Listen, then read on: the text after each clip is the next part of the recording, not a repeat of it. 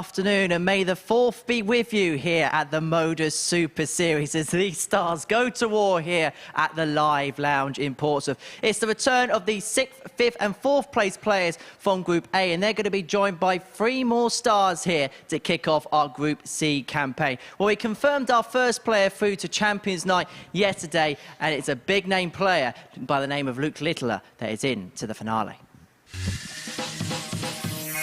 Well, it was Matt Clark that finished bottom of the group. He had a strong start on Monday, but tailed off on Tuesday and Wednesday respectively, finishing bottom of that particular table.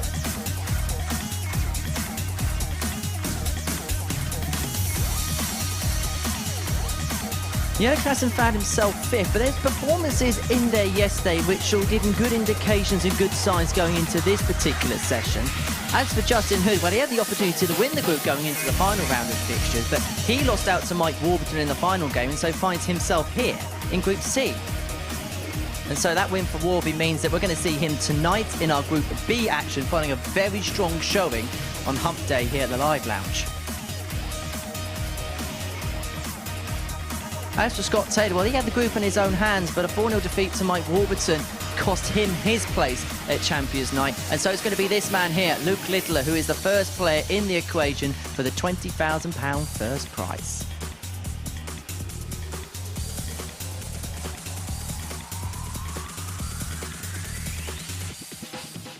And a really impressive day it was at the Live Lounge yesterday. Chris Mason was watching all the action down in the commentary box, and it feels like every single time we've been up here on the balcony this week, we've been, as Glenn Durant would say, waxing lyrical about Luke Littler.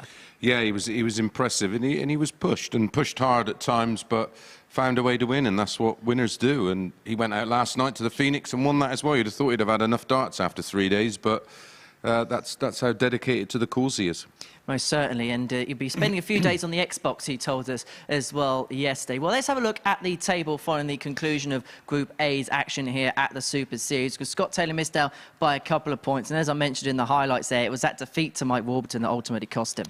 Yeah, and it would have been tough for him anyway, but the fact that it was 4-0, and as you can see, there was a big gap in leg difference, never mind just the one win for Littler, but, you know, all the scenarios that myself and Murph played out actually went on to happen. So, yeah, exciting group. Everybody produced something that will give them some hope over the next 2 days in what is a very, very tough Group C. We always hope that Champions Week lives up to the billing, and we expected with the players involved this week that it was going to do exactly that, and they didn't disappoint. No, it was high quality every day, wasn't it? And there were, like I say, there was big moments, big finishes, couple of 170 outs, an array of 150s, 160 pluses, and it is what we expect. It is the cream of the cream over the last 3 months. Well, let's have a look at some of the best stats then from the first 3 days here at Champions. We saw 7 ton-plus averages, but perhaps even more impressively, 43 in the 90-plus range. Yeah, that's a big number, and we'll have to look back over, you know, previous Champions Weeks, but I can't remember a Group A producing more 90-pluses than what we've seen there. I mean, there weren't as many 100-pluses as we might have expected. The vast majority of them go in the way of Luke Littler, but yeah, there was lots of 99s, lots of 98s, lots of 95s. It really was top quality, and look at that, over 2 180s per game. And again, that's another stat that's right up there with the best we've seen. Absolutely, it was an incredible group, and we've got 2 more incredible groups for you before we get to Saturday night's Champions Night. Luke Littler, the first player through to it. Let's see how the bracket shapes up then now as we head into our final 2 days of qualification for the big occasion on Saturday. We're going to see Group B a little bit later on this evening. That's going to see the likes of Dal Pilgrim, John Worsley and Mike Gillett join the affair. But today's going to be the focus of Group C, and we're really looking forward to the lineup here, aren't we? Yeah, I mean, as a player looking at it, if someone said to me, where's your preference, I wouldn't want to be in either. I mean, they both are equally as tough. Group C, of course, a little tougher because it's 2 from 6. Group B, which gets underway at 10 o'clock tonight, is 3, and that's the 3 from 5, and that's the reward for finishing 2nd and 3rd in Group A. But as a player, neither are particularly attractive. As a fan and a broadcaster, can't wait for both. This could be absolute sheer carnage. Because if you look at the players on show in Group C, you've kind of got a bit of a variety of everything. Yeah, you've got sort of some different pace type of players. You've got the more sedate in Matt Clark, and then obviously Steve Wester, just off the tour and played so well in qualifying. And then you've got the youngster in Owen Bates, who is, you look to emulate what Luke Littler has achieved. Well, let's have a look at the odds, because this really is an interesting one today. You kind of sense this is a hard one to pick apart. Jacob Taylor goes into it as the favourite, but you look at some of the players further down the pecking order in terms of odds, they could be a real fancy, especially Steve West. Yeah, I think, because it's only over 2 days, I think whoever gets out the blocks quickly could almost dictate the group. I mean, I was impressed with Jacob Taylor. Didn't know too much about him. I'm a fan of the CDC. I've seen him on there from time to time. But the level of play he produced the last time he was here, I think it took a few by surprise. And look, the odds compilers have responded by making him favourite to win the group. I think from a betting standpoint, you're probably looking elsewhere to get a bit of value. That's not saying I don't think Jacob Taylor's going to win it, because the way he played last time out, if he maintains that level over 2 days, you'd certainly think he'd be in the mix Saturday night. Well, in fact, his average was as good as pretty much anyone in the qualification stage of the competition. You think about the week he came through as well. He had the likes of Leonard Gates in there. Obviously, Justin Hood went on to win the week. It was a real tough week. It was, and it was a high standard, and the standard was, in the main, set by Jacob Taylor. It most certainly was. Well, let's have a look at Aces Acker then for the afternoon session here at the Super Series. A tempting treble, just under 8-1. Yeah, opening match in that bet is Taylor minus 1.5, and that's just on the back of Matt Clark. I think he'd be a bit disappointed of how he's played, and when you look at the levels again that Taylor played at, and he won't mind the pace of that game, Jacob Taylor, minus 1.5, so he's got to win 4-2 or better at evens. And then most 1/8 is in the West v Clark match. West at evens. Matt Clark's a 140, 137 merchant, and then Klassenut versus Taylor. I think that goes 6, maybe 7 legs, and over 2.5, 180. So 3 or more at 6-5. Pays nearly 8-1. So that is Aces Acker. And if you're going to have a flutter on that or anything else, 18+, begambleaware.org. But of course, it is Champions Week, which means it is time for yet another tungsten teaser. And this is today's. You'll like this one. Apart from England, which 16 nations have been represented in Series 3 here at the MODUS Super Series? Treat your answer to at MSS Dart. Says 16 of them off the top of your head, because you haven't seen this before. Is there many that stick out? I mean, I'm surprised, because we only use the same players, so I don't know how we had 16 nations represented just in Series 3. It's impressive, and the one thing from that, no, I don't have a clue, but how much it's grown and evolved, the fact that we are getting so many representatives from around the world. And next series, we've got ADC Europe and ADC Oceania partnering with us as well. But to the here and now at Champions League, because we're about to get Group C underway. Our first game of the day sees Steve West in action. He takes on Justin Hood. Chris Mason is going to make his way down to the commentary box to join Chris Murphy. Hello, Chris. Good afternoon, Henry. Good afternoon, everybody. Welcome along to another session of Super Series Champions Week darts, as we get the introduction, the first outing for the Week 7 winner, Steve West. He takes on Justin Hood, who will be disappointed to find himself throwing darts at 1 o'clock on a Thursday.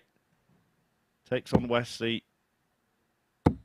talent from Waltham Abbey, player who's played in all the big major tournaments in PDC darts.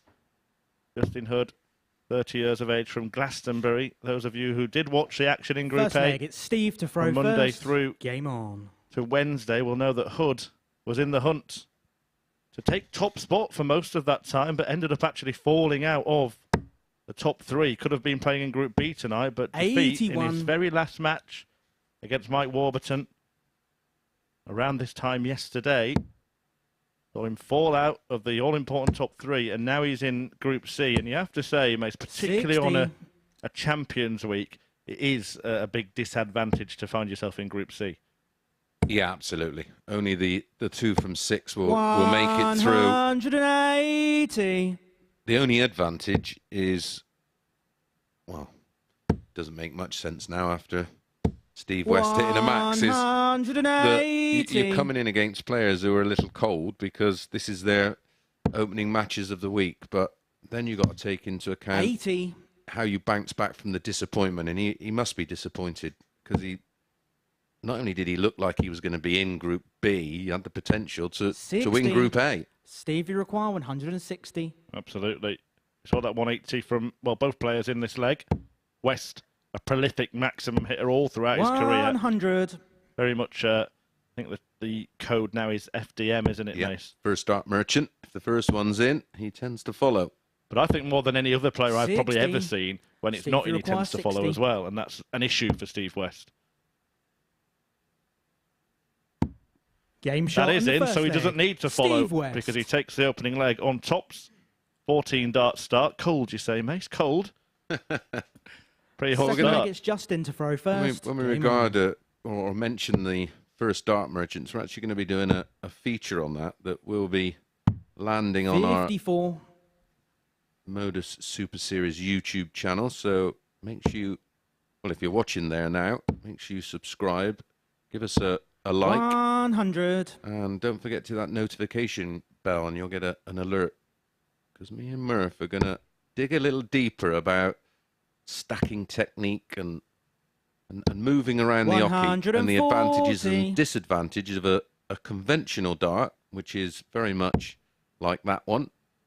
And then we're going to have a look at the stacking, aren't we, Murph? 140. Doing some of that over the course of the series here. Brilliant series it has been. There are a few players actually in Champions Week that we might be able to make an example of. 100. I think the one that really springs to mind is Mike Gillett does it to some extent. Yes. We were at the Euro Tour at the weekend and there was a really great example with 100. a 1-2-5 checkout from Keane Barry, wasn't there? Yes, because he very much has a dart that's below horizontal, well below actually. Perpendicular. 100. Yeah. Stevie require Great word. 161. Will this be a great finish? It's on, treble 18. 129. He's just sending out Justin warning Require shots here, isn't he, Steve 107. West? Yes, he's looking very comfortable and very early. I mean, when he got through, he actually had a problem 55. with his eye. He'd scratched it Stevie previously, require and then 32. in his sleep he rubbed his eye and scratched it again, and it was closing rapidly on Game shot and the second finals leg. night. Steve So West. much so that he could barely see out of it, but he managed to just get the job done Third before leg, it it's Steve to throw first. totally Game closed, on. and that's back-to-back 14 darts, Murph, 107.36. This is some start. Yeah. And you may think it's a bit early to mention averages, but we are potentially past the halfway point 180. in this match, and Steve West's average has just gone up by virtue of that max to 114.39. 58. And we use this as an example just of how quick a player has started. Not saying anything. 180. Right, well, he has started quick. He could start in the most sensational style here at the Super Series. Another one in this leg. That's three, two of them from Steve West. This, the 9-darter. Soon as you mentioned it, Murph. And I was restrained for the second 180 as well. 57. That's why it went in. Right, blame me.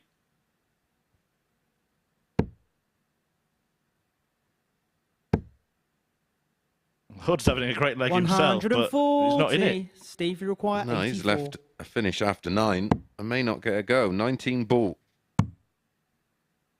Has to go for it.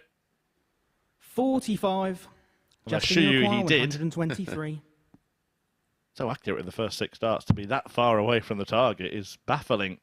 But he will come back and he will probably get another 14 darter. 91. Well, we like a bit of symmetry, Stevie require Murph, don't we? 39.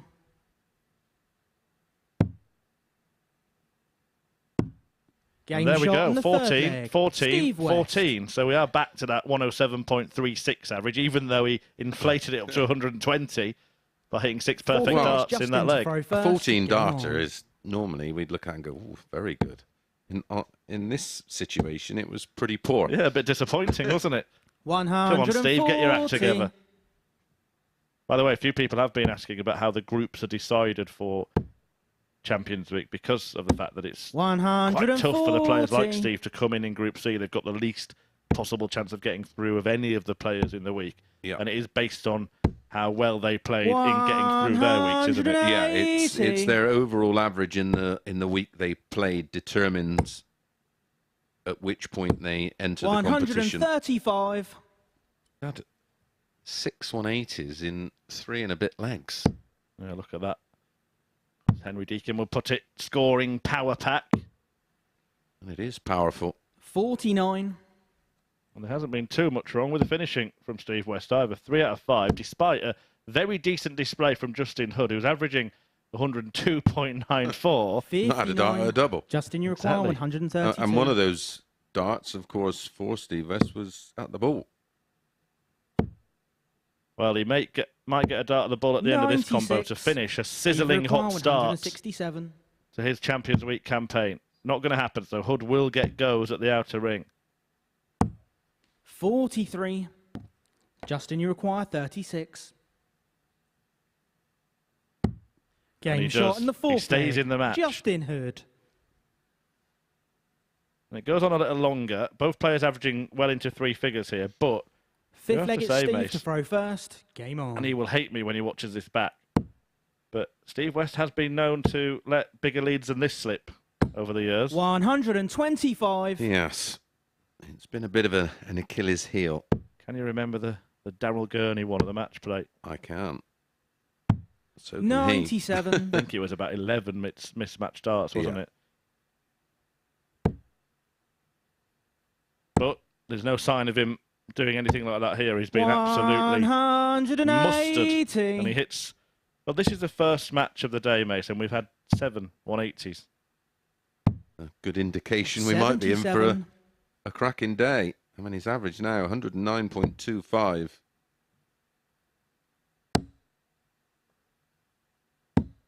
$95. But it just goes to highlight the first dart point that we made earlier on. Yeah.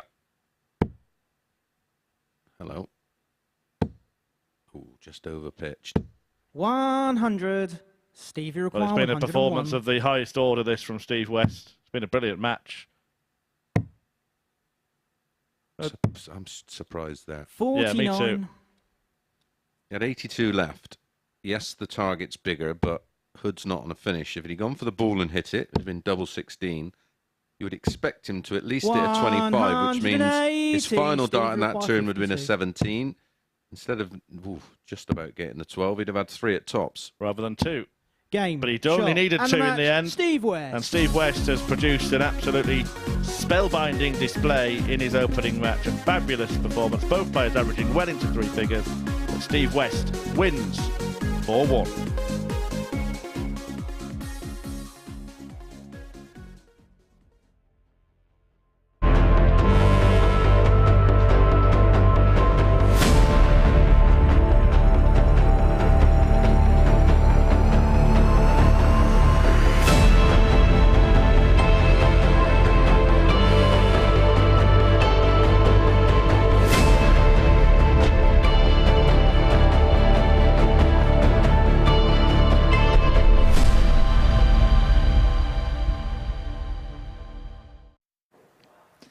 I promise you the action will hot up a little bit more. What a start that was to Group C here at Champions Week. And what a performance from Steve West. 103.52 average and a 4-1 win against Justin Hood. Justin Hood averaged just a shade under 105 and got just 1 dart a double in the entirety of the match. 8 180s in the contest, shared 4 apiece. The record in this competition is 9 in a game between Josh Payne and Andy Jenkins back when we were playing in Southampton. So a scintillating start to Group C here at Champions Week. Steve West getting us off to the perfect start here at the Live Lounge in Portsmouth. Those are stats then on your screen, and that is Game 1 done and dusted here at the Live Lounge in Portsmouth. Now, Game 2 of our day is going to see Owen Bates in action. He takes on Yellow Klassen. Klassen we've seen all week courtesy of Groups A courtesy of Group A on Monday, Tuesday and Wednesday, respectively. And he finished 5th in that group, but he'll feel as if there's a lot more gears to go, will the Cobra. He takes on Bates, who's the winner of week 2. And what a dramatic final that was against Leonard Gates here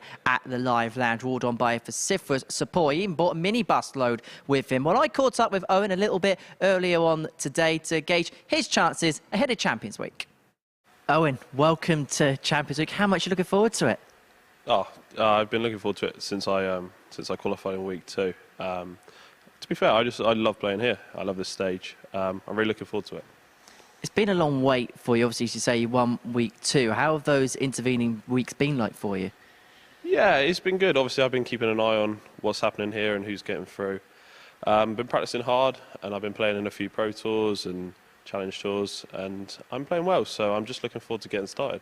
How have you found those experiences on the Pro Tour? Because we haven't seen you, obviously, last time you were here, you were about to get your first call-up. Yeah, so I think I've played like 6 or 7 Pro Tours since. They're good. I really enjoy it, just being around the best players in the world. It's definitely a step up and something I've been learning from. And yeah, I'm just enjoying it. Let's talk about this week then, because it's a huge week for yourself. Perhaps the biggest of your career so far? Yeah, potentially. Probably the biggest prize fund I've ever played for, but Group C, 6 amazing players. So the focus is to just get through. But I'm just going to throw my darts and see what happens. Well, I wish you all the very best. We look forward Thank to you watching very you much, play. Henry. Cheers. Top man. Here we go then, Owen Bates. Yeah, a very interesting chat with Henry there, the master, as he gets ready to take on the Cobra Yellow class. And big match, big moment, big opposition as well for the young talent. And he was very kind of, don't know, mature about it. A very sort of feet on the ground approach from Owen Bates, who isn't getting carried away with the occasion, but is also aware of it. Yeah, and I think that's the balance. Listen, in terms of experience, well, the guy he's taken on first is a 38-year-old former world champion with aspirations of returning to the top. Former Premier League player, wasn't he, Yella? Indeed. 97. And they both will now be well aware of what kind of standard they might have to produce, because we had 102 average and 104 average in that first match. 8 maximums. One off the record. It is ridiculous. And I was maybe expecting a bit of a slow start. Well, certainly not a start as quick as 54. that. Colin Jackson would have been happy with a start like that. Absolutely. Well, the first hurdle here for Bates to get over is 96. Yella Clarkson. Something special about Champions Week, isn't there? You just don't get sort of easy groups. You don't get easy games. 134. We have had the odd player, and we won't shy away from it, that have maybe come through the ADC qualifier or have been given a chance after getting a good 99. reputation in Europe or county, whatever it might be, and have really struggled to live up to the stage. But here on Champions Week, you've got to be on it, match after match. Well, everybody that's been here has 58. experienced at least a week here, or in some cases, a Thursday and 90. Friday and a Saturday. Owen, you require 158. And, of course, has experience of winning on that stage in front of a crowd. And that experience will hold 92. every player in good Yellow, stead you require that is 120. of the ilk of Owen Bates. 100. Owen, you require Gets a chance 66. to take the first leg off Yella Clarkson here. Great dart, 88. 50. Shows confidence. Yellow, you require 20. Youth, confidence, ambition. May get another chance. No score. And will. Owen, you require 16. Game shot and the first leg. And when you do follow Owen Bates. a match like we've just seen, it for those following, there is a bit of added pressure, because Second you want leg to is try Yellow and to throw first. live up Game to on. or follow what you've just watched. Yeah, and I know that younger players in particular are 140. fairly obsessive about performance levels, averages, etc. Obviously, over your career, the higher the average, the better you're going to do. But in each individual match, you just get 2 points for the win. Yeah. And that's something that probably comes with experience, doesn't it? And an average can sometimes 135. be a little misleading on both accounts. When you, well, look at our first match. Justin Hood had one dart at a double, hit it, ended up with a higher average than his 45. opponent.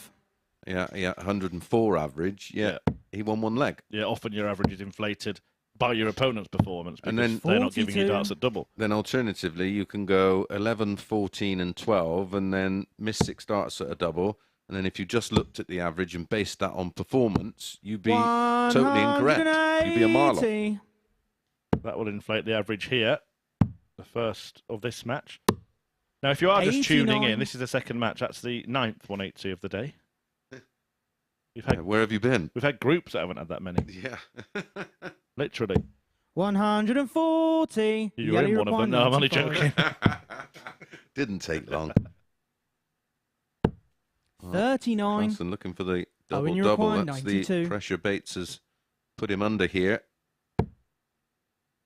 Stay there, because that's okay, another one of those. Game shot on the second Wow. leg. Owen Bates. 92 checkout, 20 double 18, double 18, a 15 dart break of throw. Yeah, and he's showing class and out hit doubles here, Third isn't he? leg Because is we saw Owen him to go throw for the first. double-double Game finish on. and not take it out. We've already seen him miss 4 darts at doubles to win the opening leg. He's really struggling in that department. 139.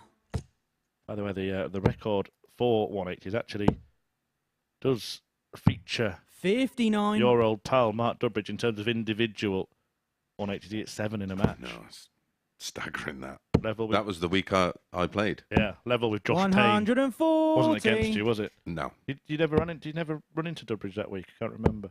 He got through Group A, didn't he? And Yeah, was that 140. Champions? No, that was... oh, that was the week you played. Yeah, not Champions. Yeah, I League, played him in Group A.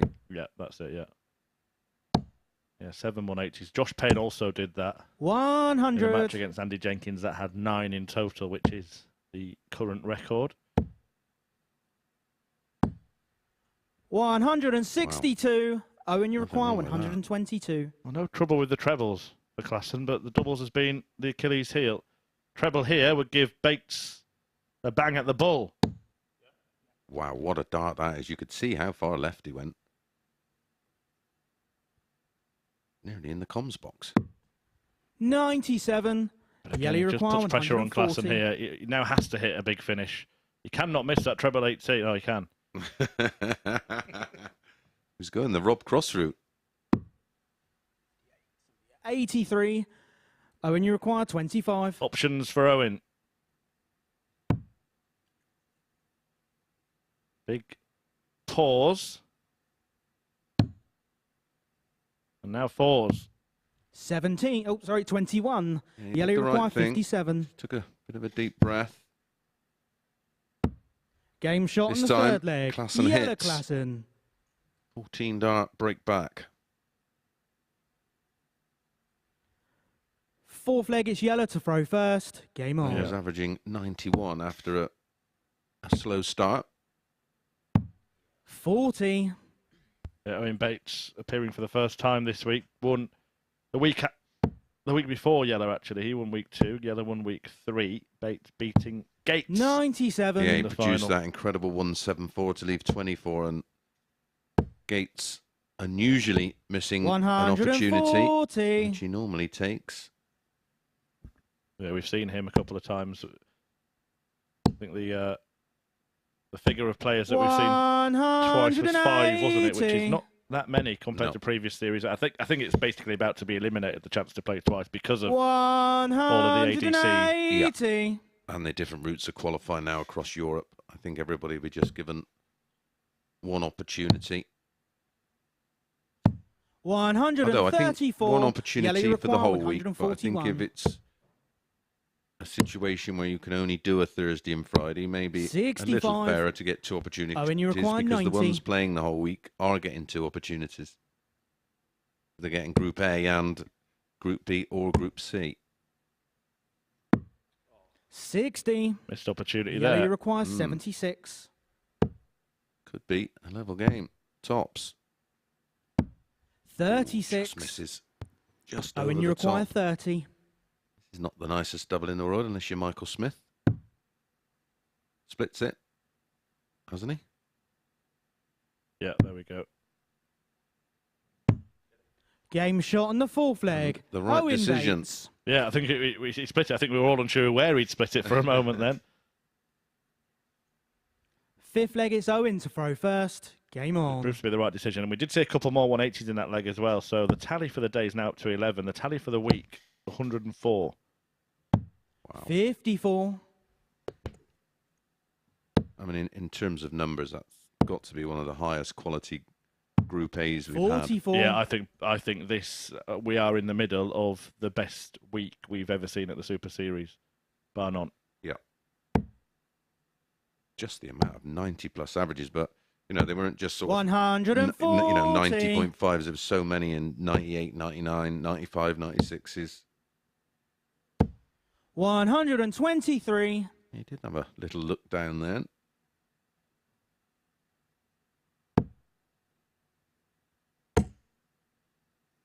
Working across the 125. deflection. That's what we're going to look at. Some detail. 58. A lot of us would have, from our angle, would have thought maybe the switch is on, but the way his darts and what he sees is a little different to what we see, and we're going to take a bird's eye look at it. Yeah, well, if you look at the player 96. throwing now, just to give you an idea, that the camera is behind him on the left as he looks at the 59. dartboard, and it's Owen, you require on the ground 86. level. You can see it there in that little box that the lens pointing towards the board. It's the same in any darts tournament. Yeah. So you're seeing a slightly different, not a true angle really of how the darts land. 58. Any dart that appears to land pretty flat is actually drooping towards the ground. Yeah, but we don't really see it from 97. the player's eye. Yeah, and we Owen, you also see a require more sort of 28. when a dart's standing up, it really is standing up because Game. of the Shot. way we see and it. the match. But the way Owen that Bates. was seen was a comfortable win in the end for the younger player, the 20-year-old master Owen Bates. Gives Klassen a hammering, a 4-1 win, matching the result of Steve West. Game 3 coming up very shortly.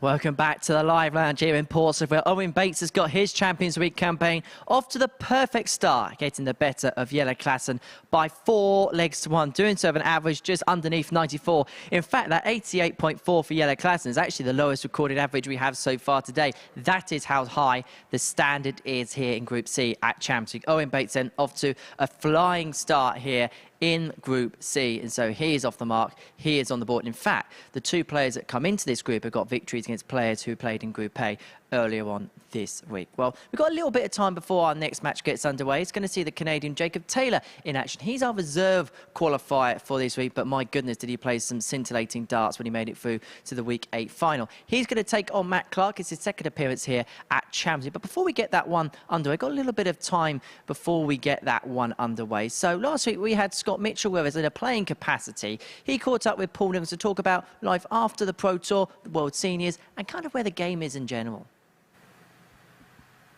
Hello everybody, I'm sitting here with Scott Mitchell, who has a very unique insight into Portsmouth and where we started with the MODUS Super Series. It must be very interesting for you to come here, Scott, because you were one of the mainstays of the at-home darts that we started, and now you bypassed all of the other stuff in the middle, and you're here now. What do you think? Look, I've been here as a commentator like your good self, and I find this place amazing. And like you say, when we started, and you know, I was on those first early weeks and playing guys like yourself and Barney and Phil and Fallon was involved. But I live in this little village, and we had no internet signal at all. So we're out the back of my place putting in scaffold poles and putting them in the ground to even get a signal for me to be on it. I mean, it was the most amazing time, and you had to pinch yourself to think that we were playing 3 days a week from home in lockdown. But then to see it develop into what was at Southampton, and then I came here obviously as commentary, and I came up here and had a throw. I had to be honest. I found a set of darts. I came up and had a throw, nothing like mine, and I just think, wow, how has it got here? And you know, there was a vision, and obviously it was a vision that I probably didn't have when we were doing it at home. But wow, and how are players taken to it, and where have the players gone from being here? It's just an amazing thing. I was very lucky, but I had an insight into what it was about, and you know, I loved every second, even the seconds that it was going wrong, because you're learning about yourself. It's very easy to come back and throw your darts on the table and go, you know, but the people in that room, that 128, are very, very special people, and they do special things at special moments, every single one of them. So to be, that's how I felt when I was there. You know, you'd be sat there and somebody would poke a 170 against you when you sat on tops, and you think, oh, you know what, there's 5-5. People don't do that, but they do there. And it takes you to another level in your mind to know that you have to do that. And we're watching players that go in there and we go, do you know what, I'm not sure they're going to make it. And they're playing great because it's their thing. Some people it suits, some people it doesn't. For me, I loved every minute of it, and I was heartbroken when I lost my card. Over the 2 years, a lot of people have talked about you not keeping your card was purely down to not qualifying for European Tour events. Do you think that's the case? Absolutely. You know, I was. You know, you have there's 14 or 13 European events in the second year, and I never made one of them. But I was dropping on Chizzy, I was dropping on Aspinall in the final, I was dropping on Luke Humphreys and Luke Woodhouse. It didn't matter which one, because they were there, and they wanted that as badly as ever, and they needed it as much as I did. So it wasn't that I wasn't making even like the finals to go through. It was crazy, and people would pop up and hit 107 average against you, and you go, where's that come from? You know, and these are guys, you know, Ted Evans, I think, hit 107 average against me. Jimi Hendrix hit 107 average in that second year, and they've hit the ground running, and I was going, do you know what? Well done, Nipper. Well done, because that was me the year before. Things have gone a little bit full circle in the last 6 months or so, because, like you mentioned, the card was lost. He didn't make it to Alexandra Palace. But recently we've seen you back in an England shirt. How did that feel? Was that unexpected? And because when you went to the PDC system, did you think that you'd never grace that England shirt again? Absolutely. You know, I sat with one of my England teammates every week at the Pro Tour, Scott Waits, and I sat with one of my biggest opponents in Scotland, in Ross Montgomery, and I sat on the same table every week, and I said, and I told them both, I said, I think my England time is done. I think, you know, I've got no unfinished business there. And then you sort of come back, but I've always, the love of playing for Dorset is just special in my heart. It's always with me. And they made me. You know, I actually went to Northumberland and played you in the B in about 2009 or something, and we were bad as one another. And I think about 8 years after that, we were both in World Championships. You were in the PDC and I was in the BDO one. Now, the poor person that chalked that game when we had an 18 average or something would never have ever thought that we would ever make a World Championship, let alone out the room. Funny things happen. They and do. They all happen in circles, but we're both commentators now. You're still playing. I'm maybe trying to play a little bit, but as for where you are right now, qualifying for England again tells us that you are playing well. Where's the game at? It's a good question, because obviously I'm between products at the minute, so we're having parted company with a company I've been with for 14 years and absolutely loved being with them, and feeling part of the family. It was a massive decision for both of us, really, to decide by mutual agreement we weren't going to get where we were, which is how grown up we were about it. There's no animosity there, and you know, it was just time to try something new.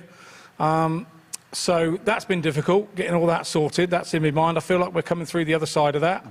We're developing a new dart with a new company, which is great, and I'm excited again. You know, I'm really excited about playing again. I was out playing last night on a Wednesday night league in the Bournemouth Business House League, in some back end social club. I'm just really enjoying it again, and you don't realise the pressures of being on the pro circuit, you know. And I think the hardest thing was losing my card and people asking you why, because I don't think I lost it because I was playing badly. I think people were playing really well against me, and I think I ran a 93 average one year for 458 games and a 92.8 for the other, and you just think, and then you start answering the questions and you're telling yourself that you've played bad because you're having to explain why you haven't got there, and so I've had that sort of lull for a couple of months of thinking, I've probably talked myself into that. I'm too old.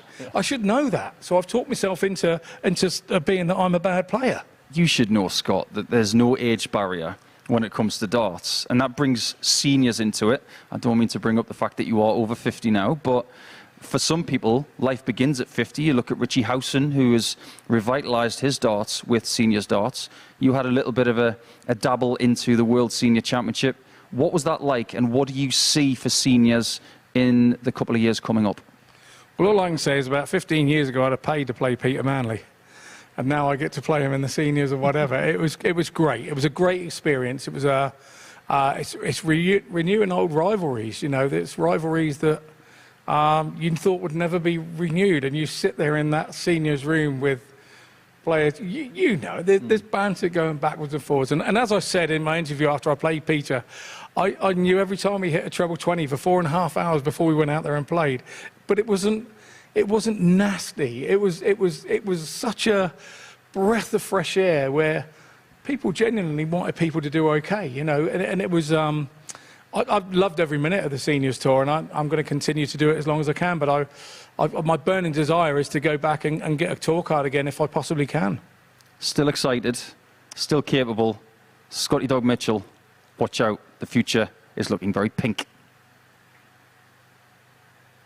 Nice, interesting chat with Scott Mitchell there. Tempted himself, of course, to make it through to Champions Week, playing last week with our good friend and colleague Paul Nicholson.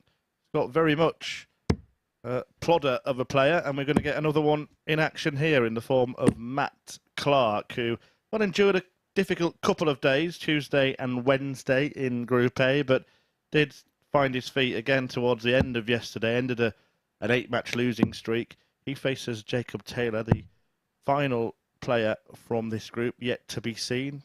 Runner-up to Justin Hood in Week 8, player who plays on the CDC over in North America. And he is going to face Clark from Kent, even though he now lives in Walkden. Superman, former quarter-finalist at the World Match Play. Yeah, Jacob Taylor looked like he was going to run away with it that week, didn't he? And was just halted by Hood in the final. First, game on. But he is the favourite to win this Group C. I have watched him before on the CDC. I'm a big fan of the CDC. Watched the streaming. But the levels he managed to climb during that week left a very good impression on a lot of us here at the Super Series.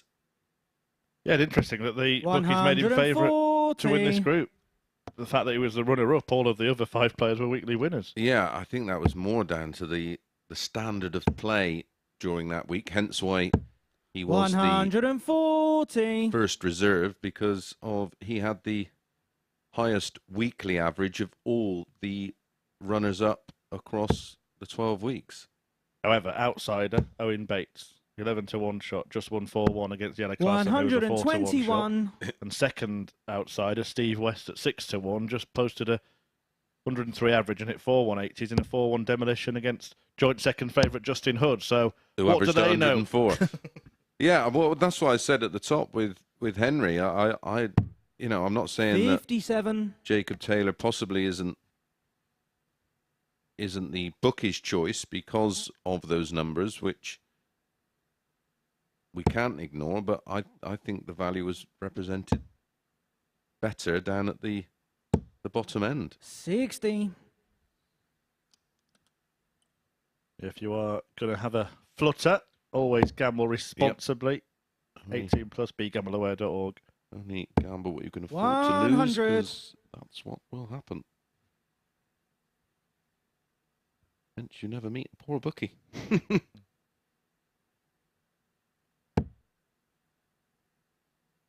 And Matt Clark plays right in the middle of the field in terms of how the betting is 78. for this group. So they're not overly concerned Jacob, by you the fact he require went on that losing 104. streak in No. Group A, and nor should he be, really. It's all back to 0 today. Yep, everything's reset, and you go again. And that wayward dart gave 72. Jacob Taylor 99 problems, and a finish weren't one. Matt, you require 102. So Clark can clean up here.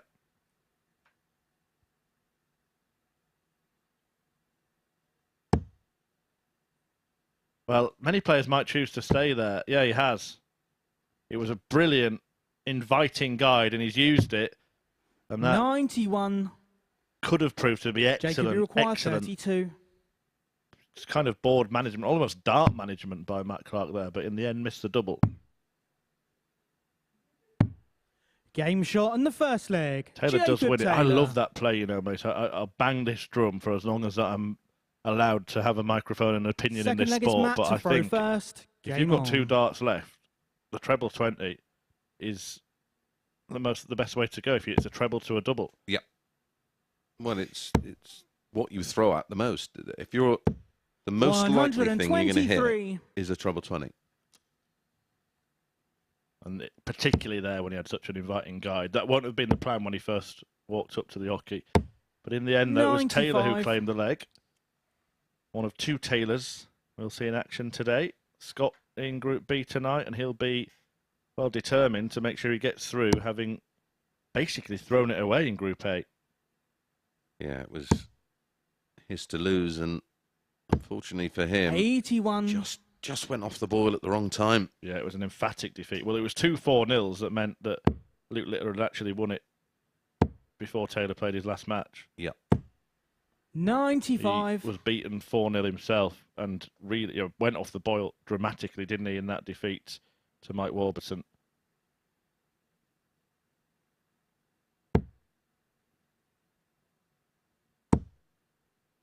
Is the final match of the first cycle 44. of games.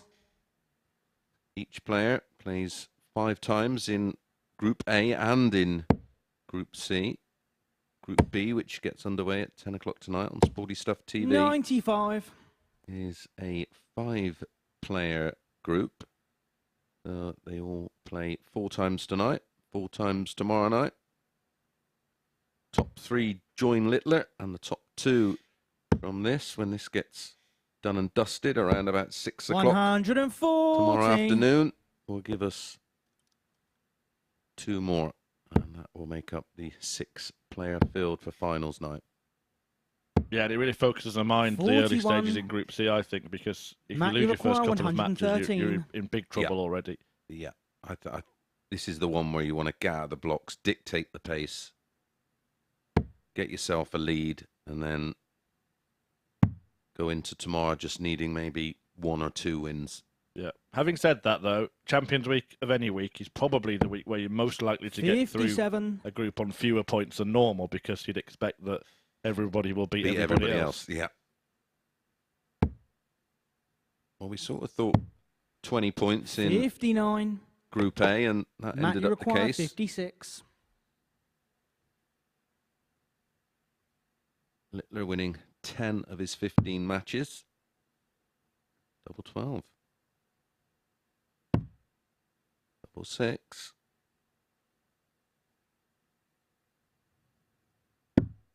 Game shot on the second leg. Yeah, I would Matt probably Clark. guess that 14 would be enough to get through in second place, maybe, in this group. Yep. Like you say, I Third leg think is a lot Jacob of the to points throw are going to get first. shared Game around. on. May even see someone sneak through on leg difference on 12.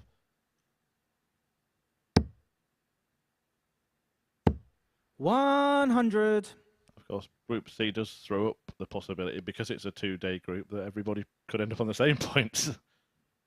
That'll be a fun day when that eventually, inevitably happens. We had it the other week, didn't we? On after the first day, wasn't after it? the first day. 100. Or was it a game into the second day? At some point, anyway. Yeah, everybody was on exactly the same.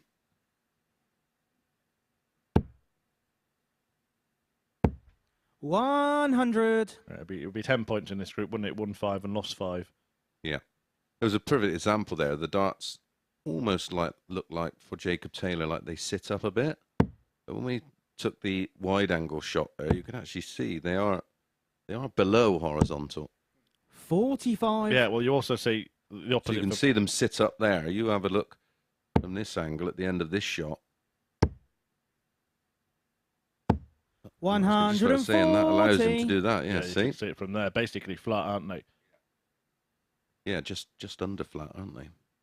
And it also means that the players whose darts stand to attention actually don't stand up as dramatically as they appear. So when you see a player, for example, that dart in the 20 for 46. Clark, it looks like it's almost blocking top, Jacob, but you he's require got a completely clear 161. sight of that. Yeah.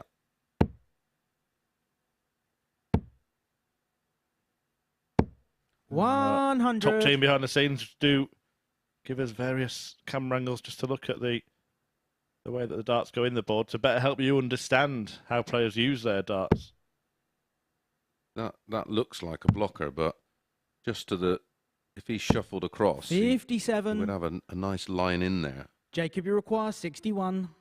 May go bull here, but meaning to miss it. In fact, he's gone probably a more sensible route. 45. Yeah, especially with Clark back on 253. Better off leaving a chosen double rather than one that you end up on.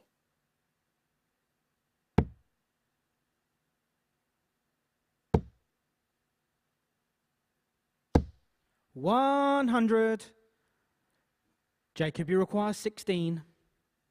2 8s for 2-1. That's a good guide for him. No score. Wow. How was that not gone in? Matt, you require 153. 36. Sounds easy when you put it like that. Can't find the first of those 3 requisite targets. So Taylor 57. wants double 8 to take Jacob, the lead you require 16. once again.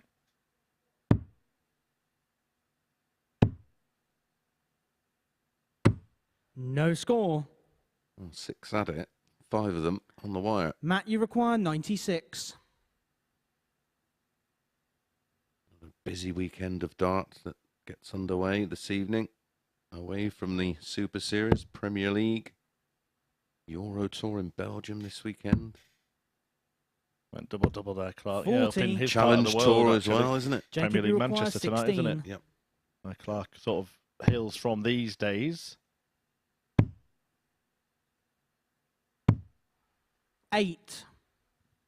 I'm going to actually make a point on the Premier League because Matt, this is you something that require hasn't been 56. said, and a lot of that has been said about the Premier League, but I'll do it after this leg because Clark might be about to get a break after Taylor has squandered an enormous amount of darts at double. 9. Game shot on the And on third double leg. 10, Matt Clark ends up with a leg. Taylor has gift wrapped that one. Fourth leg, it's Matt to throw first. Game on. He definitely appears to be affected by the pace of the game, and when I've watched him on the CDC, some of the North American players can be slightly slower and sedate, 99. and he's tended to deal with them okay. Yeah, well, he's from Canada, isn't he, Jacob Taylor? And the point I was going to make was, just wonder, I just wonder if we're not that far away 100. in terms of Premier League from it going a little bit F1, if you like, and A little starting bit to take, further afield. yeah, starting to take like nights it. to different places. It might mean a little bit of a change in the frequency of nights. 140. It might mean a longer Premier League spread over more weeks, but not playing every single week. Yeah, I like it. So they can go to Well, they got the New York venue they can use. They got the logistics in place for that. 100. yeah. Maybe Toronto or Montreal or somewhere like that. And then what you probably do is have a form of contenders from the local area. You get an extra night bolted on the night before, so the Wednesday night they play their tournament to appear in the Premier League on a Thursday. 59. I like it. Just spent about 10 million quid. Well done, Murph. No, that's why I don't work for the PDC. Oh, I like the idea.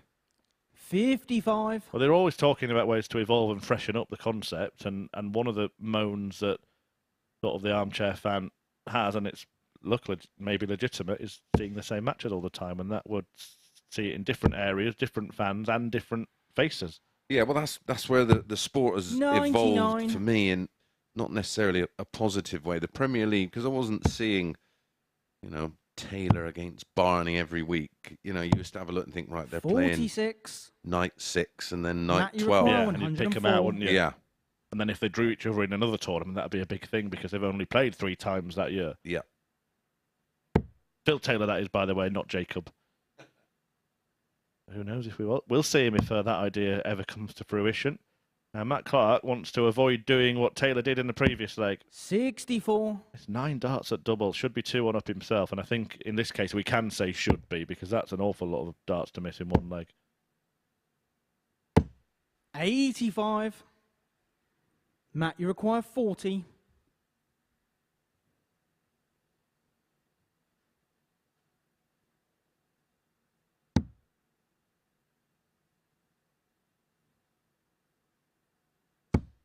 Game shot in the 4th leg. Matt Clark. You know what you're going to get now, though, Murph, don't you? You're going to get people go, well, isn't that what the World Series is? 5th leg, it's Jacob to throw first. Game on. Yeah, I think it's a fair point. I think it's a little bit different. I think maybe it's a chance to. So some of the areas in the World Series, 121. I think, have now kind of served their purpose and have become established. Yeah. And I think there's still scope for the Well, World we need to delve into markets and sort of spread the word, don't we? 41. Well, we don't mind a bit of cross-promotion. There's a great interview with Dan Dawson and Matt Porter, isn't there, about Yeah, it's outstanding. lots of things. And one of the things that I found the most fascinating was 45. setting up World Series events in East Asia and the different mentalities that different places and different people have towards these things.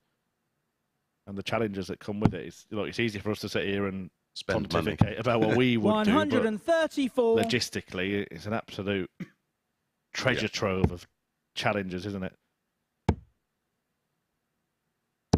60. Yeah, I always avoid being overly critical because I remember when the game was on its knees and I was playing in it during that time. So,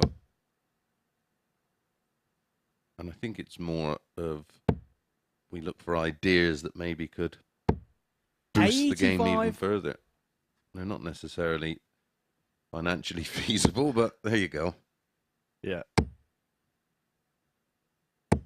140. Well, this concept is an idea that's boosted the game further. Yes. But for players outside that elite, not quite. Well, I think that's why we both love the Euro Tours because that gives us an opportunity to hopefully see host nation qualifiers and 96. try and unearth the. Jacob, you require a new start. 135. And that's happened. May have time to come on to that during this match. But first of all, Taylor is going to have to win this leg because if he doesn't, the match is over.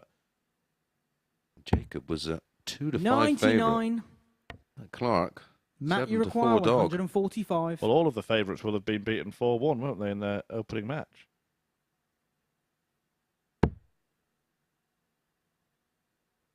And Matt Clark here could wrap this one up by that same scoreline. Not quite, but Taylor can't be feeling 93. too confident about hitting a double here. No, he's Jacob, missed you require 12 at a 36. double in this match. Game shot in the Right on 5th cue. leg. Jacob Taylor. Slams it in. And it means he won't be bottom of the table if he does go on to lose the match because he's got one more leg than the other 6th leg, two it's Matt to throw first. Game on. losing players. Yeah, I mean, that what you said about the European Tour, and we'll probably see the same with the CDC and everything like that, ADC in different countries and the other associated tours. So we are unearthing players. It has happened. Yeah. Martin Schindler 96. used to sit on the door pulling the stubs off tickets. That's right. At Euro Tour events. Yeah, he was a that's steward. right. He was a steward, yeah. at him now. 60. Krzysztof Ratajski, who turned up playing WDF events and Euro Tour qualifiers. That was it. That was all he was really interested in at first, and he ended up getting a tour card without even having to go to Q School. There are a few of these stories. Of course, for every one of those, there are 20 home nation qualifiers who've never been seen again, but that's what happens, isn't it? Not everybody can go on and achieve great things, but we have had some incredible stories from that. Incredible stories from the World Series. Damon Heta, Yes. another one. And he won that big WDF title not long before that World Series, didn't he? The Australian Open, then went on to become the first non-PDC player to win a World Series event. And now he's a mainstay 95. of the Pro Tour. And, I mean, he was, what, number 4 seed for the Euro Tour last week.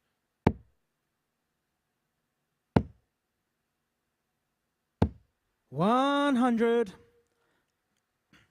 Incredible stories that Matt, the you Super require Series has thrown 170. up as well. We will reminisce on some of those, I'm sure, during this Champions Week.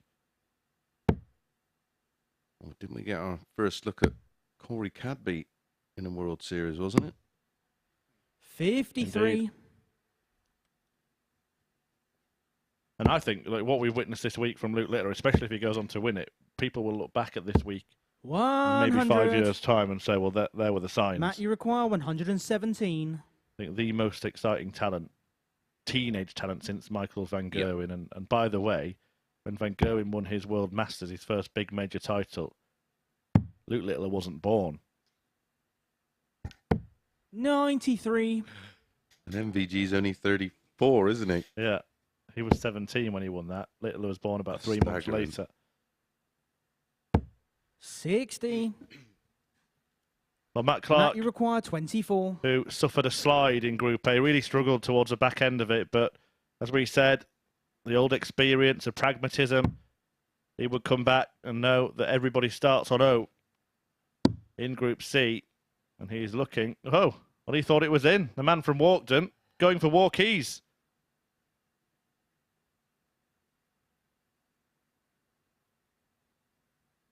Just refocuses. Game. And it was worth the and wait. match, Matt Clark. And it's 2 points that are worth their weight in gold as Matt Clark gets over the line against Jacob Taylor, the Canadian, suffering a defeat, the group favourite in his opening match. Clark winning it 4-2. And there is plenty more action to come just around the corner.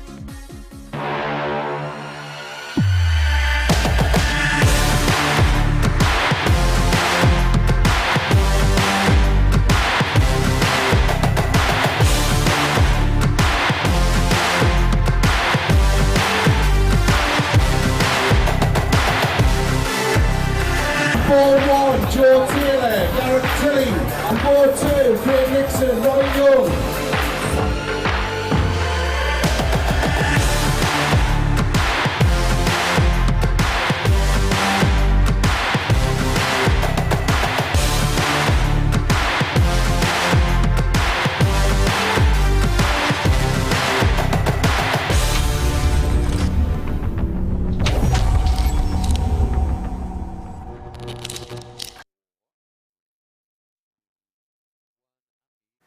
And the amateur darts circuit is offering a plethora of places here to the MODUS Super Series in Series 4 and beyond. For more information on how you can be a part of the Super Series courtesy of that system, head over to @dartscircuit on Twitter, because there is a number of places that are going to be here at the Super Series. A number of great players that are going to be here through that system. And if you like your European darts, then head over to ADC Europe, because they've announced a bumper list of qualifiers that are going to be playing here at the Live Lounge in Series 4. We've also got some representatives courtesy of ADC Oceania. We told you it's going to be a top international competition, and the ADC are giving us some of the top international players. Well, before the break, we saw some top darts between players from England and Canada. And it was Matt Clark who came out the victor in the end by 4 legs to 2 against Jacob Taylor, doing so with an 82.5 average and 4 out of 11 when it came out of the came to the doubles. For Jacob Taylor, 12 missed darts at the outer ring was what came back to cost him in the end. So that's the first round, been and gone here in Group C at at the Super Series. So it's seconds out, round 2 here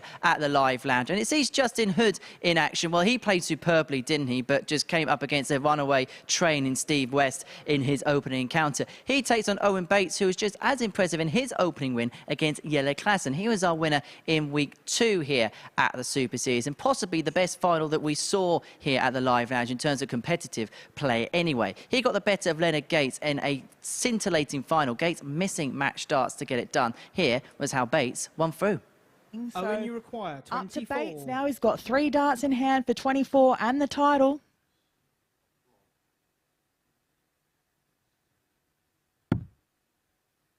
Lovely marker. Game. Shot. And your week 2 winner of the MODUS Super Series, Owen Bates. 3 is Owen Bates. The debutant takes the win this week.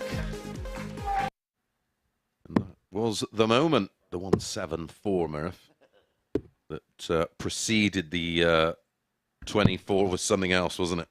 Yeah, really good stuff and really well received winner, wasn't he? Had plenty of support in the audience. Not all of them sort of with him. He really captured their support during that evening. And he was here, of course, to support Cam Crabtree just a couple of weeks ago. Didn't quite make it in the end, Cam.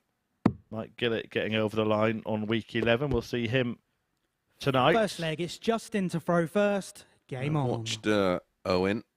Sometimes first-hand over the last couple of years, his game has matured and evolved. We play in the same Super League down in Devon. Not in the same team, I hasten to add. Oh, so rivals, eh? 93. And this man, just up the road. There's a lot of darts in the, I do believe, the Somerset Super League. Obviously a pretty confident lad with the nickname The Master. I wonder why he's called that. 140. A bit of a statement, isn't it? Well, you'd think it would be the student.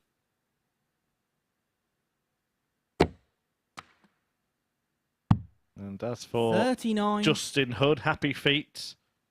That's well, there must be a story behind that. I think we need to get onto that. We'll send Henry down with a microphone ready for Saturday night if he gets there. Well, I think you were bang on in Group A. It's to do with the film. What, he was in it?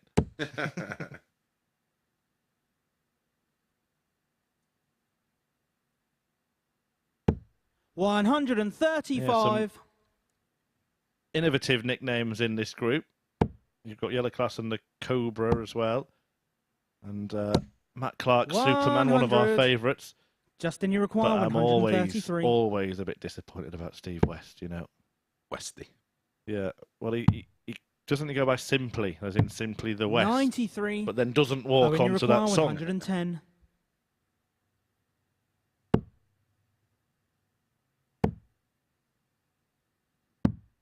$74. Chance there missed by Bates.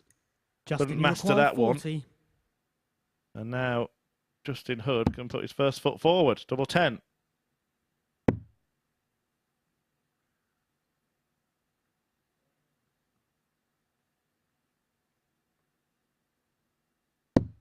Game shot on the first leg. Justin Hood. How many times do you see it when a player has to shuffle across a long way? I mean, they have to get everything right, don't they? Because they don't want to go too far. But they have to go far enough that they open up an angle and get an actual sight of the double. But then they've got to change the weight and length of the throw 27. because everything has completely changed from what they used to. Yeah, like you say, the actual hockey should be slightly crescent-shaped, shouldn't it? 100. Yeah, that is a discussion that has been had, hasn't it, about whether or not an hockey should be curved 44. In order to keep the throwing distance exactly the same from any point of it. Yeah, how they measure a board is from the bullseye diagonally down to the ground once the board has been set at the right height. And if you can imagine you pulled that cord back and had a pencil on the end, and it was directly in a straight line to the floor and then you 45. moved it to the left and then moved it to the right, it would be crescent shaped. Yeah, the WDF actually at the lakeside as well, put in something a little bit 100. new, which was a longer line than the hockey itself, so that if a player did have to step further along, they weren't in danger of encroaching 48. in front of that line, which they would be, obviously, if it was crescent shape, but as the rules are, you have to stand behind that straight line. Yeah. I do remember a match, I think it was Rob Cross, where Mervyn King wasn't happy. He thought that Cross was 134. too far forward. Well, you use your own bit of integrity in situations like that and tend to 177. stand a little bit Justin, you require further back 67. just to make sure. A great 177, but still leaves him with plenty to do. Double 16. 51. Well, if he Owen, takes you this require out, it'll be some 160. way to turn a leg on its head. Not to be. Close to the 128. perfect 350. Justin, you require 16. There's been no reaction, really, after our opening few games. Looking at the... Just wait a moment. Game As shot that on the goes second in, leg. the 2-0. Justin Hood. Yeah, looking at the odds, Matt Clark evens, Steve West 8-11. He was 8-11 for that match prior to that wonderful Third leg, it's display in the Justin to opening throw game. first. Game on. And off-colour Jacob Taylor is still 4-6 favourite to beat Klassen, who I thought played okay, who's 11-10. 25. Just to mark your cards.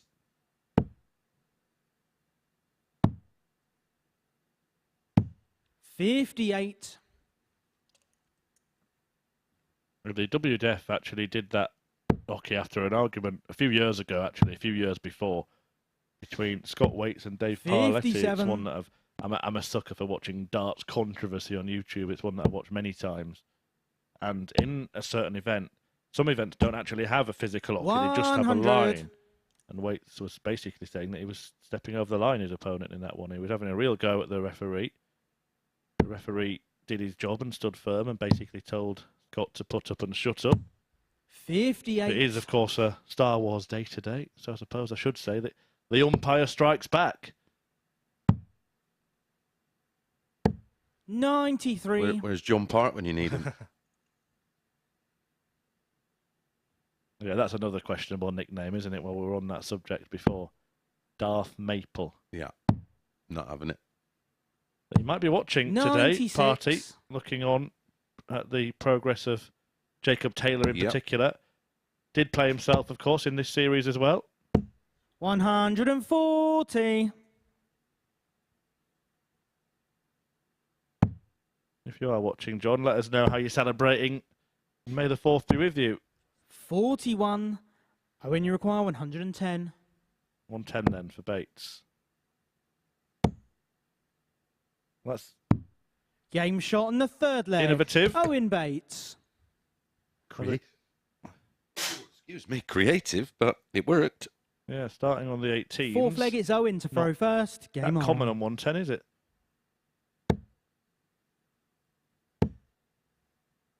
Yeah, I'm not quite sure of 60. the thinking.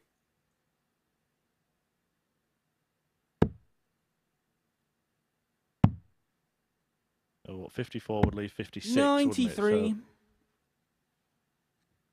suppose it depends on preferred double, but then it doesn't make a difference really, because if you miss it and do what you did, you're not going for 60. tops, you're going for double 16.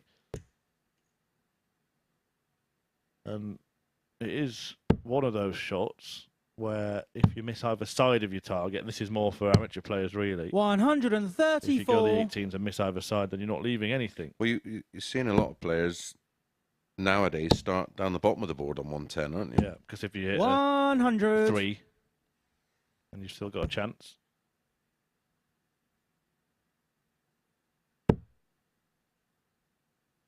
The 20 or the 18, if you miss either side, don't really offer any 57. help, do they? No.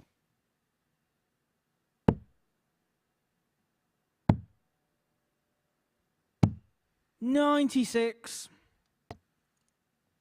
Yeah, now Michael Smith starts on the treble 19. If he misses it, he goes 51 tops. Well, that's the That's the plan. 57. Yeah, I quite like, I think it's Scott Williams who's the first player really see do at 106, because I think that's always a conundrum where to start, and he starts on the 17s on 106, and I quite like that. 90. It's whether he, I'm 108. Justin he? Uruguay, 160. on the 106, whether he hits or misses the treble, he's still going for the 19s with his next dart, so he already knows he'll either need the treble or the single. Yeah, he's got a line in there 63.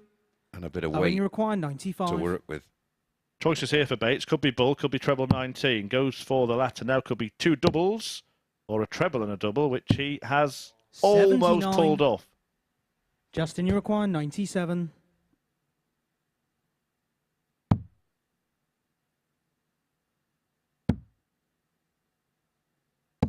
$77. Owen Uruguay, 16. As Mace mentioned a leg or two ago, just sort of slowed down the progress of today. We will see Steve West in action again very, very shortly, and maybe that will 12. pick things back up. But we haven't seen a Justin 180 now Uruguay, 20. for 9 legs, and that's after seeing 11 Game of shot them in the fourth leg. in Justin the first 10 Hood. legs of the day. In fact, that's now 10 legs without a maximum. So 11 in 10 legs, and then Fifth 10 leg without is any. Justin to throw first. Game on.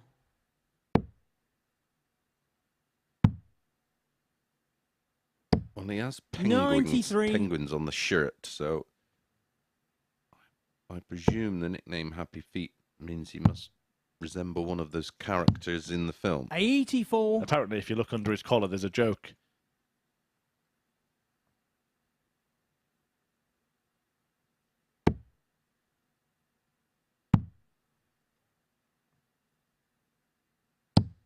$58.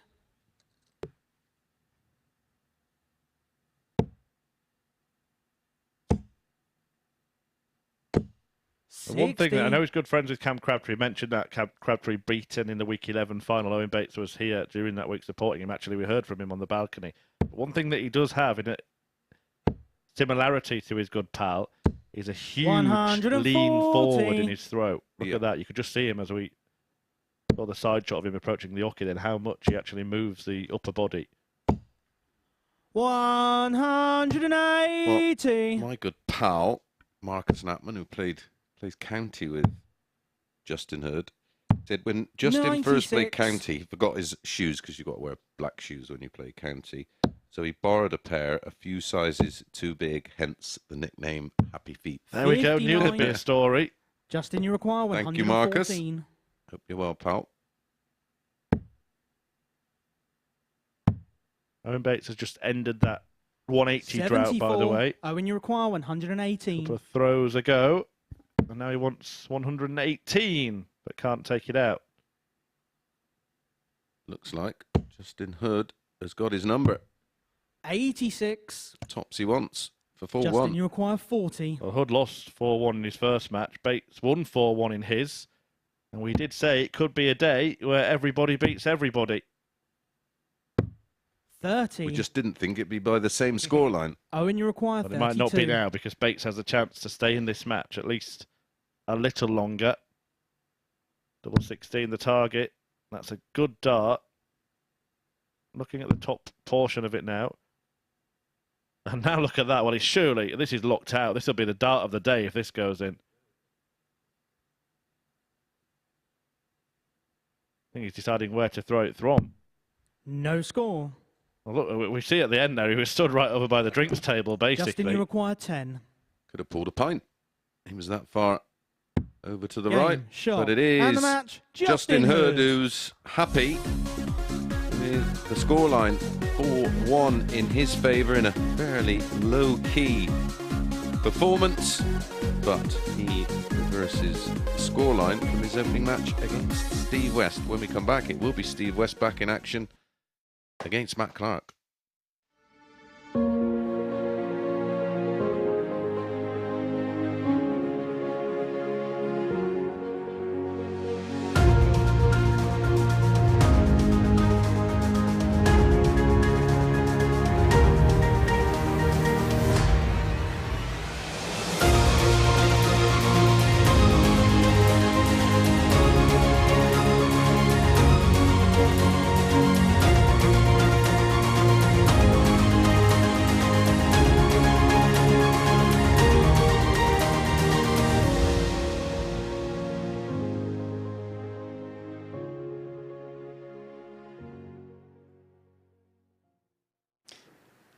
Well, happy feet will be smiling after a 4-1 success for Justin Hood up against Owen Bates. Let's have a look at the stats from that one. Not a vintage game, but it's 2 points nonetheless for the man from the West Country.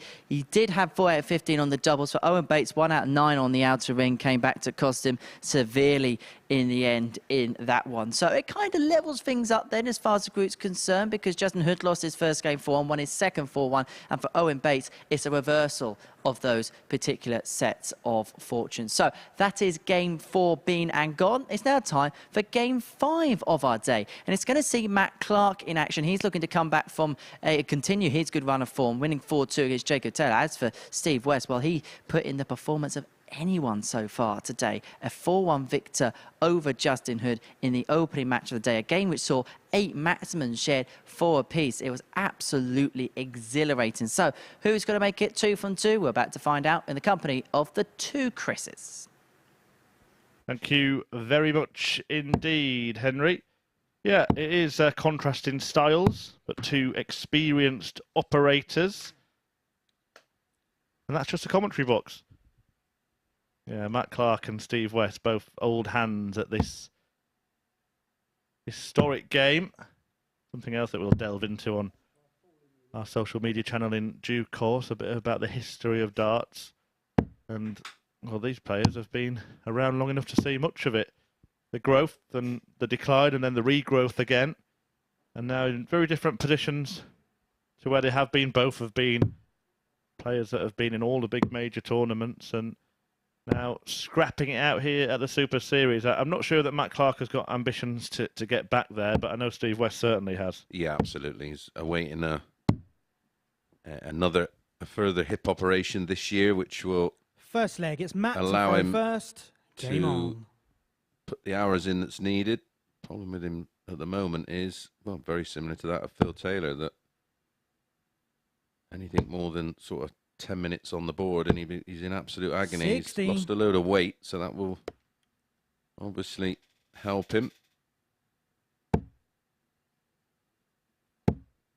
Interestingly, he's got a 60. set of darts with a slightly different coating on, but he's actually using the original ones. They're the same dart, they're just got a slightly different coating on them. But he gave me a set of his darts a couple of years ago, Steve West. Very kind of him. 41. And I tried throwing them, and I mean, it nearly took the skin off my fingertips. Honestly, you could break cheese with them. I had a look at them earlier. They are really sharp. 60. A really aggressive grip on the arrows. I mean, that's another thing. That there's so much you can talk about with this game. It seems such a simple game, but the differences in throws, the differences in barrels, flights, stems, all sorts of things, and it's about finding 58. What suits you, isn't it? Yeah, ultimately you want a dart that is pretty balanced. So you got to take into account the. Oh, there they are. Can you hear 60. me? Yeah. So if you're just starting out, think of your barrel length, not including your point, obviously, and try and match that similar to the stem length, but don't go for one of the typical thick, heavy flights, because that will affect the aerodynamic quality of the dart. But that will give you a fairly 45. neutral and balanced dart. Well, this is really interesting, isn't it? I mean, Mace mentioned the darts, almost manifested them, spoke them into existence there from Steve West. But he's won his first match, averaging in excess of 103. 96. And then just had a couple of throws in his second and decided to change. What's the thinking behind that? Maybe he's aware that Matt Clark 100 struggled a bit in his opening game. He only averaged 82 despite beating Jacob Taylor, and he probably thinks, well, if there's a time to try them out, it may be in this one. We'll get a closer look at them in his next visit. 125. It's all the gold darts he was using before. They're the ones that I've thrown a silver version of those that Steve gave me. But basically the same dart with a different coating. Yeah, they're just 60. Anodized, is Matt, it? you require 61. But he's messing around again. They're going back in the case. Interesting. Right, Stay 6 or in a that 10. area. Yep, tops. That's the advantage of going the 45-8, of course. Game shot in the first leg. Matt Clark. Well, let's see what West is using this time, because the first leg has gone south for Steve. And now Clark Second is leg, it's Steve to throw first. doing a few Game repairs on. of his own. Just putting a bit of grip on his fingers, and that's a difference. Yeah, back to the gold ones now for Steve West. 100. Interesting that players do that. Yeah, I mean, when I've been with a manufacturer and sort of nailed down the dart I want to use, what I used to do was 100. either throw all 6 at once in practice or just put them all together and rotate them. Who's the player that actually brings up 2 sets the same and swaps them almost every other visit? He's played at the Super Series recently. I can't remember. 60. He's well known for it as well. The name has just escaped me. But they're actually 2 sets of darts the same, but he likes a fresh feel, so he thinks that I'm holding on to one set for too long and my fingers start to sweat. Yeah, getting a little bit too warm. There was a player, speaking of that, Stuart Kellett, who used to put his darts in the fridge before playing. 123. Yeah, that's quite weird. Heard of a tongue sandwich, but not tungsten. 85.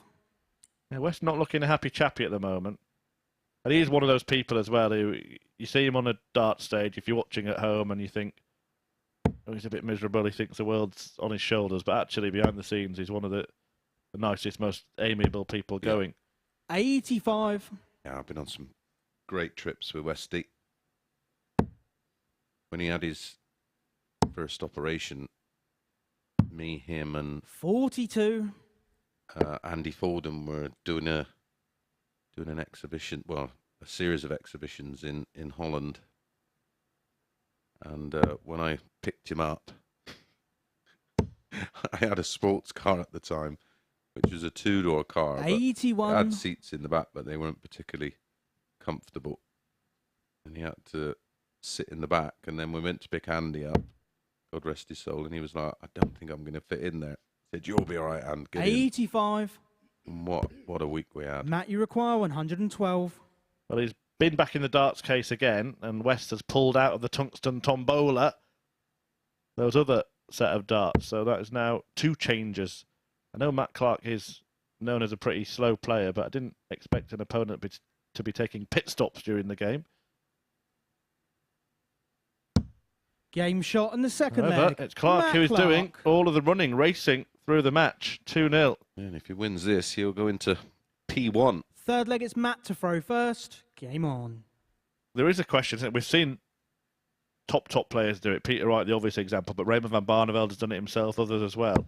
Taking more than one set of darts onto the stage, it leaves you tempted, doesn't it? Yeah. 61. I mean, I had the same set of darts for near on 20 years. I just couldn't even have thought about using another set of darts, but that's 45. another part of the evolution of the game. Players are brave enough to try things where you just couldn't afford to experiment back then. Yeah, well, look at Van Gerwen. He's a classic example. He had the same set of darts for a long time, and the worn 16. feel of them was a real sort of plus point for him. And he got to the point where he started getting quite anxious about what happens if one of these gets damaged. Yeah, and the powers that be at Wimble created 121. a shot. Well, it's like almost like a shot blasting type machine to simulate the wear on the barrels, didn't they? Yeah, incredible what they can do. Such a simple thing. I've been down there as well and watched them make a set of darts 16. firsthand. It's incredible.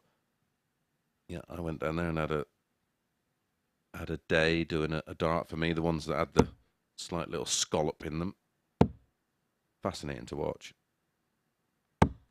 125. Well, this is pretty fascinating to watch because Steve West was absolutely brilliant in his first match, and he's come out for a kind of odd experiment in game 2, and it's not one that's paying off. He's averaging 30 points fewer than he was in his first match and has lost both of the legs 45. so far.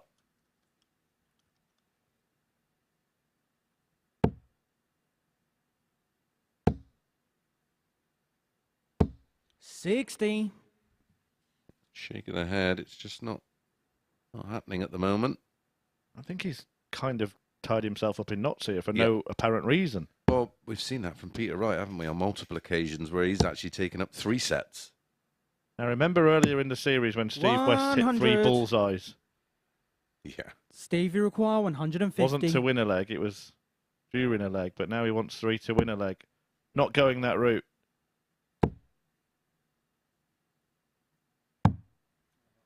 $81.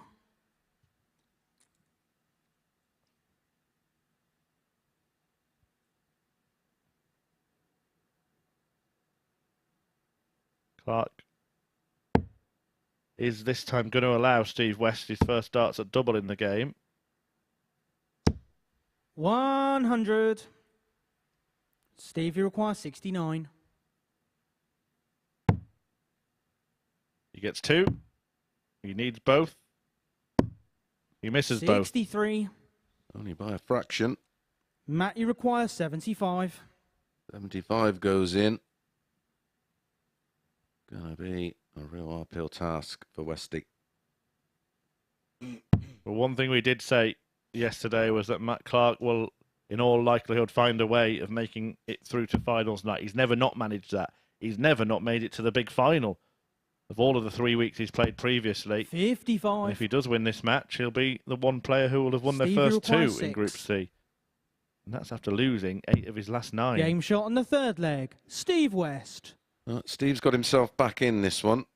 A 19-dart break of throw. In fact, sorry, it was worse Fourth than that leg for is Matt Steve Clark, to wasn't throw it? first. It was Game 9 out on. of his last 10. Only won one match across the Yes. last 2 days.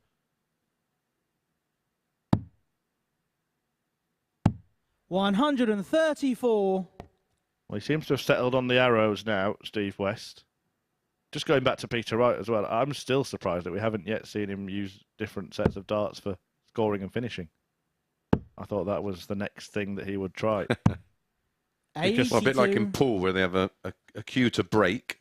Well, it might sound like absolute madness and can be shot down in flames, but Peter Wright seems to score incredibly with a certain set of darts. 100. But when he produced the best display I think I've ever seen of finishing in a World Match Play match against Simon Whitlock, he was using really fat things, and he was hitting the double first time every time.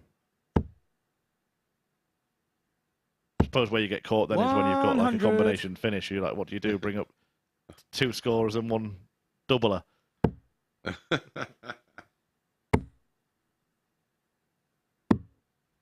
$100. There are players who actually throw slightly different darts. So there are 1 or 2 players. I think it's changed now for Luke Humphries, but he used to have a 1 point that was shorter than the others. I'm pretty certain Fallon Sherrock still does. Yeah, I think that when you've sort of got used to something, you just don't want to change. You 100. don't want to. You Steve, don't want to you risk require it. 167. 167 then. May not go down, does. Peter Manley had 3 darts that were 3 completely different 127. weights, and I'm not on about, 0.1 of a gram. They were totally different.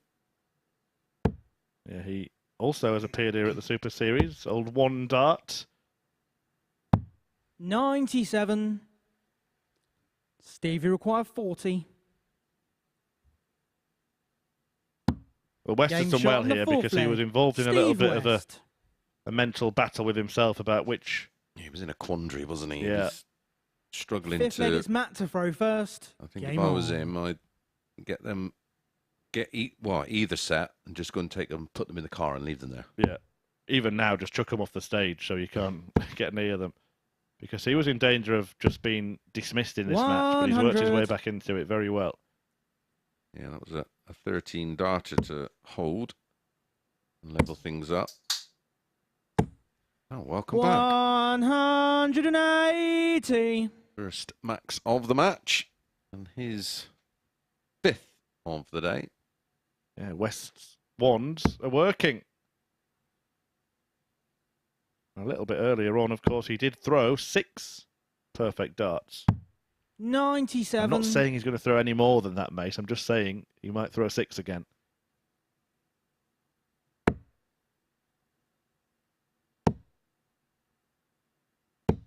or 5. 125. 5 out of 6 ain't bad, as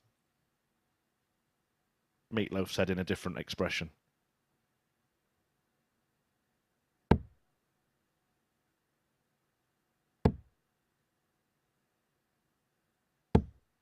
$100.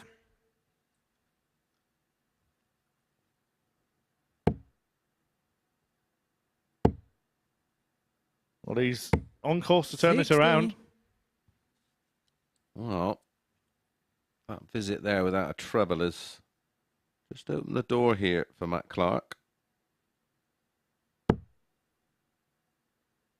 There's only been one visit of 97. 2 trebles and more Steve, you in the require whole game, and that was 136.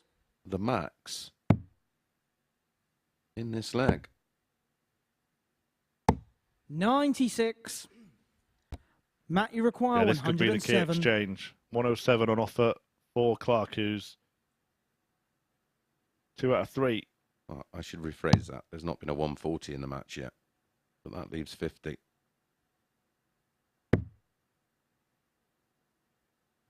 Hasn't been a 140, but all he needs now is 140.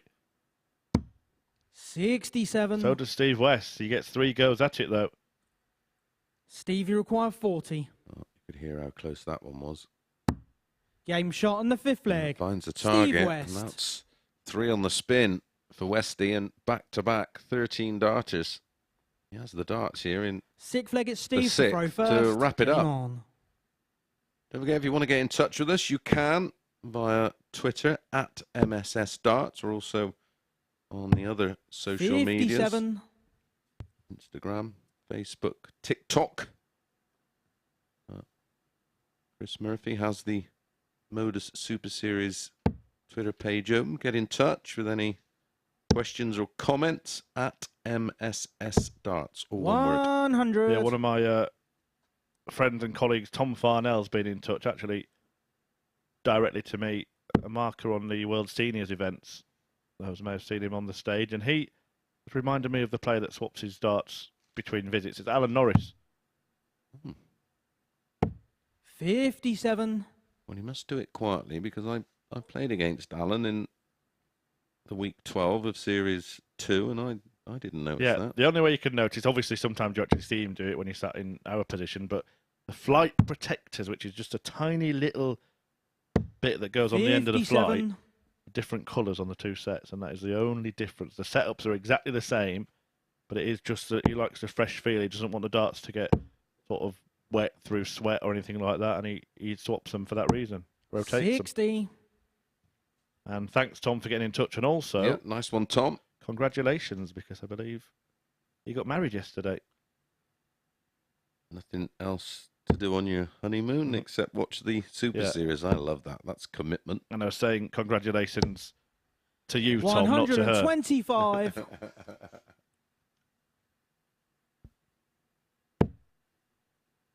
Yeah, no, very much best wishes. 180. And we know what he meant when he told his now wife that he bought some flights.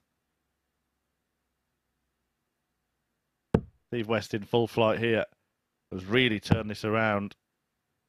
Can't say the darts have made much of a difference, to be honest. I think what 31. has made a difference is just settling down Steve, with you one set require and taking that decision 147. away. Yep. He's got 6 at this.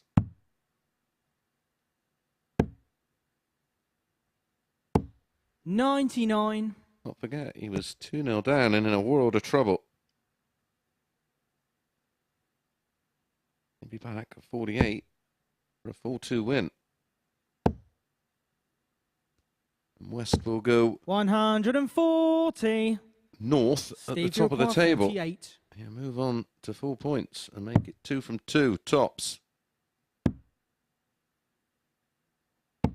28.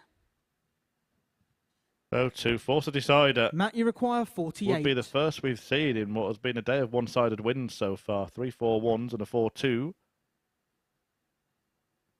Clark can find the finish. It goes a distance.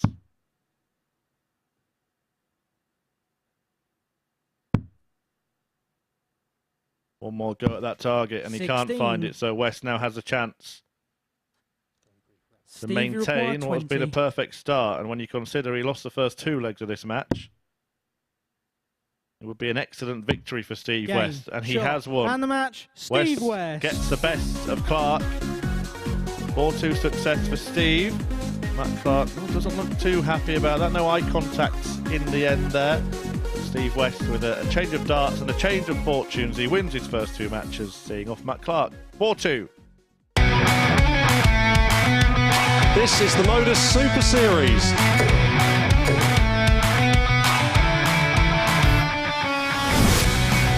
182.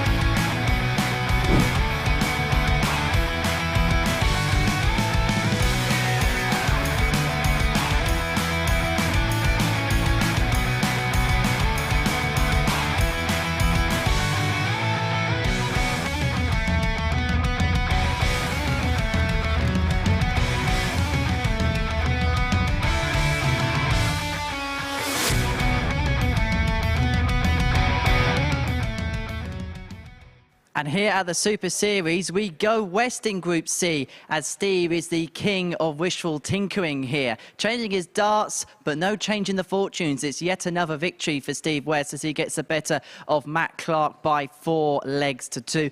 Doing so at 84.5 average and 44% when it came to the doubles. Matt Clark had the highest checkout of 112, but he is condemned to a 4-2 defeat after a 4-2 win in his opening match of the session. Well, Game 6 is our last game before we join our viewers over on Sporty Stuff TV from 3 o'clock. It's going to see the return of Jacob Taylor to action. He takes on Jelle Klassen. Both players looking to obtain a first win of the session, and this is being watched in the commentary box by the 2 Chris's.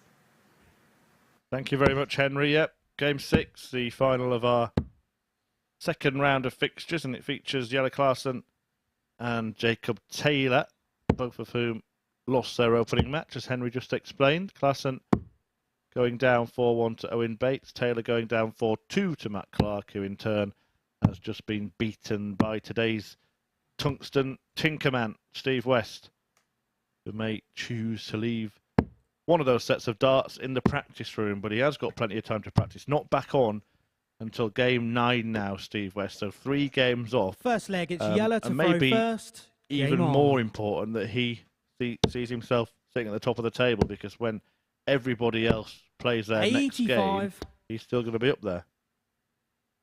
Yes, and it'll just give him a time to make a decision. 180. Now, the pace of this one might suit Jacob Taylor a little better. 100.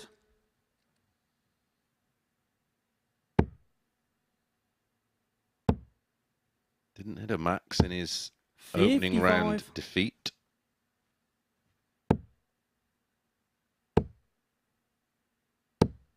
$38. Steve West had 2 in that last game, and Owen Bates had 1 in the game before. So Taylor Clark match was the only one without a maximum. He's one of only 2 players without a maximum. Matt Clark being the other after 2 matches. 56. But the tally for today, Jacob after 5 matches, is already at 14. Ooh. 94. Well, better the flight on the floor than the dart. I think he uses like a click. 140. System. Jacob, you require 32. They don't go out very often. Yeah, where you just push the dart on and it pops onto the... Yeah, onto the stamp. 24. This was an issue. Jelle, wasn't it, in 82. his opening game in one of the legs? He missed 9 at a double. His end stats were only 62. 2 from 14, but Jacob, not punished. you require 8. Yeah, so he's currently 2 from 18. Game shot in the first leg. But makes that 3 from 19 and gets the first leg against Klassen. And we did say earlier that losing your first 2 matches is first. Game on. a big heap of damage to try and clean up. And Klassen is 97.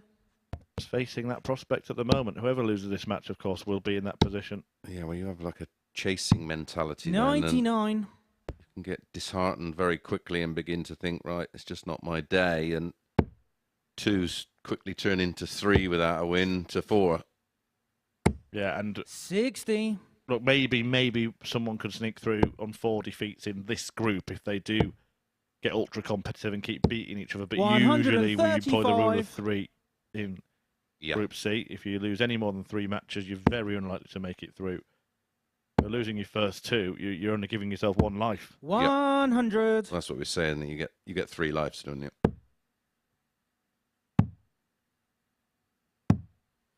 $23.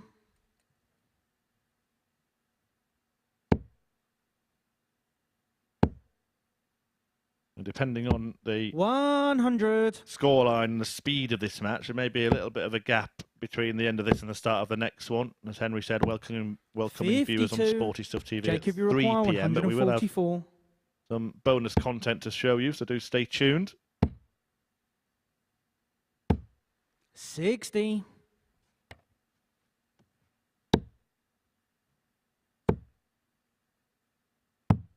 80.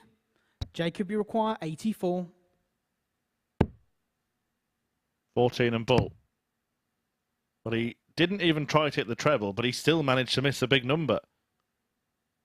44. Yellow, you require 112. Klassen can punish. 92. Very nearly does.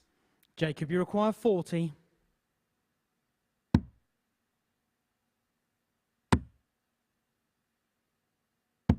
20. Yellow, you require 20. Well, he's going to look back on today, whatever happens, Game and shot think of on the all the second doubles leg. he's missed, Yellow because it is Klassen. turning into a real problem. You said 2 from 14, didn't you? Yep. In his last match, he's already Third leg 1 is from yellow 8 to throw in this first. one. Game on.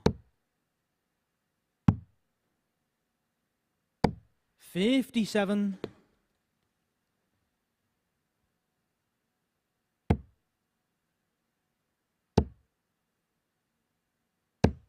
100.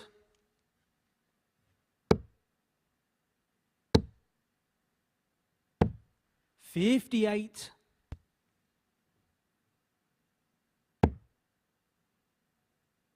%wise, he's somewhere around the sort of 96. 12-13% mark, and that is not checkout rate that is going to get you enough wins. 96. Well, it's going to be constantly vulnerable, aren't you, in matches? And as we've seen before, once you start missing doubles, it 41. becomes a theme for the day. And also, the opponents are aware of it, aren't they? So they never feel that they're out of a leg. 96. No, they'll always try and pile the pressure on, hoping to get a mistake out of you. 85.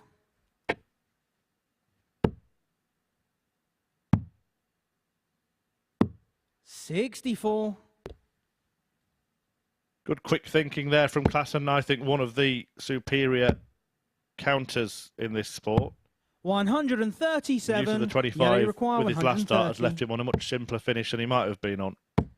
Yeah, one of the game's 65. great counters. Jacob, you require 42. And can Jacob Taylor launch a counter-attack Game here? shot on Yes, the he third can. leg. Jacob And that will be a Taylor. bit of a settler, he will hope. Fourth leg, it's Jacob to throw first. Yep, nice Game and on. clinical there from Jacob Taylor. Which Klassen is shaking his head. 123. We did see him in Group A, of course, earlier in the week. Was in contention until probably 140. second or third match on Wednesday for a Group B finish. 140. But then he lost to both Justin Hood 140. and Mike Warburton, and that really put paid to that. Yeah.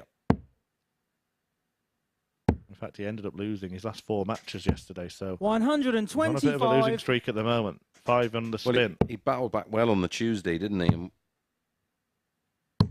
134. And then he won his opening match of the day, and we Jacob thought, Iroquois, right, he's 113. right in the mix, and then just faded. I apologise, he did beat Scott Taylor in his last game, didn't he? Game shot on the fourth leg, Jacob Taylor. Nothing wrong with the finishing there, or the scoring. But even though I mentioned that about Klassen, he will be Fifth leg is feeling like yellow he's on a to throw losing streak. He first. did win Game on. a game to split it up, but that was a dead rubber by then. So it wouldn't really have felt like a win as such, because it couldn't affect his 86. group status, nor that of Scott Taylor at that point. No, he won his opening match yesterday, didn't he? He beat Matt Clark 4-1 with a 93, and that's when it 59. sort of raised our eyebrows and thought he is in with a shout here, if not winning the group, avoiding a very tough Group C. 100. Yeah, so lost 4 out of his last 5, but the one he won in that spell wasn't a significant game, didn't count for anything. These defeats certainly could count for something, and he needs to really turn it on for the rest of the day if he wants to be in the race come tomorrow. 100. The last thing that any player wants on Champions Week is to be completely out of it on the final day of the group. 60. Almost like you're just there to sort of form a one-man guard of honour for the players that are going to progress. Yeah. No one wants to play the role of spoiler. Will be a welcome win for Jacob Taylor. He is going to be back as well in a couple of games' time to take on Owen Bates. Oh, great stuff from Klassen. 117. Can't complete the combo. He Jacob Iroquois, 142. faces Steve West next as well, and West has won both of his games so far. Oh, look at this. The treble 20 rule 120.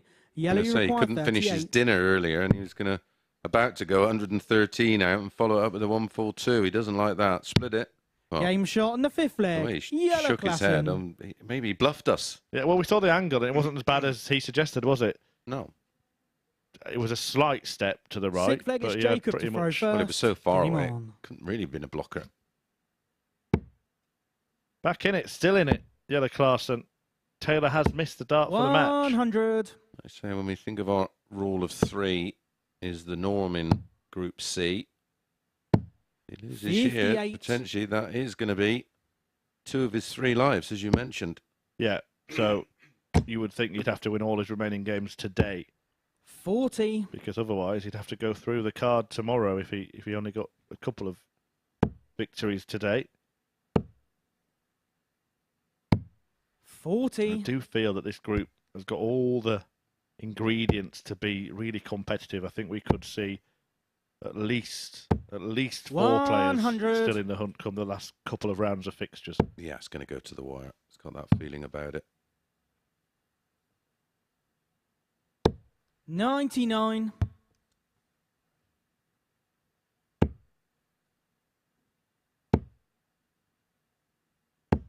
$100.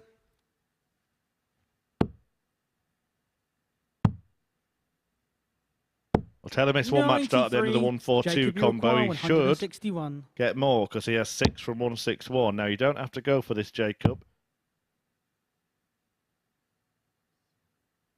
And he wasn't either. Went for the 19s rather than the 17s there. 104. I like that.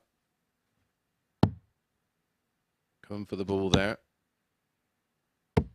59. Should guarantee Jacob Iroquois, 2 at a double 57. without needing a treble. Struggle on doubles earlier. 17. Has missed now 3 for the Yellow match. Iroquois, 152. Can Klassen nick this leg in style? He can't. Needed a couple of treble 20s. He thinks the race is 52. run in this one. Jacob Iroquois, 40. And he will really need to book his ideas up for the Game, rest of the day shot, because and a Jacob match. Taylor, Jacob Taylor wins his first match and inflicts a second defeat on the day of Yellow Klassen. He's got some kind of problem here. Talking to the referee, Justin Bradshaw, that will be fed back, whatever it is. But Klassen not happy as he exits, having lost his first 2 matches.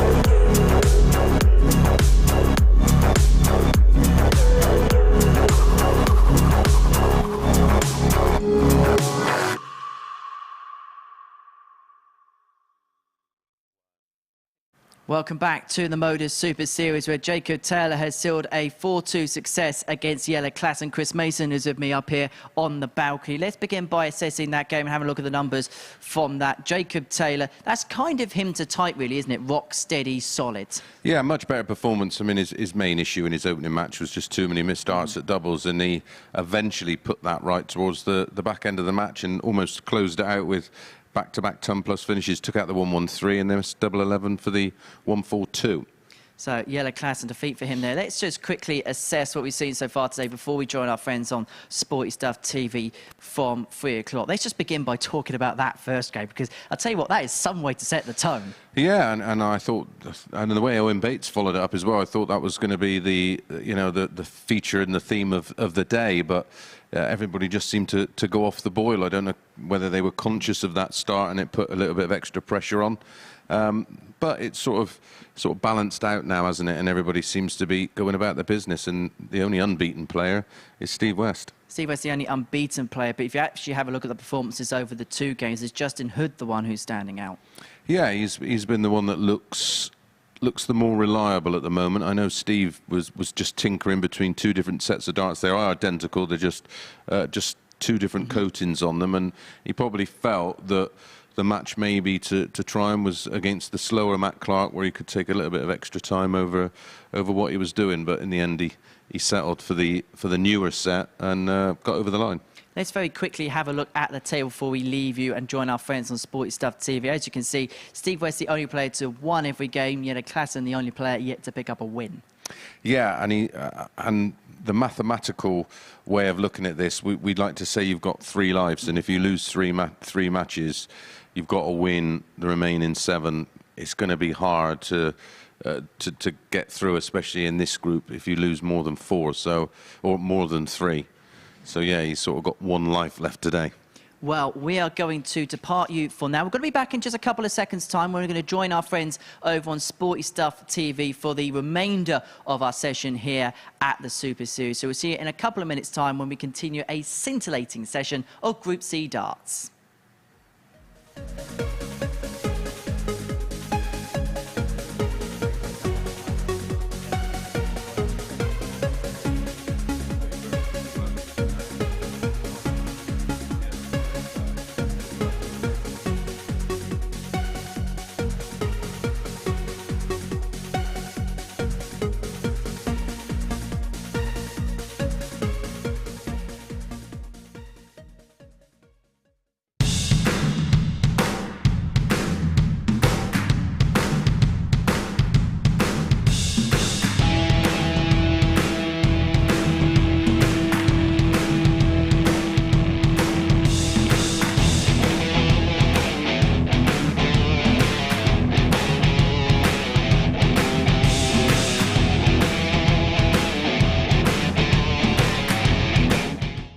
A very good afternoon and welcome to those of you who are joining us on Sporty Stuff TV, where we are continuing action here from the MODUS Super Series. It is Champions Week and we're in the middle of a scintillating session of Group C darts here at the Live Lounge in Portsmouth. So watching all of it up here from the commentary box, and now joining us on the balcony, Chris Mason. First of all, Chris, the standard we've seen so far today, especially in that first game, was absolutely sublime. Yeah, Justin Hood in defeat averaged in excess of 104 and only picked up the 1 leg, and that was the only dart he had a double in the match. Steve West made some start to the day. Well, these are the results so far today. We've seen 6 matches, all told, 2 rounds of fixtures down, 9 left to play, and it's Steve West who's the only player of 100% record in the group so far. Yeah, Owen Bates also picked up a win following that in impressive fashion and then just tended to go off the boil. Matt Clark then beat Jacob Taylor, which was a bit of a shock for us all. And then in our final match just before joining Sporty Stuff TV, Jacob Taylor piled on more misery for Jelle Klaas, who is yet to pick up a point so far. And it's kind of entering that territory now as we have a look at the league table following 2 rounds of matches, where we talk about the wall of 3 in Group C, and especially at Champions Week, you can't afford to be getting off to a slow start. No, you can just about get away with 3. If you lose 4, then I think it's almost impossible, especially in a group of this quality. But Justin Hood's been very, very solid, despite just picking up the 1 win in that defeat. As I mentioned, he averaged 104, but had no opportunities. You have a look at that table and you feel like the next couple of rounds of fixtures are going to be oh so vital because, well, the table is really going to establish itself, isn't it? Yeah, and if Steve West keeps winning and everybody else sort of starts to follow suit, you're going to see some separation in there, and the people at the bottom will start to chase. And from experience, that tells us everything can go wrong at that point. Indeed, it can. Well, we'll talk a little bit more about Group C action in just a second, but we're going to have a look at some of the checkout rates from some of our players that have taken part here in Champions Week, which is always a great indicator, especially when we get to the business end of a week here at the Super Series. So these are the best checkout ratios from our players at Champions Week, and the one really that stands out is Justin Hood, 42%. Yeah, anything over 33%, which is sort of par for the course, is impressive. But yeah, 42% is right up there. Incredibly, Jacob Taylor, 36.93%. His Achilles heel so far today has been the doubling. He missed 12 darts at a double in his first match. He was only 4 from 14 in his second match, and that's something you will have to put right, because that will continue to leave him vulnerable. And also the players, when they're maybe on 188 or 220, or you know, they won't think the leg's over, and they'll pile on even more pressure. We actually look at that statistic, 8 of our 12 qualifiers have a percentage above 33%, which is the so-called par for the courts. Well, earlier on YouTube, we were posing the tungsten teaser, and so for those of you on Sporty Stuff TV, you can get involved with the fun and the action. Don't forget, you can tweet us throughout the course of the day. At MSS Darts is the handle you need to get in touch with on Twitter. This is the question for today's tungsten teaser, and that is this. Apart from England, which 16 nations have been represented in Series 3 here at the MODUS Super Series? 16 to pick from. Tweet your answer to us at MSS Darts and we'll reveal the answer before the end of today's session. But next up for us, it is the highly impressive Justin Hood taking on Matt Clark, who for him, well, pretty much like everyone, has been a bit of a mixed bag in terms of results so far. Yeah, absolutely. But it's one of those now. You really got to take a sort of an assault onto the sort of top end of the table, and losing every match is going to be critical to you doing just that, getting to the top stages and just sort of beginning to feel like you've established your place in this group. Everybody except Steve West, a little bit vulnerable. Well, we are really looking forward to this one. 9 more games to go here in Group C. 9 games for you to enjoy on Sporty Stuff TV. Chris Mason's going to make his way down to the commentary box to describe all the action in the company of Chris Murphy. Hello, Chris. Hello, Henry. Yes. Hello, everybody. And we join the action ahead of Game 7, as the boys were just explaining on the balcony. Steve West has won both of his 2. Everybody else, apart from Jelle Klaassen, has 1 win to their name, including this pair of players. Justin Hood, the 30-year-old from Glastonbury, nicknamed Happy Feet because of a funny shoe story that we found out from one of Mace's mates earlier on. And he takes on Superman Matt Clark in what could be an important game. Whoever wins it will join West on 4 points. We'll then see a meeting between Owen Bates and Jacob Taylor before West returns as the unbeaten player at the top of the table takes on the winless one at the bottom in Jelle Klaassen. So, look, every fixture in these 2-day First groups, leg, Chris, it's Justin to throw first. vitally important. Yeah, all critical. As I was just saying there with Henry, you really just can't afford to let those above you run away. 100.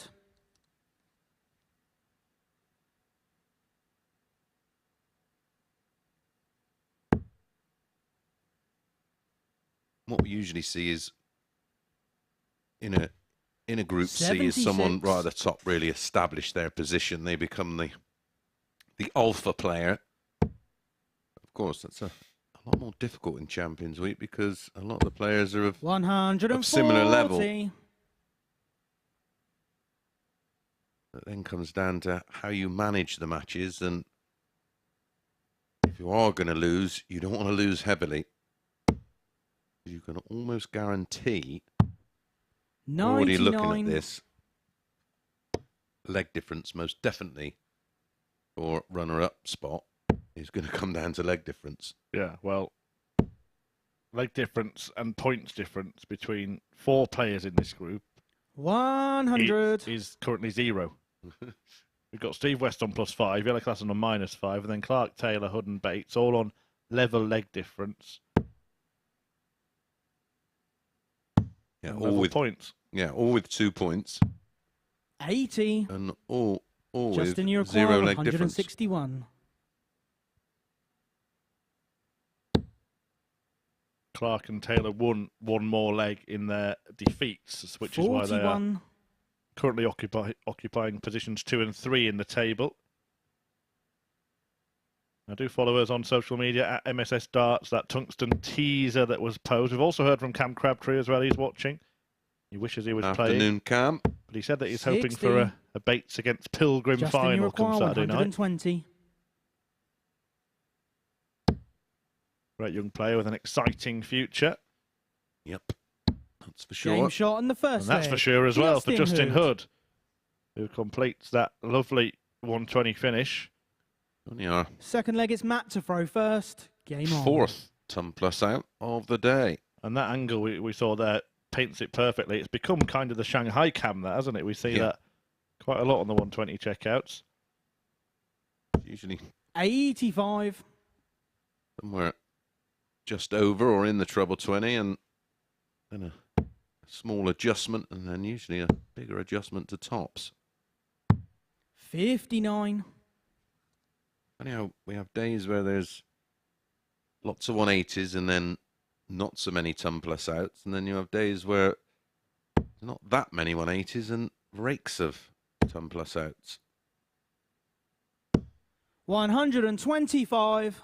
Well, interesting, this pair have met 3 times, of course, already this week, and Justin Hood has been the better player. 58. He was beaten by Matt Clark yesterday. That was when Clark ended that long losing streak. But Hood got the better of Clark on both Monday and Tuesday. Clark also looking to level the head-to-head for the week here. 59. And a reminder that the finals night gets underway at 7:30 on Saturday. The Super 6 will battle it out for the £20,000 first prize. You can watch us wherever you're watching now, 96. Sporty Stuff TV for viewers in the UK, or live on the YouTube channel. But finals night can be attended by an audience. Now, it's a sellout for Saturday, but if you get in early for the next series, you can be here any Saturday night. And tickets are available 140. by scanning that QR code on your screen now, or heading to the website dartshop.tv. Yeah. Tickets are free. It's just a £1 booking fee to reserve your ticket. 128. Doors open at 6:30. We're on Matt, you London require Road in 92. Portsmouth. Plenty to do down here if you get here early. Maybe go out and have a spot of late lunch or early dinner. And, doors open 6:30. Matches get underway 43. at 7:30. Justin, where you else require can you have 160. live sporting entertainment and drama for a quid? Yeah, it's a really different atmosphere as well.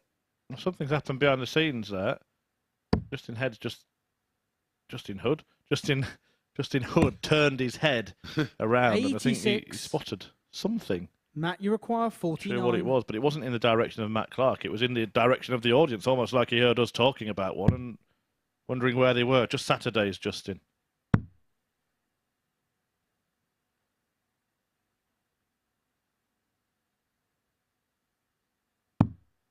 $33. And Matt Clark couldn't do the Justin, you require 74. necessary adjusting. So Hood can get ahead. Double 18. In it Game goes. shot in the second leg. Justin Hood. 2-zip. 2 out of 2 on the doubles. A 120 out in leg 1. Third leg, it's Justin to throw first. 74 out. Game on. In leg 2. In the first of round 3, if you missed 59. the earlier fixtures, you've just tuned in on Sporty Stuff TV. Just to recap them, Steve West started with a 4-1 win against Justin Hood, which was the match of the day. It really was a difficult act to follow, both players averaging more than 103 in that one. And there were 8 180s in it as well, 4 100. apiece. Owen Bates followed suit with a 4-1 win over Yellow Classen before Matt Clark beat Jacob Taylor 4-2. Taylor missing 9 darts at double in one leg in that one. Then Hood bounced back, 42. reversing the 4-1 defeat in match 1 by beating Bates by the same scoreline. West got the better of Matt Clark to double his tally, and Taylor got a 4-2 success over Yellow Classen. Yeah, I thought we were in for something the way it started. We had 70. 11 180s in 10 legs in the opening 2 matches, didn't we? Yeah. And I haven't added too many more to that tally. 100. We were on record-breaking pace.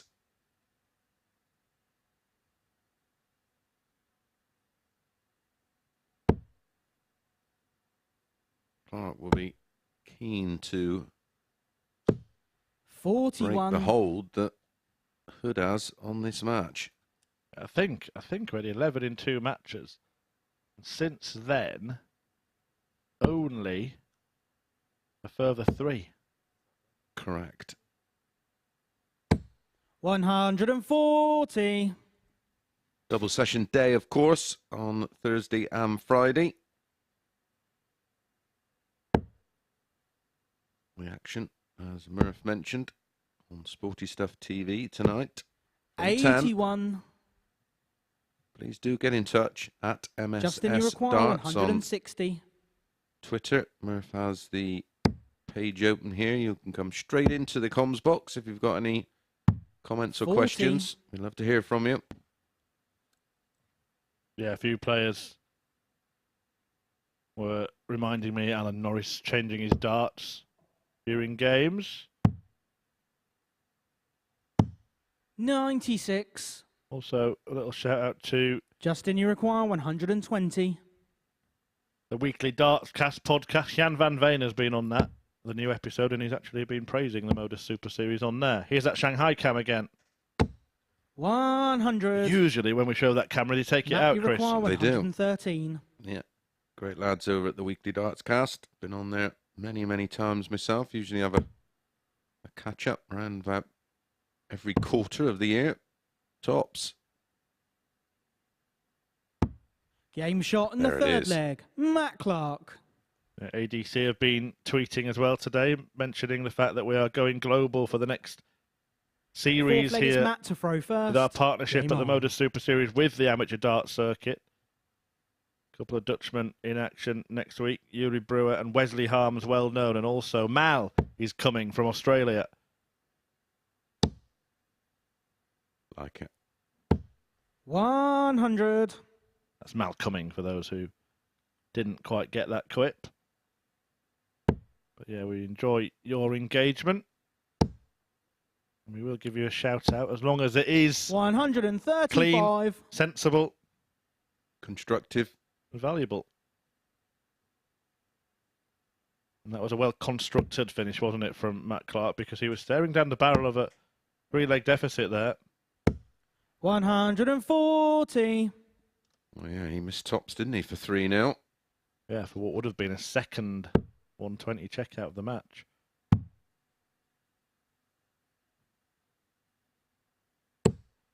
$44. Yeah, it's fascinating to see that we've had 16 nationalities represented outside of England in Series 3. 180. 3 in this group, so that's a bit of a giveaway if you've been watching today for some of the answers. 134. And that 180 is Matt Clark's Matt, first you of the require day. 81.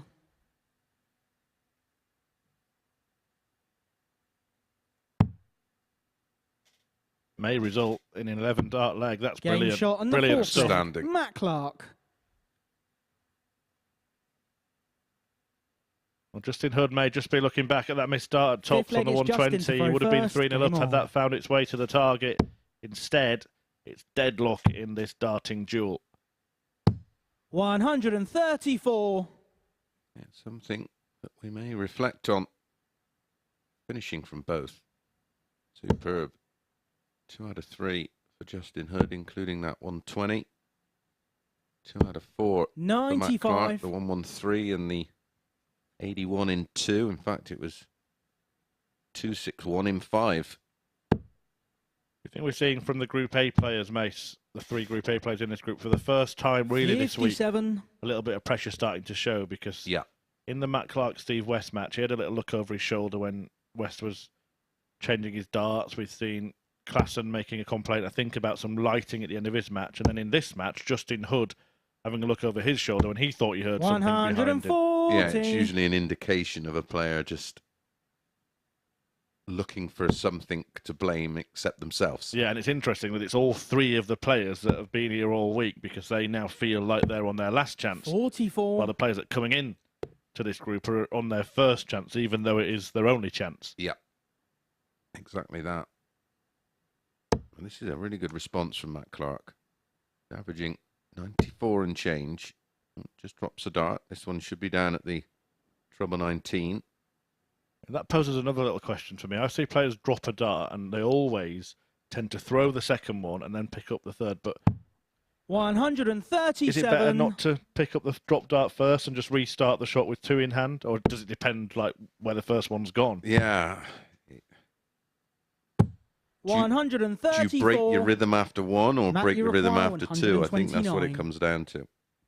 Just an interesting little observation, but usually 9 times out of 10 the player will throw the dart that's still in the hand before picking up the last one. Well, Gezi Price just usually picks them off the floor and slams them in the treble 20. 104. Clark couldn't slam that into bullseye. Justin, you require 132. Hood will look for that target. In fact, he looked for 2 in that target. There's 1. Now, does he go away? That's hard. Does he go away? He does. He went for the treble 14. Yeah, I think he's right to do so. Matt, you require That would 25. have taken a bit of a miracle dart to have found the ball. Strange thing was there, he did move across, but then still decided, I can't see enough of it, I'm going to go for the treble 14. Game shot and In the the fifth end, leg. it's Clark who Matt takes the Clark. leg. And he's turned this tie around completely. He could have been 3-0 down. He's now 3-2 up. Sixth leg, it's Matt to throw first. Game on. And since that missed dart to go 3-0 up, Hood has not had another at double in the game.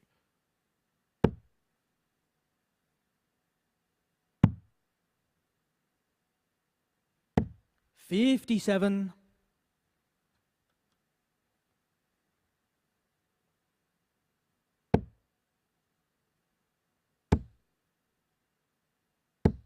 $60.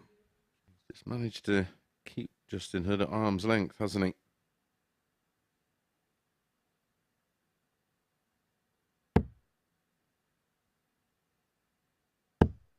Real determined look on the face of 100. Matt Clark. I think he's one of those kind of players that quite enjoy this.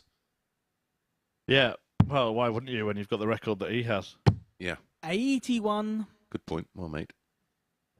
It's incredible, really, isn't it? His record, particularly in the manner he's done it, because on a couple of occasions he thought he was out.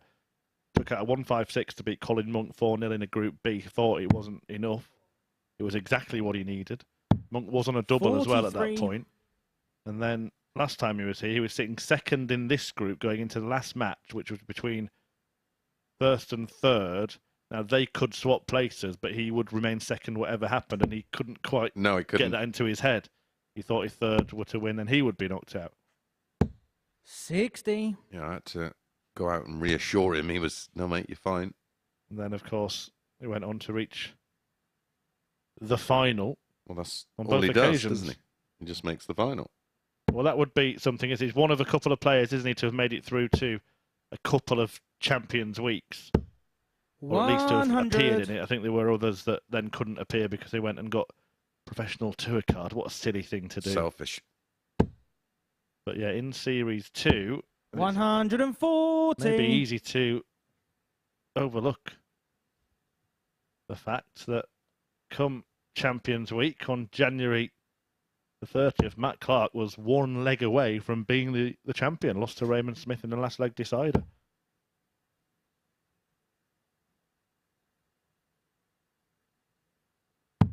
$177.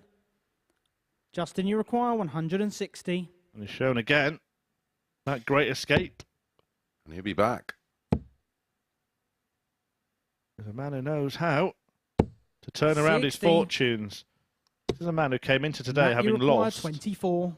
9 of 10 matches. Well, he was 2-0 up in the match against Steve Weston, lost 4 on the spin. He was 2-0 down in this one, and he could win 4 on the spin. Game, that shot, and the is match, exactly Matt Clark. what Matt Clark has done. Justin Hood led that game 2-0, missed double top for a second 120 finish in the match, and never got another look in. Didn't get a go at a double after that. Matt Clark very clinical in that department. 4 out of 7 for him, including 113, and a very, very impressive average as well of 94.52. It's Clinical Clark here at the Super Series. Coming next, Owen Bates takes on Jacob Taylor.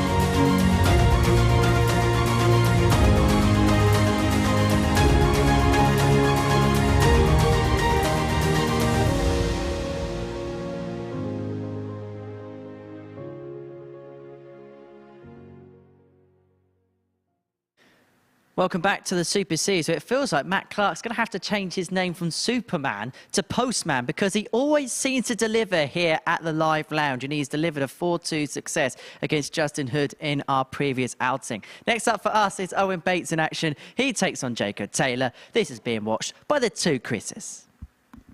Thank you, Henry.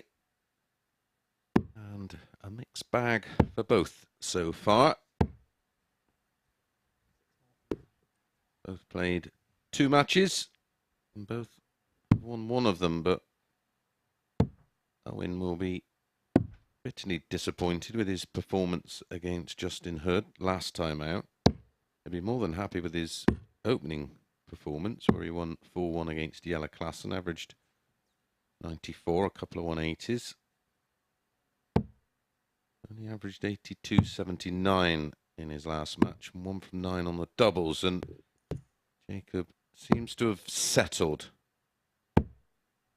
winning against Yella himself last time out 4-2 with an 89 average, First leg despite is Owen missing to throw first. 10 Game darts on. at a double, but seemed to get his doubling in order, Murph.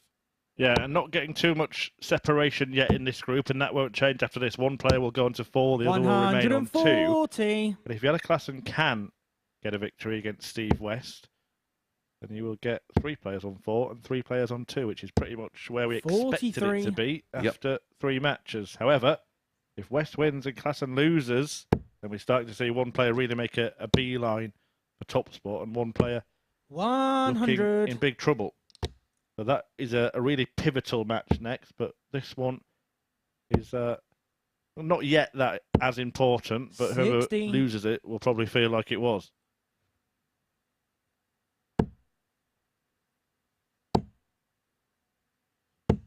$135.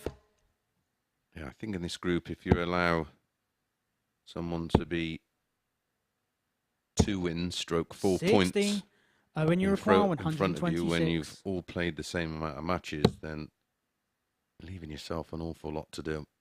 Yeah, well, if Klassen gets beat, he's then hoping that 94. West just goes and wins every match, because that's when it is probably possible to lose more games and still get through. And one player runs away with it, but Yeah. I just don't see that happening in this group. When you require 32.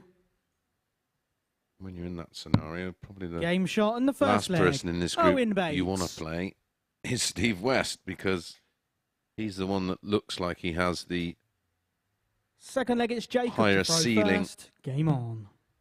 right now. Yeah, I must say, though, of the rest, I've been more impressed with Owen Bates probably than anybody else so far. 140. Looks very comfortable, very composed. He's producing decent stuff himself, particularly in that first match, the 4-1 win over Klassen.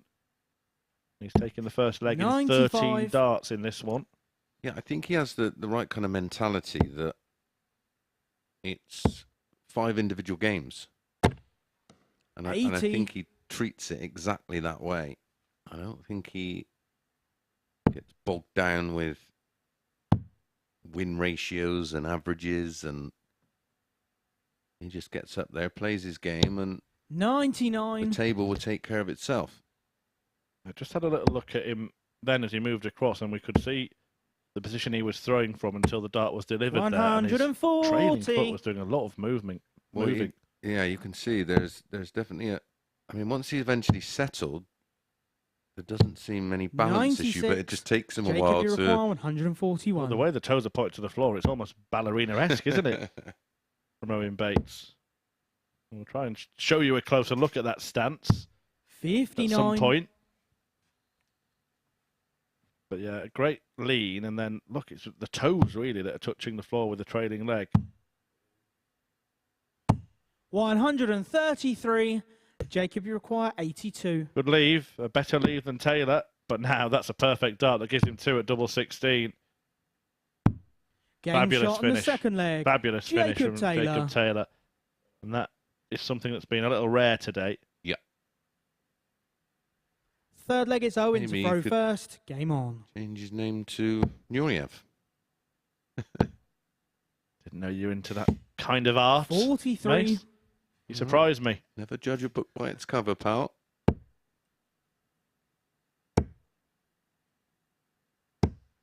60. Well, dancing and boxing's not a million miles apart. And when one of my favourite boxers, Lomachenko, was 81. trained by his father, when he was very, very young, he had balance issues, and he didn't let him box for a couple of years and sent him off to dance classes.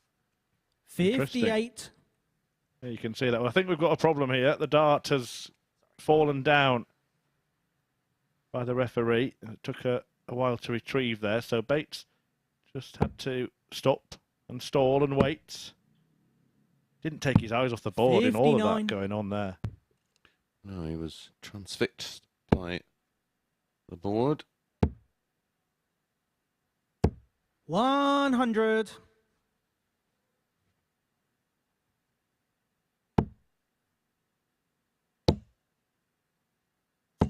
100.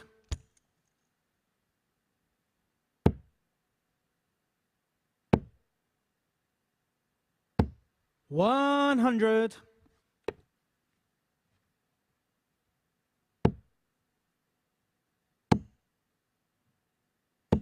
140. He was left on 78 in the previous leg when Taylor went out on the 82. This time he will get a go at it. And he is very much 125. the Owen FDM what we requires talk about, 78. isn't he? Owen Bates doesn't, when the first one goes in, he just looks like every time he's going to follow it. Made a bit of a pig's ear out of that. 33. Jacob, you require 58.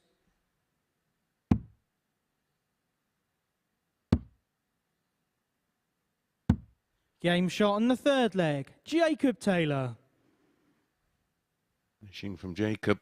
Much better, 2 from 4, which is why he finds himself. Fourth leg, it's Jacob to throw first. 2 on Game up. on.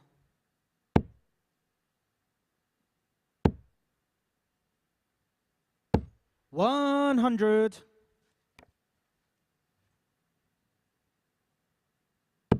Huge gap in the averages as it stands right now. 58. With Bates trailing, he's averaging 94. Taylor's 83. But it's Taylor who leads. 100.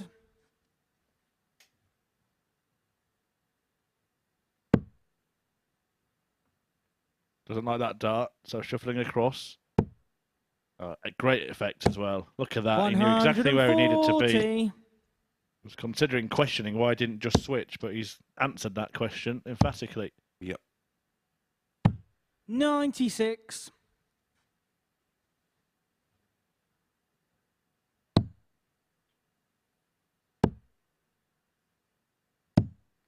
$46.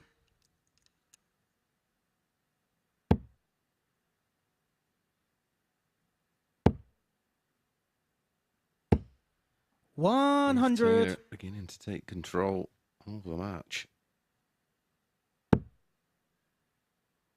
Bates needs a biggie. 59. Jacob, you require 105.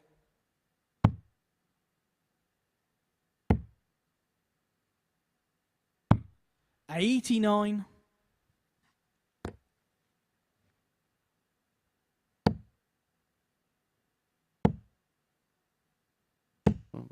Well, 162.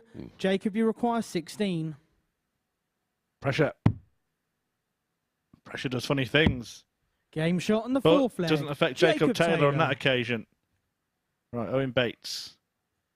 Needing 3 straight legs. Well, a Fifth player leg is we've Owen to throw first. spoke of, Game on. and highly, Andy Baintons.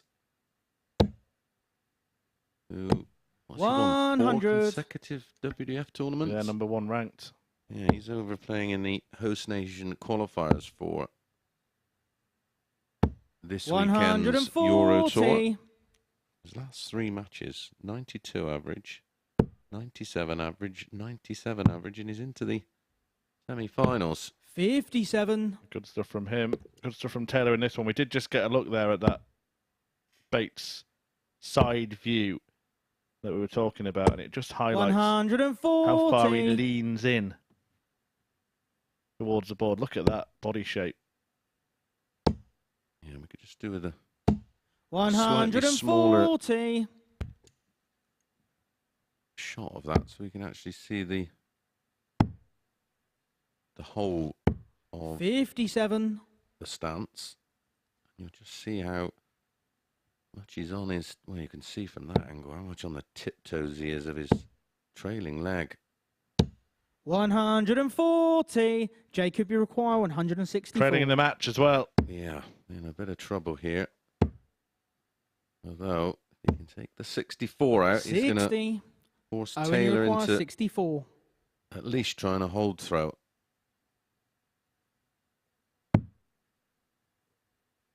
Two eights.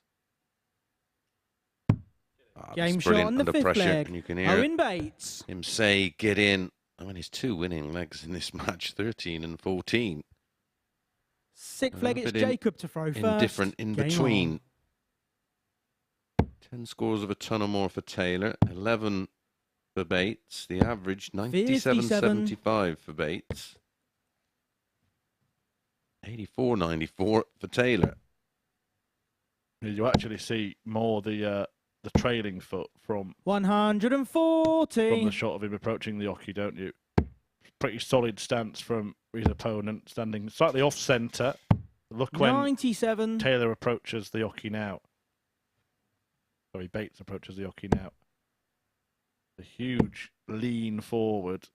And, well, he does a little 100. thing where he just climbs up on his toes to settle down. Colin Osborne does something similar, doesn't he?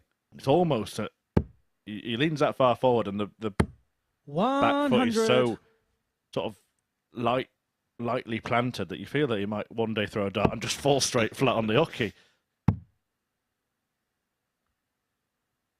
Shuffling across there, you see the black back foot 91. only just touching the floor. I think that little wobble is just finding the balance point, isn't it? However, 140. horses for courses, what works for You you? require 170. And it has worked well enough for Owen Bates to get through to this Champions Week. 170 won't go, 107 might. 58. Jacob, you require And if 107. it does, it will take Taylor on to 4 points along with Clark and West. 9. Okay, that is one to consign to the You darting require dustbin. 112. You're not the kind of 9 me and you like, Murph. But it does give Bates another chance. He could have gone treble 18, double 19 there if he felt 60. the target was blocked. Jacob, you require 98. 42 ball. Ooh, dear. And that all stemmed from the 9 in 82. the previous visit, left in that awkwardness. You require 52. So double 16, the choice. Resets. I think he's reset there because the dart was closer to the treble than he would have liked. So he knew that his range was a little off. Starts Game again and he shot on puts the it sixth right. leg. Owen Bates. And again, another sign of maturity. And it is Seventh the and final leg. It's all-important Owen to break throw back in first. that leg. Game on. And he has the darts in the decider.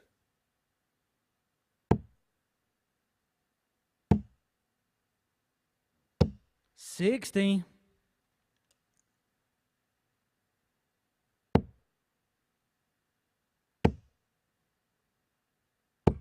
$100.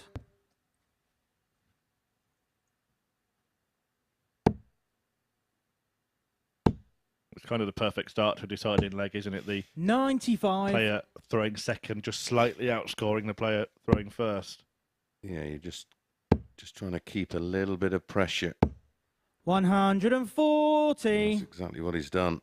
So he needs a 140 now just to be in front. Have to come down. Well, he needs a big trouble visit at least. 58. Now he's lost the throw. Indeed. Taylor takes the darts. Does he take the leg? Does he take the points? It is the first time today we've had a last leg 45. shootout. 4-1 3 times and 4-2 4 times in our first 7 matches. 58. Just stopped in his tracks by something there. Readjusted his glasses. And this is a spectacular leg. 140. 76 after 12 in the decider. It's in his hands.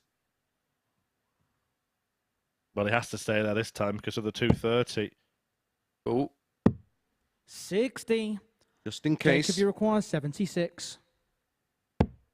Will he get a go?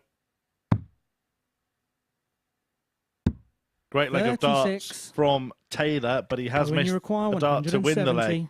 And Owen Bates could produce an incredible finish, not to beat. 58. Jacob, you require 40. Tops for Taylor. 10s. Ooh, 5s. Oh dear. 35. Even so, you'd still think Bates would have preferred to be in a much better position. He hasn't had a good leg, has he? No. Owen, you require 18 darts to 112. get to 112. Well, if you can take this out, you really will have dodged a bullet. And this really would be an artful dodger act. And he doesn't like that. Loses the 50. line. Jacob, you require 5. Does he lose the leg? Does he lose the match? Double 2, last chance. Game. Finds it. Shot. And the match. Well, it took Jacob him a while Taylor. to cross the line, but Jacob Taylor does pick up a second win of the day. Bounces back from a defeat in his opening match and makes it 2 from 2 victories over Jelle Klaassen and now Owen Bates. 7 140s apiece in that match. No maximums. Bates didn't miss a double when he got there, but the problem was he didn't get there often enough, and he didn't get there in the last leg when he had the dart. So he loses it, and Taylor takes the point. Now, coming next is a man with no points against a man with maximum points as Jelle Klaassen meets Steve West.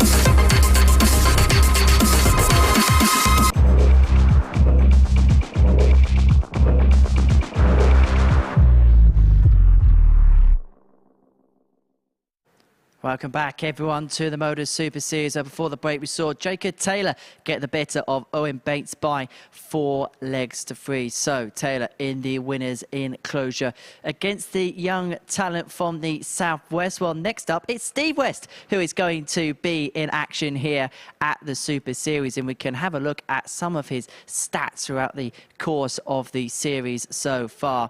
Qualified courtesy of Group B in Week 7 to make his way through to finals night, where he went on to beat Fallon Sherrock in the final, winning just under 60% of his legs, 57% there, an overall series average of 87.5 as well, and just under a half century 180s in the qualification process. Well, he more than smashed that mark, didn't he, in his opening game against Justin Hood. That is for sure. He's very impressive in qualification and has been impressive again here today. He's the only player still harboring a 100% record in the group, but that is going to be under some severe threat because the Cobra is his next opponent. Jelle Klaassen up next for him, and watching this one in the commentary box is the 2 Chris's.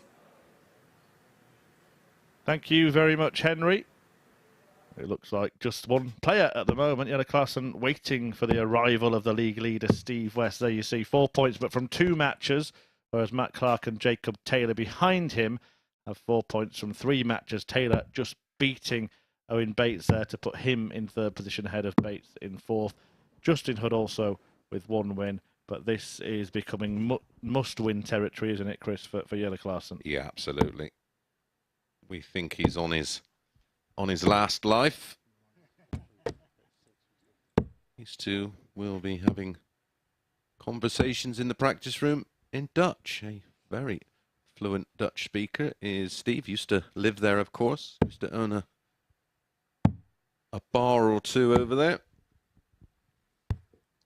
Made sense at the time with darts was absolutely booming over there, and it was you doing exhibitions in the area or first leg, it's Steve any to competitions. Throw first. It was a go-to place.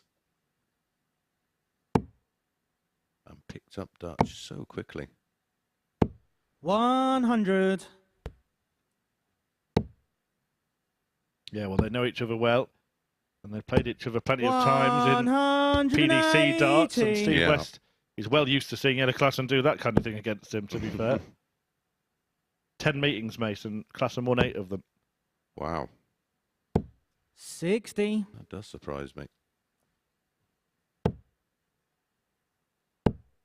Some significant ones as well. Met at the European 82. Championship in 2016.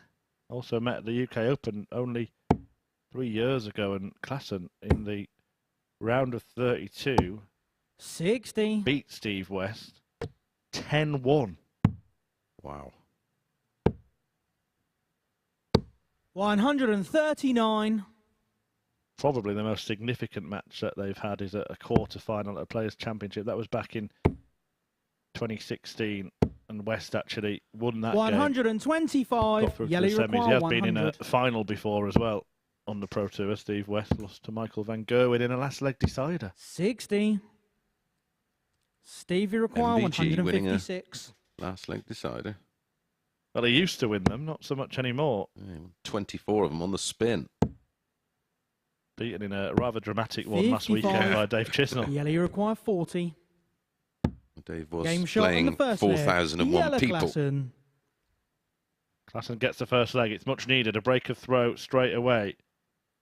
A win for Second Klassen leg here. is I mean, yellow we're to talking throw about first. Game him on. really standing on the tungsten trapdoor with defeat. But if he wins, the group is separated by 2 points. 134. Yeah, it's huge for both and massively significant to the rest of the group. Chizzy eventually 140. getting over the line last weekend against MVG and went on to pick up his 5th 100. Euro Tour title, and I think he's the 5th most successful player in terms of Euro Tours, 5th or 6th. He's only 30 behind MVG in terms of tour titles. Well, by the way, have you seen some of the fixtures for this evening's Euro Tour action? Tomorrow evening, 140. there is some incredible draws, none more so than 2 multiple major champions going head-to-head in the first round. James Wade against Raymond van Barneveld. Wow. 96. And Gary Anderson, after losing on his return last weekend, has drawn Krzysztof Ratajski. Ratajski's in some form right now. 87. You can watch all that action. It actually coincides perfectly, the Euro Tour. We end at 6 o'clock. Well, we end around 6 o'clock, if not just before. 110.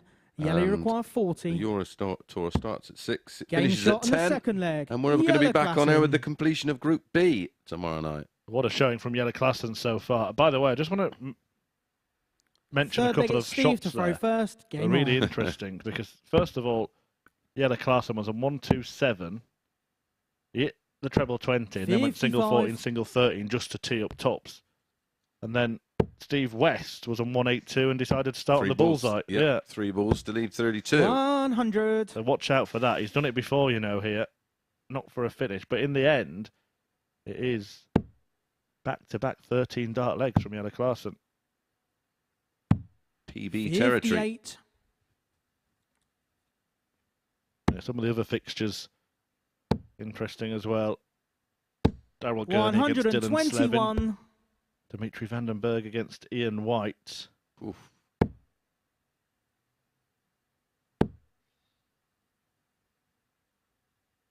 And whoever wins that Wade-Barney match will take on Dirk van 55. Duivenbode, which 2 weeks ago would have looked like a horrible draw. Now it might look like a good one. Yeah, he's carrying an injury, isn't he? That 90. Do we say self-inflicted is a fair way of describing absolutely. it? And there's no sort of getting away with it. It has been known that darts players 85. in the past have done a few silly things and picked up injuries and have kind of given a, we say, different excuse. But that one was there for everybody to see, 100. wasn't it? Yeah, that one wasn't behind closed doors. Klassen absolutely doing a job here. Yeah, well, he could get a third straight 140. Yellow require 5-visit 90. leg. Won't be a 13 darter, but it could be a 15. 50. These tops, dead handy. Stevie require 108.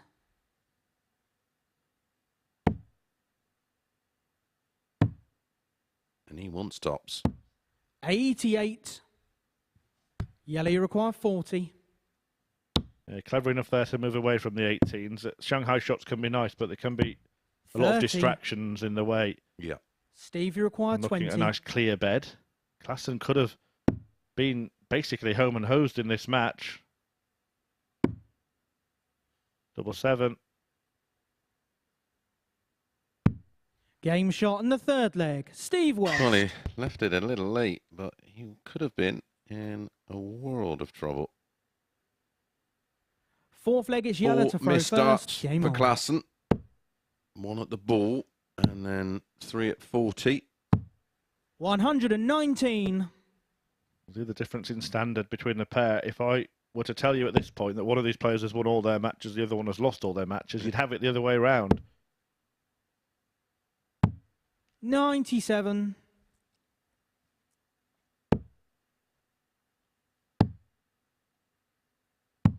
$58.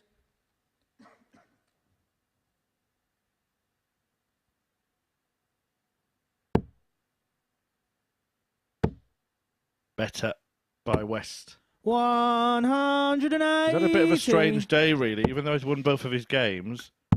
He won his first one emphatically. Then the second game, he started changing his darts. He's now stuck with the newer set, the different kind of coating on the same barrel, different design. And it's been very up and down, hasn't it? Yeah. 140. But he did come from 2 behind, didn't he, to beat Matt Clark? 49. Steve, you require 84. And he's looking to try and do... Oh, no, sorry, he came from... Yeah, he was 2 up, and then Clark came back to 2-2, didn't he? 72. Yeah, we were thinking of... No, he was 2 down and then 1-4 on the spin, yeah. I'm getting it all wrong here. 42. Back-to-back 13 Steve, you darters. require 12. So what's happening is my screen is jumping back to this match. That's what's happening here. Game shot on the 4th And leg. Steve West has jumped back into this match. Well, I mentioned back-to-back 13s, and that was a 13-dart break. To level 5th things leg, up. it's Steve to throw And first. we're back on throw. Game on. They're looking to repeat the feat from earlier.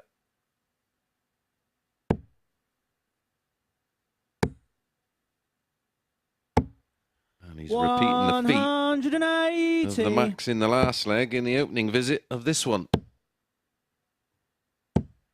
85. But I'm not allowed to speak now, apparently, ladies and No. gentlemen. I've hit your mic off. Oh, okay. It's because I spoke by saying I'm not allowed to speak. 100. Yeah.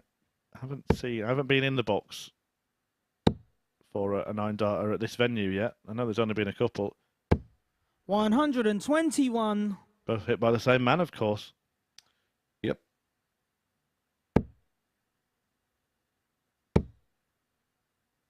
Conor Heenahan providing the 2 most magical moments on that stage so far. We had a few in the old venue in Southampton. 59. Steve, you require 116. 2 here. Both by Connor. Number 19 leaves tops. 94. Check 92.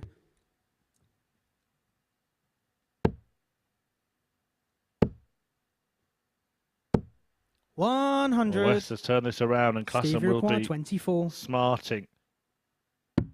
Oh, he was outstanding, wasn't he, in the Game shot on the 5th early leg. stages of the Steve contest. West. Back-to-back 13 darters was averaging big numbers, 6th and then leg, it it's yellow all to went throw wrong first. in Game on. leg 3. And since then, it's been 27 darts used 60. with a 180 in each leg for Steve West in legs 4 and 5 to lead 3-2. Mention of 9 darters, by the way. Steve West has had 2 in his career, including one against a player who was 91. here last week, Benito van der Pas. His other came against Jose de Sousa, but the one stat that always makes me smile a little bit is 47. that Steve West's highest ever average came against one of his best friends on tour, Mervyn King, 111.29, and his second highest ever average 137. came against his own brother, 109.98 in a 6-0 demolition on the Euro Tour of his brother Tony. 59. And that stood for ages until the one against Merv. Well, as you're delving deep into the history books, I know one thing that was 133. done on this day. John Henderson, friend of the Super Series, was born. Happy birthday, not so big John. 99. Steve, you require Have a 140. fab day from all of us here at the Super Series. Yeah, not an awful lot else really to report. No 9 darters on this day. 43. Robert Thornton has won titles on this day in 2 different years. That's the one that sprung to mind. In fact, back-to-back years, 2013 and 2014. 80. Both floor events. Steve, you He's a require player who 97. He's desperate to make it to a Champions Week here, isn't he? Comes so close a fair few times. Steve West, though, 73. close to winning this match, having been Yellow, you halfway to require losing it. 156. That's unfortunate. Klassen has crashed, though, hasn't he? Remember when we showed you the average at 94. 2-1 and it was up at the Steve, you require 24. 103-ish mark. And that's a great guide for Steve West. Hasn't used it. Maybe a chance yet for Klassen. 12. And there is. Huge chance. Yellow, you require 62. Only thing to himself, oh, now you miss. Tops. 42. Steve, you require 12. Well, it looks like Steve West is going to continue this undefeated start. West going east.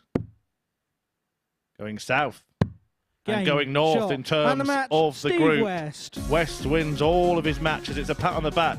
Jelle Klassen, Steve showing some sympathy there for his opponent, because in winning his third straight match, he has inflicted a third straight defeat on Jelle Klassen, who started the game well, won the first 2 legs, but West came bouncing back and his form got better. Klassen's declined, and it means that West is unbeaten on 6 points, and Jelle Klassen has an awful lot of work to do.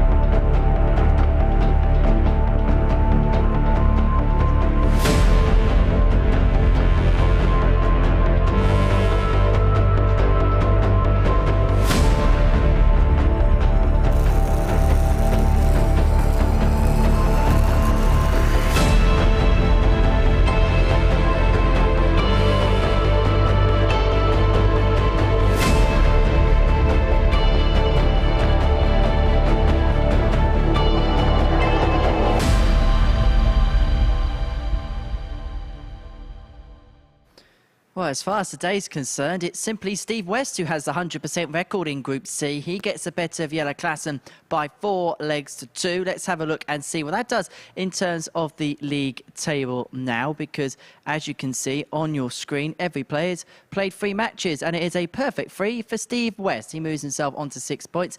Matt Clark and Jacob Taylor exchanging 2 wins from their 3 matches. Jelle Klassen is the only player so far not to get on the board in terms of this group. He's going to have to win, you feel, the last 2 games of the day to give himself a squeak going into tomorrow's action. Well, next up for us is Matt Clark. He's going to be in action. He takes on Owen Bates, who you may remember winning Series 2. We showed you the winning moment of that. Let's have a look at his stats in doing exactly that. These are his Series 3 statistics. He came through the Group B in Week 2 and won just over half of the legs in which he played. And he really was a breath of fresh air that week at the Super Series. He notched that big fish finish as well. A checkout rate of 30% and a series average of just under 87. He really is one of the precocious young talents in the game. He came into this particular tournament in Week 2 with a big reputation, and he most certainly lived up to it, and that is exactly why he is here at Champions League. But he takes on a legend of this competition, a man who knows what it's like to go all the way through to that final game, and went within a leg of winning the whole pot last time out, did Matt Clark. So it is going to be the youthful exuberance of Owen Bates up against the man who knows exactly what it takes to be successful on this stage in Matt Clark. And in the commentary box, 2 world successful campaigners on the mic. It's Mace and Murph. Thank you very much, Henry. You can come again. And Jelle Klassen is going to need to come again and produce a couple of huge performances. Now he's only having lost his first 3 matches. Well, in terms of, well, even if he goes 7 out of 7, it's still no guarantee of winning the group, that's for sure. Yeah, well, we called it before that match. If he did lose to West, which he has now, he's hoping that West runs away with it and the rest of them battle it out. Now, what he doesn't want to see is Matt Clark now join Steve West on 6 points. So, well, then he'll get embroiled in a scrap at the bottom of the table, then, won't he, with Bates and Hood? Yeah, and he's already 6 points adrift of the qualifying spot. Still at 4 points. You know, there's hope, isn't there? But if First leg, it's Matt to throw You've got first. Game second on. place on 6 points when you've only played 3 games, and you are in big trouble. This is the first of our 4th round of fixtures, though. Klassen will be back in action next against Justin Hood. But it's Bates versus this man. Superman, the man who is indeed the master at getting through to 55. finals nights and getting through to finals. Doesn't know any different. And he's won 2 of them and got to 3 legs. 125. The first to 4 in the other one. Not all heroes wear capes.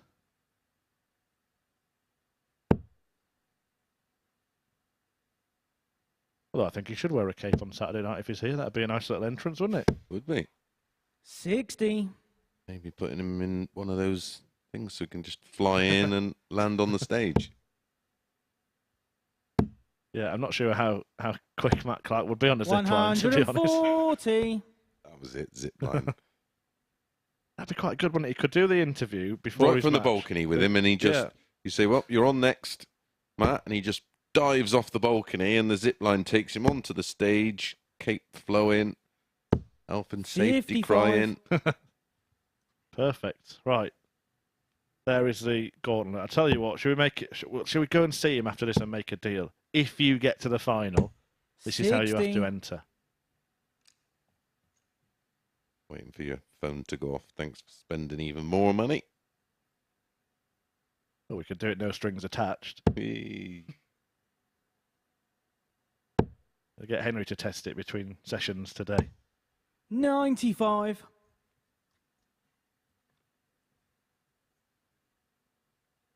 If everyone's going to do themed entrances, I think we better be careful because I'm not sure what Owen Bates says would be like. 60.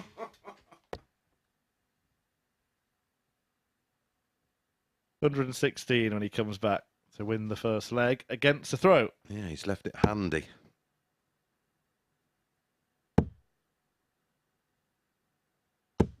$140.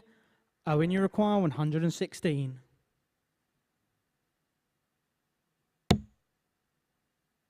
Still hunting down the treble, but clatters off the darts. 42. And Matt Clark has been a bit of a Matt, master you at picking up the require pieces 96. so far today.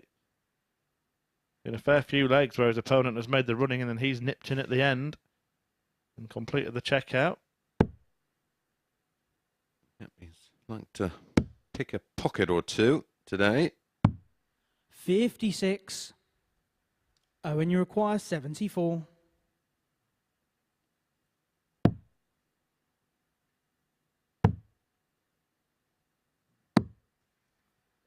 Well, it's 42. well left, but it might not matter because Clark's got 3 at Matt, you tops to require take this first 40. leg.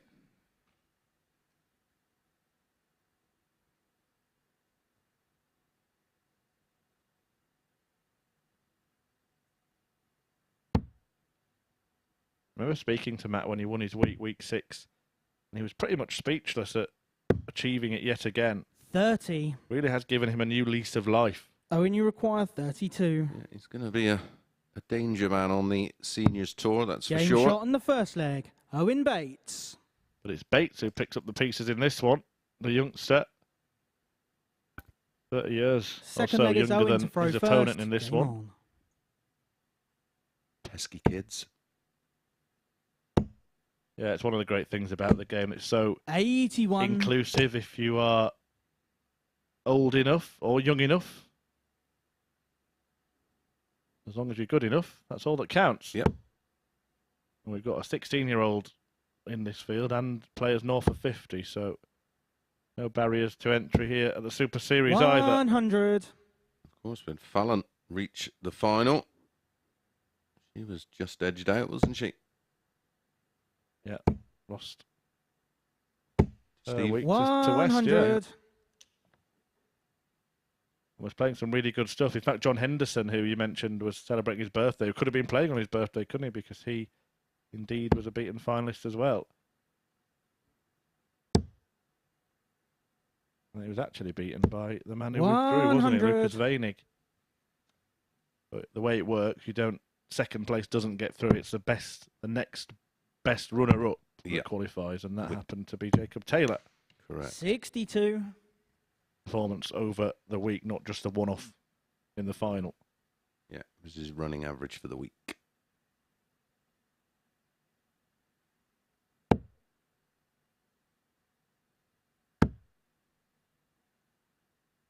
Speaking of Westy, thanks to Westy who donated a 125. signed shirt for the Ray Guthrie Memorial Tournament next Saturday in North Wales. 95. I will be there. I've got a rare bit of time off. Sheffield Thursday night for the Premier League, a bit of a busman's holiday, and playing darts on Saturday. Yeah, it's a bit of a tour of the north, the Premier League at the moment, isn't it? Yep. Leeds, Manchester, Sheffield. Yeah, strange one, that. 100. Yeah, well, So if you live up there, you're not going to go to all three. So I was brought up in Huddersfield, and that's basically equidistant from all three. So someone who lived in a town like that would 100. probably go to a couple if they were spread Matt, you out require during the 76. course of a season, but would not go in back-to-back weeks unless they were an absolute darts nut. I'm sure there are a few of those that will be doing the trio. absolutely, it's the AO Arena tonight, isn't it?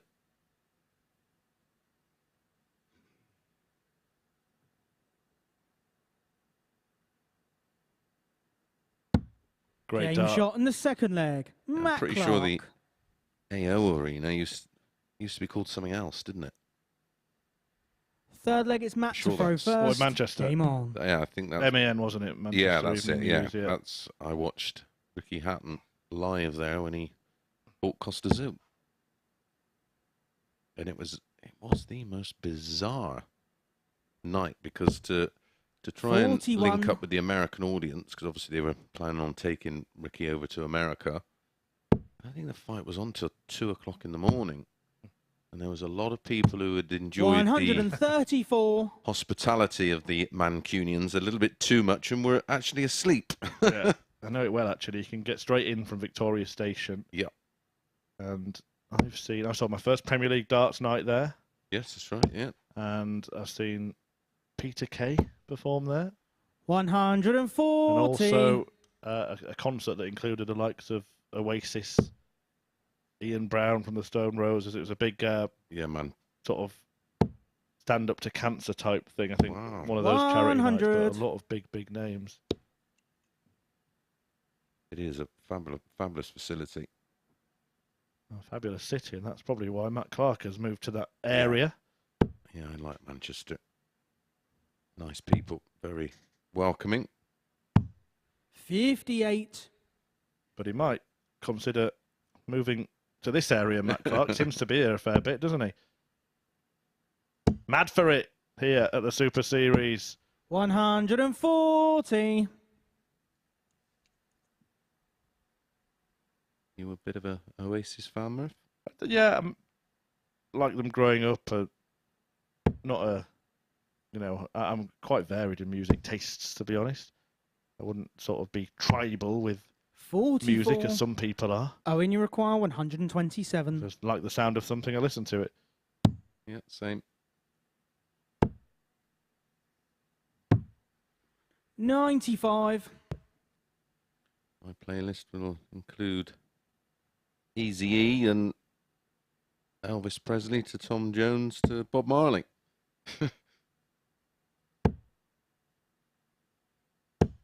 85. Owen, you require 32. Owen Bates looking to get a leg up here. And he Game does shot that in the third leg. Owen Bates. by jamming the dart into double 16.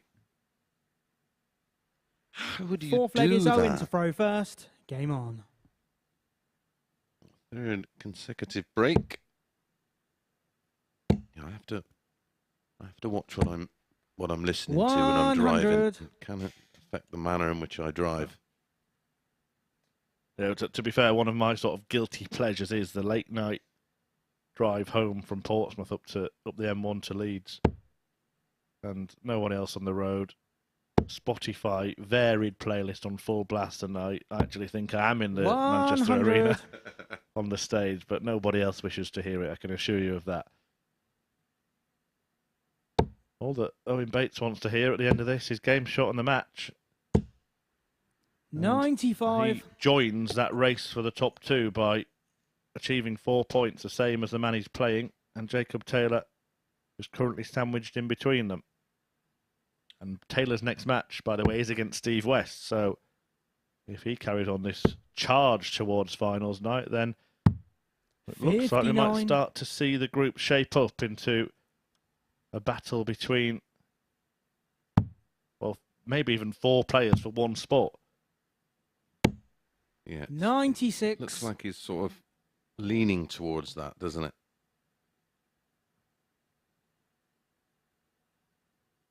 No one's really established a rock solid level except this man. 100. Yeah, Steve West has won all of his matches, and he's won them all with legs to spare, but not convincingly. No. With the exception, well. But even in that, he had a lower average. I know it's a bit misleading that against Justin Hood. 140. But when he dealt with that, didn't he? He dealt with the blast from Justin Hood in that match. Yeah, he's had basically 2 types of performance today, Steve West. Just an absolute spellbinding showing in his first match. 140. And some really gritty comebacks in his second and Oh, and you third. require Both 70. from 2-0 down and on both occasions reeling off 4 on the spin. Owen Bates is the aggressor in this one, though. 38.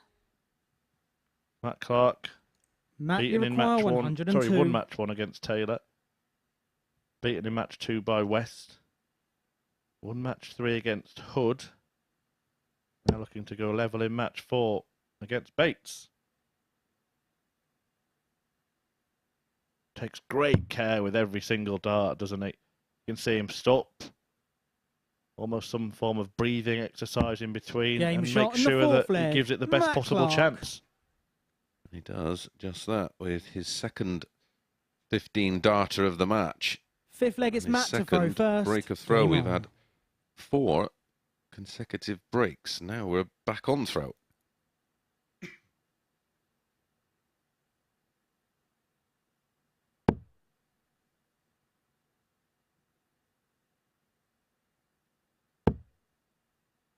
Interesting point that 100. Henry has just fed me. He does send me a few nonsense texts, but this one is quite worthwhile, to be fair. Youngest player in this series, Luke Littler, as we know, 16 years of old. The oldest player, 93. 50 years older than him, in Martin Adams. Whoa. Real nugget there. Thank you, Mr. Deacon. Yeah, that's a bit of a range, isn't it? Absolutely. A full bullseye between them.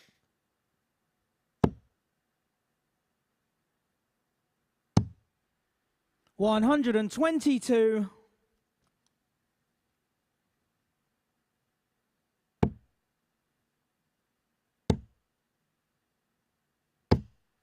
$60. Frustration evident. For the young man.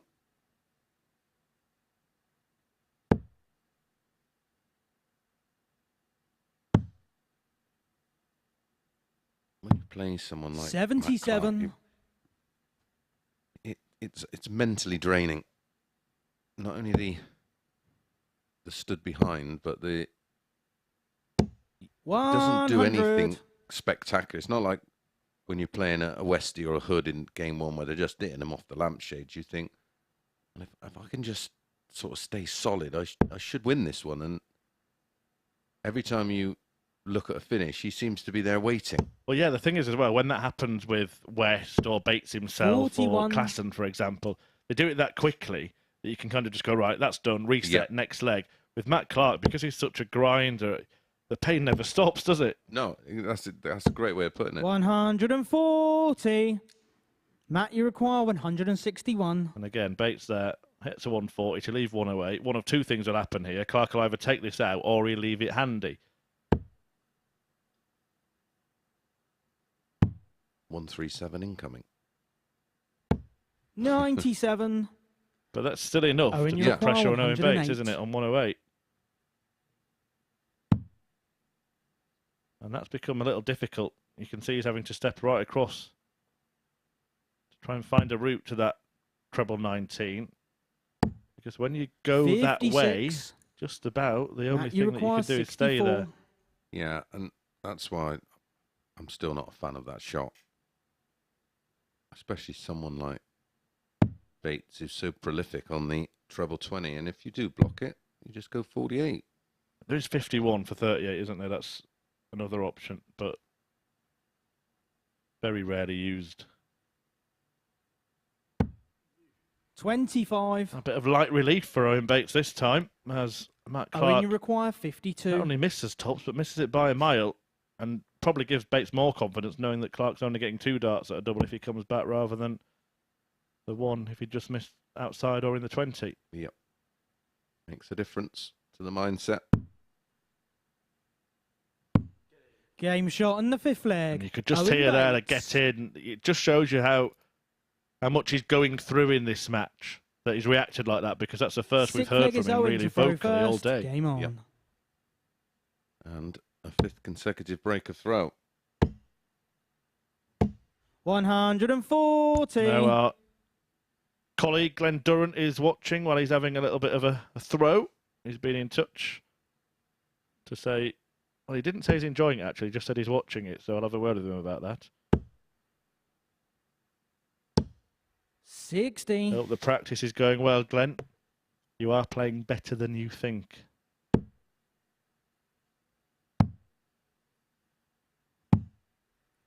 $58. Yeah, just maybe take a moment at this Champions Week to offer our thanks to all of those that have been involved in the production over the course of the last 12.5 weeks. Yeah, it's been a tremendous effort by all involved. 140. May look like a elegant swan drifting across the lake, but underneath 58. There's a lot of paddling. Frantic footing.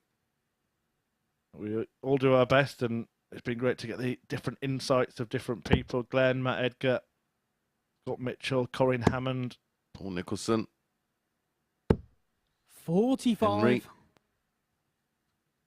Yeah, Abby Davis, of course, our other presenter. I'm going to have a little go at that tonight. I think I'm going to leave you with Henry. Get back in the box. 125. Mission accepted.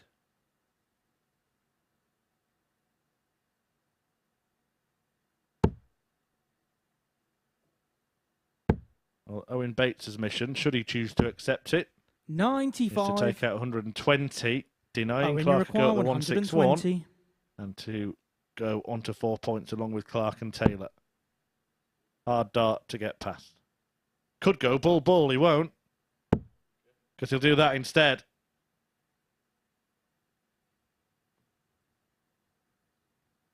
I like that. Goes back to the start. 100. Because a lot of players don't. No, they'll just Matt, you throw require it from that position. 161.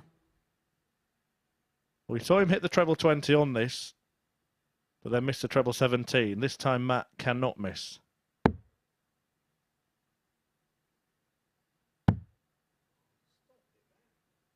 That's one of those where you actually say to yourself, is that in the most ironic fashion? 83. Yeah. What's left? Owen, you require 20. Well, Bates wants to take out his age here.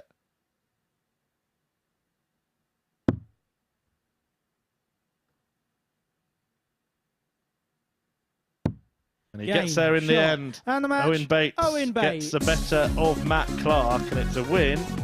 Keeps this group nice and tight as we approach the final throwings of the opening day. Bates, the 4-2 success in the first of our penultimate round of matches, and he joins Matt Clark on 4 points along with Jacob Taylor, who will take on Steve West, the unbeaten force in this group, in a couple of games time. But before that, Jelle Klassen still looking for his first win against Justin Hood, who also is trying to get to 4. This is the MODUS Super Series.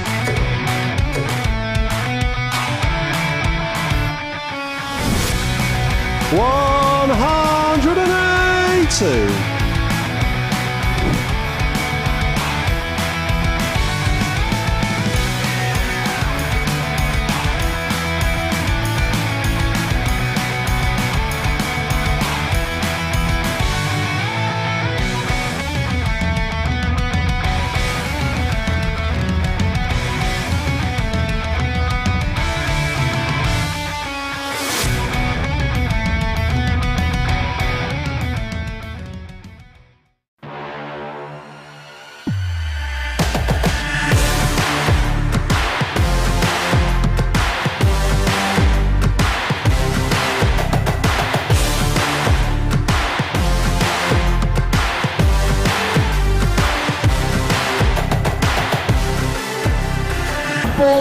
Joe Taylor, Garrett Tilly, and board 2, Craig Nixon, Robin Young.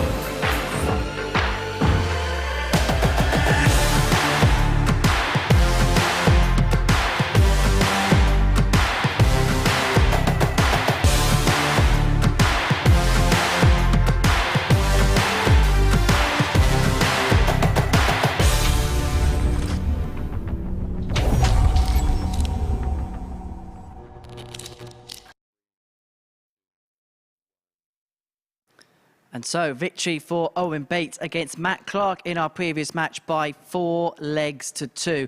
Doing so with a 90.03 average. So, it's another win for Bates. Let's have a look and see what that does in the context then of the league standings here at the Super Series in Group C, because it moves him now onto a 2-2 record for the day. 4 points for him, same as Taylor and now Clark, exactly the same record. We're going to see Jacob Taylor in just a second against Steve West, but before that, we're going to see the return of Jelle Klassen and Justin Hood. Now, they're the two players down at the bottom of the table. Hood winning one of his matches, as you saw there. Jelle Klassen looking to pick up that first reach. So that game is going to come in just a second. But before we do that, it's time for another memorable moment. It's time to take a bow.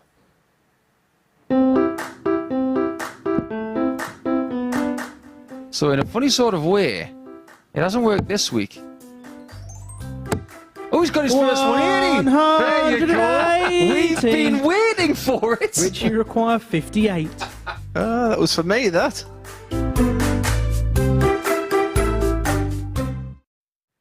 Well, who did it better to tweet in? We should put a poll up, get our social media on it, because I think Henry's got to work on his bow there. That was pretty good from Matthew Edgar, but don't turn up on Saturday doing that kind of thing, Henry, or he'll be off with his head. Sort of half bow, half dab. But yeah, Matthew Edgar there. Ever the entertainer, isn't he? Whether on the stage or in the commentary box alongside either of us. But it's not been a day in which Jelle Klassen will be considering taking a bow. In fact, it might be a day that results in him bowing out of contention because he's lost all his matches so First far. leg, it's Jelle to if he throw loses first, another, game that could on. be pretty much curtains for Klassen, Chris. Yeah, absolutely. Who's his 4? I think that's it.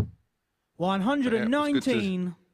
Good to see Matt Edgar up on that stage, and great to see him pick up that title in Iceland.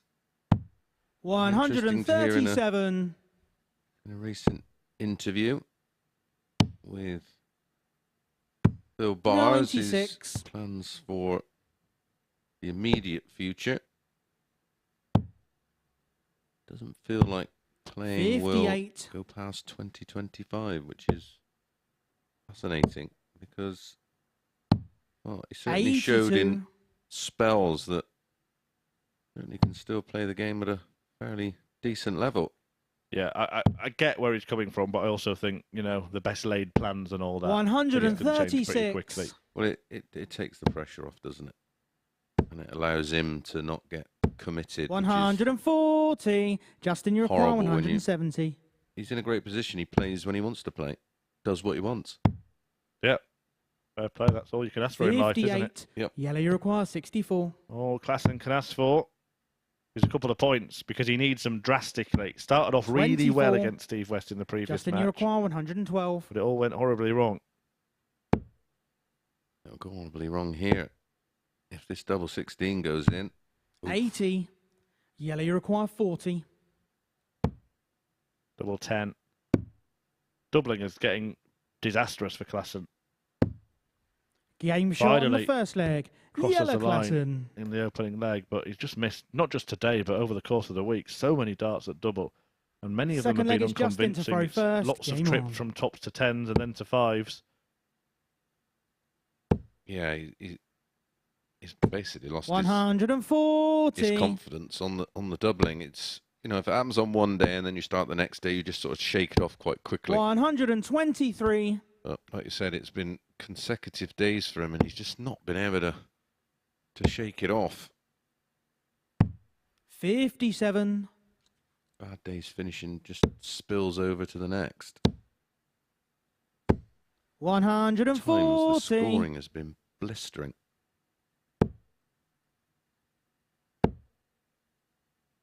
A quick update 81. from the Euro Tour qualifier. Andy Beatons as expected. He is 58. through and will play tomorrow. The Beast, who's And going to play here as well soon. Francois Schweyen trumped Philip van Gassi 5-4. 59. Glad you did that and not me. Good work, though. Thanks, pal. 100. Thinking about that for half an hour. Justin, you require 164. 164 would blow Klassen away here. By the way, well done to our social media team. Go to @MSS Darts on 24. Twitter, and you can now Lee vote on White, who 80. bowed best, Edgar or Henry. Look at us go.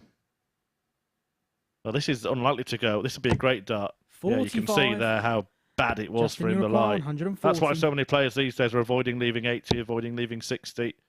Yeah, that's another thing we're going to do in one of our 100. features Yellow going require forward. 35. How the counting has changed and the Game approach shot in the play second is leg. so much Yellow different. Klassen.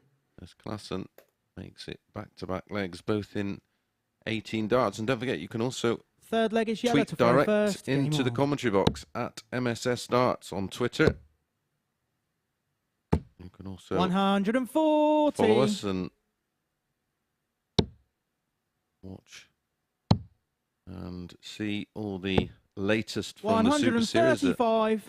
Instagram, Facebook and TikTok. All the same at MSS Darts. 100. We'd love to hear from you.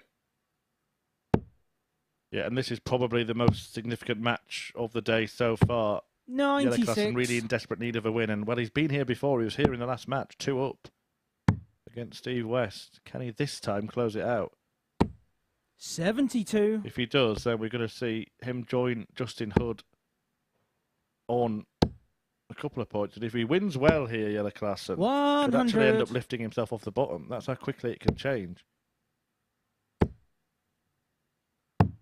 I think he's 165. just reached Justin, you that require point where 170. he's now dismissing his chances and the shoulders have opened and Well, he's playing with a bit of freedom. He's a very much a 70. A sort Yellow, you of require 24. free-flowing player. He almost throws Game better shot in when the he's third leg. sort of Yellow Klassen. acting carefree. Yeah. Yeah. Took the words right out of my mouth, and that seems to be the way he's throwing the darts in this match. Yeah, Fourth that's leg when I is think Justin he's to throw first. at his Game on. absolute best, when he's almost nonchalant. Yeah.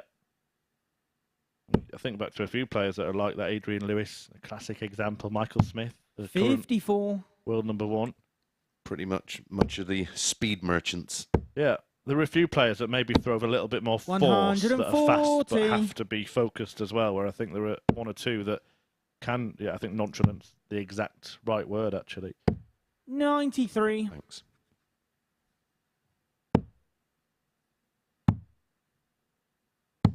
Just going 96. to put my coat on and leave now. He hasn't brought a dictionary either, by the way, folks.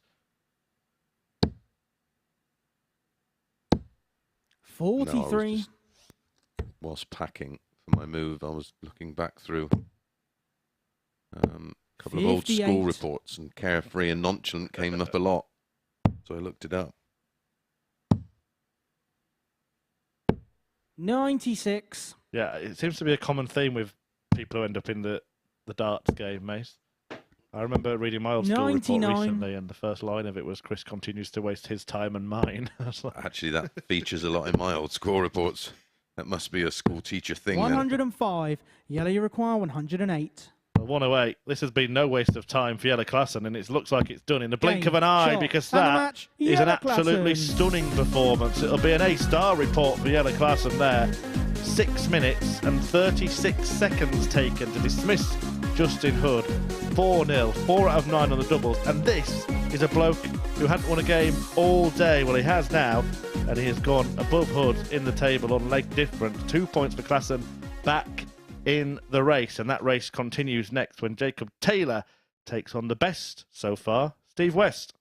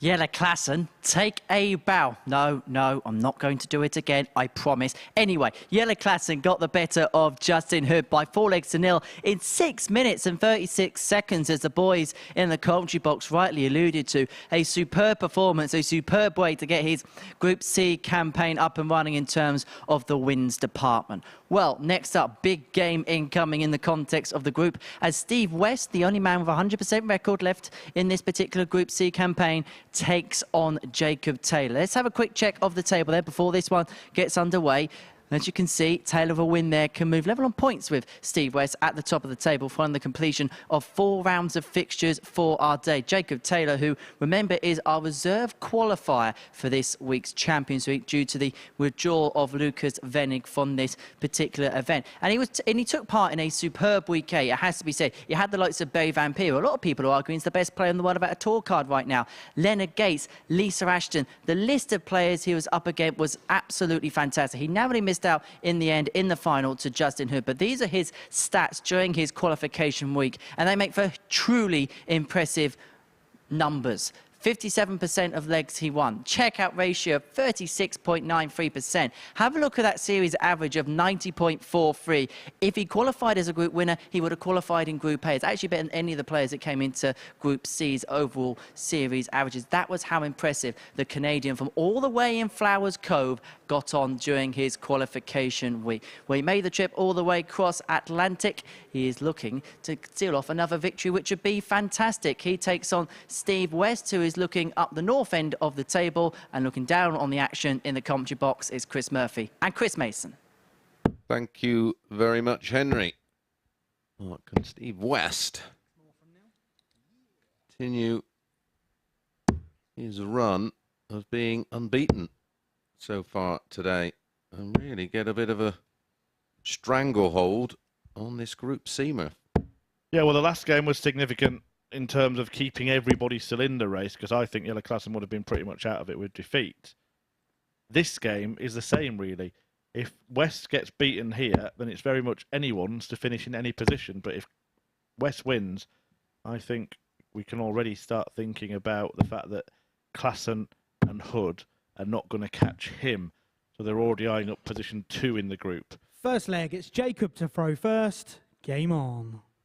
And it may even start to make their last matches very, very important.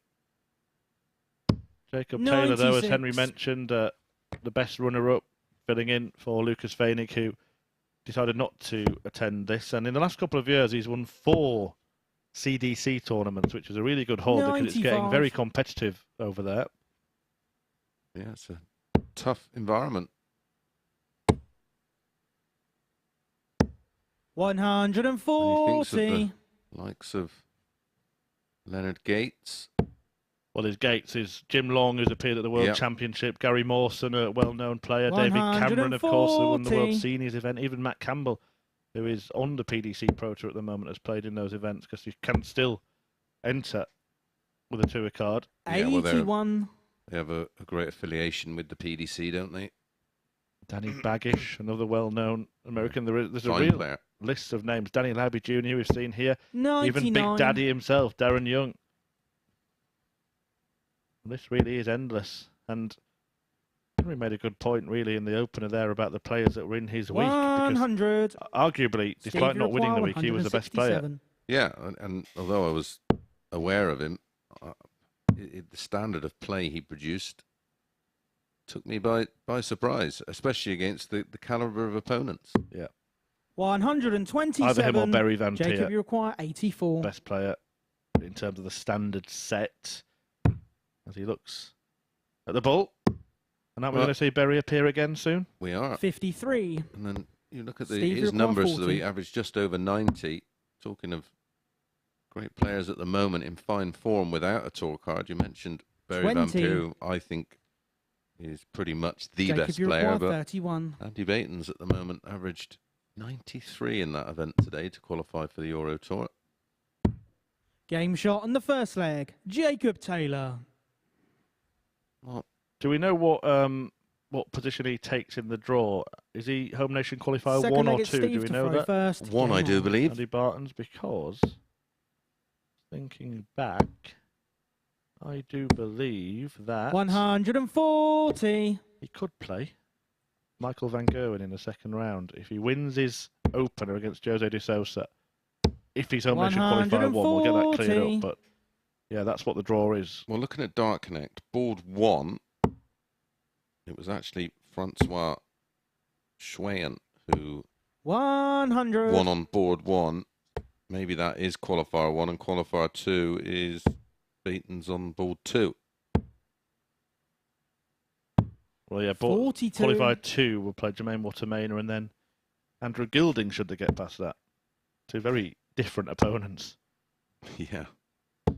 Taylor, though, has taken the first leg in 100. this one, so, well, West won't be phased by that. He's lost the first 2 legs in his last 2 matches. Yeah, it's becoming a bit of a theme with him today. 89. Weirdly, the Steve time he Require, changed his darts was when he was at 161. his best today, Steve West. He has stuck with them since. 41. Lovely effect, isn't it, on the darts there, really? Yeah, it's like a rainbow, isn't it? Yeah, Almost, aesthetically pleasing. almost like when you put oil into water. 60. Simon Whitlock, I think, was one of the first to Steve, employ you that require kind of arrow, but he's 120. been the first to employ most kinds of arrows, to be fair. And points. Many of them homemade, but West now looking. Well, there we go. That's a bit different, but it's probably a happy accident 110. because it meant nothing in the way, didn't it? Jacob, you And require his darts really do 170. stick up, and so many times you'll just catch the flight. Oh, ball. 145. On the green, but not in the hole. Yeah. Steve, you require You'll 10. catch the flight and bust.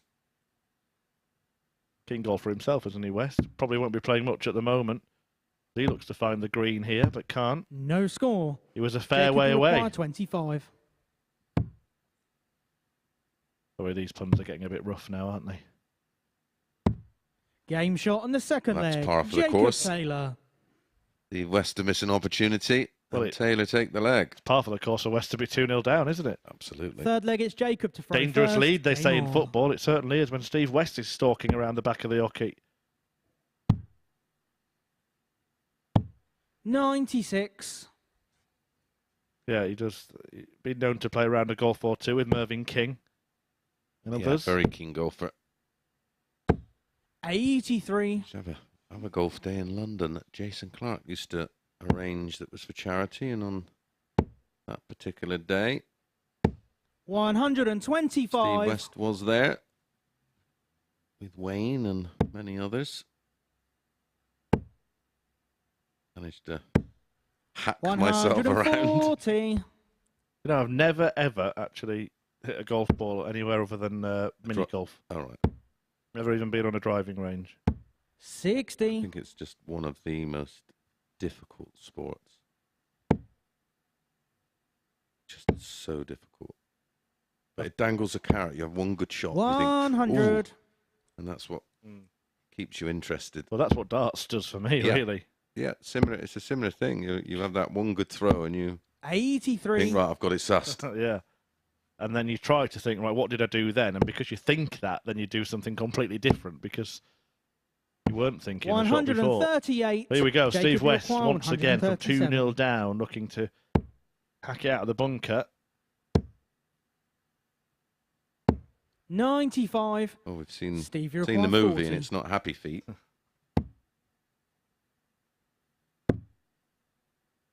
Yeah, no tin cup at the end of this tournament. Though. I think there'll be a nice glittering trophy on Jacob Saturday Lequois, night. 42. But will it be Taylor? If he hits this, it gets very interesting. 34. Steve West has recovered two Stevie required 10. two-leg deficits, but a 3 would have been a completely different proposition. No margin Game for shot error, on the and that third is leg. only Steve just in that West. double 5. That could have easily been a bust score, that. Fourth leg, it's Steve to throw first. Game on. Interesting to see what he produces because this will be following such a similar pattern. Because last time 70. it was a 13 darter. You do well to go out in 13 after a 70 start. Just want to get your thoughts on technically here.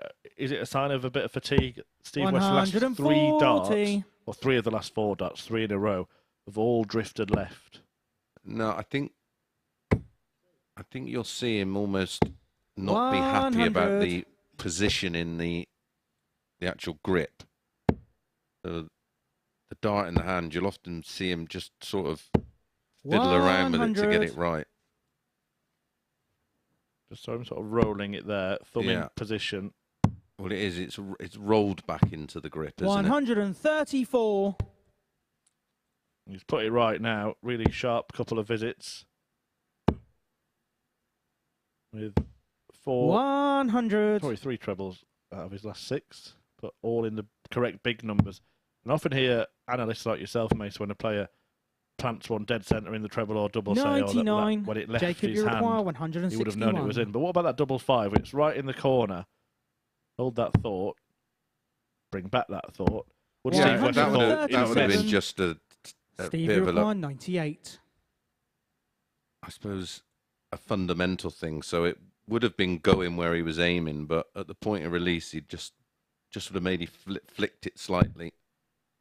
It wasn't a clean release out of the hand. Still found the 79. target. But is he, when he leaves Jacob his hand, is he Lequois, thinking, 24. oh, that's a bit dodgy? Yeah. Yeah, you know. Well, he nearly hit double 12. That's what Taylor wants to hit. Can't find it. Double 6. Can't find that. But he Game can shot on the find fourth double leg. 3, which Jacob means Taylor. Steve West, for the first time today, is 1 leg away from losing a match. Good leg from Jacob. Fifth leg, 15 it's dart Jacob to break throw back. first. Game on. Now Westy has to be the bestie. He's got it all to do. 100. A good sort of recovery from Jacob Taylor today. He lost his first match to Matt Clark 4-2, then beat Yella Klassen 4-2. Owen Bates 4-3, and now 140. looking to join Steve West on 6 points by beating a man who hadn't lost to this point. Yeah, and I think the way he's played today, 134. 6 points, if he does convert this lead into a win, just reward for his efforts. 134. And level of play. Yeah, he's been effective, hasn't he? Without going crackers, Jacob. Yeah, I don't think at any 83. point has he played as well as he played in the week that got him to this point. Yeah, and it would have been a different 57. type of preparation. Pretty late call up. Yeah, and there was no... Yeah, exactly. And maybe coming in didn't feel the pressure, but now on the back of how well he played, he's feeling a bit. 136. Stevie Lequois, 170. Well, to stay in it in the most incredible way, not going to happen. So, Jacob Taylor has the opportunity to 140. inflict the first Jacob defeat Lequois, 48. of the day on Steve West. Game, And shot. he and does. The match, Jacob Taylor. Taylor takes West apart, and in doing so has actually gone top of the table.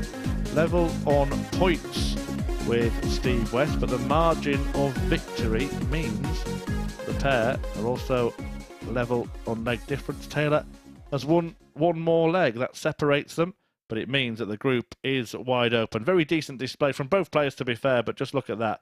Steve West had the same amount of darts at double, a dozen, as Jacob Taylor. He could only hit one. So a first defeat for West. Taylor level on points in the table. Some symmetry now, 2 on 6, 2 on 4, 2 on 2. And Jelle Klassen is looking to get into the middle of the pack when he faces Matt Clark next.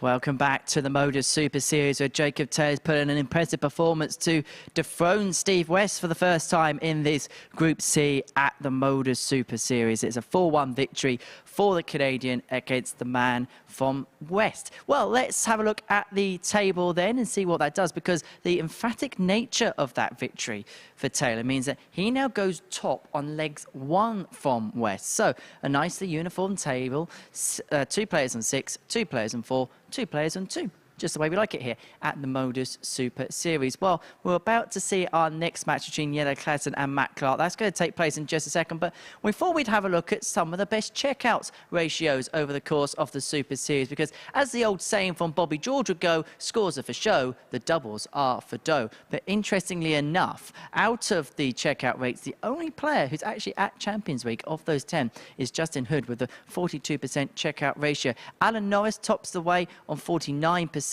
Jason Askew on 46. Andy Bolton came oh so close to qualifying himself. He was ultra impressive in the week that he was in. Just missed out to Scott Taylor. Also, got to give a mention to Conor Heenahan, of course, the 9 dart man here at the MODUS Super Series. But come Saturday night, we'll be talking about who's going to be claiming the £20,000 check, but most importantly of all, that stunning Super Series trophy, which we'll be revealing to you very shortly indeed. Well, next up for us, Jelle Klassen up against Matt Clark. Watching this one in the comms box are the 2 Chris's. Yeah, interesting selection of stats. So we're just looking through that, and yeah, while a lot of players with a higher checkout aren't at finals, and that's probably to be expected, Mace, because he might have thrown a fair amount of darts fewer at double. So full credit for Justin Hood to actually make that list. Well, yeah, especially with the amount of legs he would have played. Yeah, if you're playing in a group where you may be finishing bottom or near the bottom, and you're playing players that are not giving you darts at double, that will inflate your checkout percentage. But I think Jelle Klassen kind of put his right in the previous match, because he'd struggled a lot in that department earlier in the day, and then he's gone and played Justin Hood, the man who was on that list in the last match, and got a really convincing 4-0 success. And his doubling in that one, well, it was much, much better, wasn't it? Yeah, 4 from 9. He First leg, reduced Justin to just 1 dart on. at a double in the whole match. Yeah, 108 finish, an average of 94 for Jelle. 58. Should have given him a bit of confidence going into this one. And 2 games ago, we could have really seen Jelle wave goodbye, but now it's very much game on, because not only has he won, but Taylor's beaten West, which means that he's just 4 points off the top 54. 2. A win here would close that gap to a couple, and if results go his way, then things could look very, very interesting come the end of the day, with just 2 points separating the entire group. Well, yeah, if Bates beats West, he goes on to 6 points. And then if Hood beats Taylor, he would go on to 4 points with Jelle. So would have 3 on 6, 3 on 4. Very much 134. game on. Absolutely. Yeah, going into a final day can be misleading. If you've been watching all week and you've seen Group A, you might think that the first day, 4 points is a more than bridgeable gap, if that's even a word, but it is now. But but on a final day, 4 points is a lot. 6 points is almost unassailable. There's 30 points available, isn't there, on Group A? 100. Yeah, if you come into tomorrow needing to make up a 4-leg gap, that is hard work enough. If you need to make up a 6-leg gap, 140. especially if there are a couple of players on the same points at the top, because they're going to take points off each other. Yep.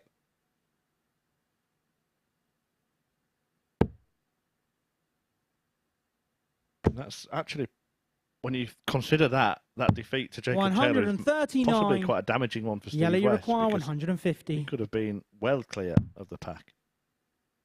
Or potentially 4 clear. Yeah, you're not 71. concerned with how many points second place is on Matt, if you're top, are require you? You're more bothered about what 74. third place is on. And he would have been 4 points clear of Matt Clark himself and Owen Bates. I say there was times in that Jacob Taylor Steve West game where he just looked a little off the 49. pace.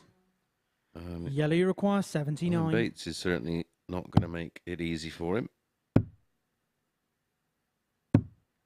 68. Well, he Matt, doesn't you want to see a require return of double 25. trouble here. Clark cleans his glasses and eyes up the 25 finish. Of course, Klassen last time out would have loved and relished the pace of Hood. Seeing this more often, 17 for double 4. Some Game players have shot done in the that for a first long leg. time, but Matt Clark. becoming almost as favoured as the 9-8 shot. Yeah, Second I leg, think it's you're- Matt to throw first. Game on. I think you're less likely to hit the treble 17 as you are the treble 9.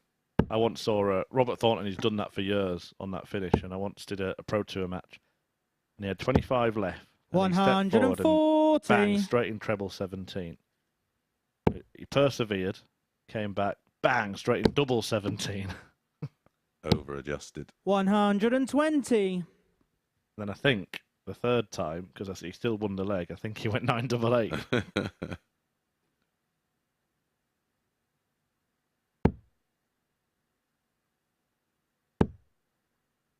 And that's sort of a lesson for, novices 60. and amateurs to learn, is that at the bottom of the board, you have 4 odd numbers next to each other.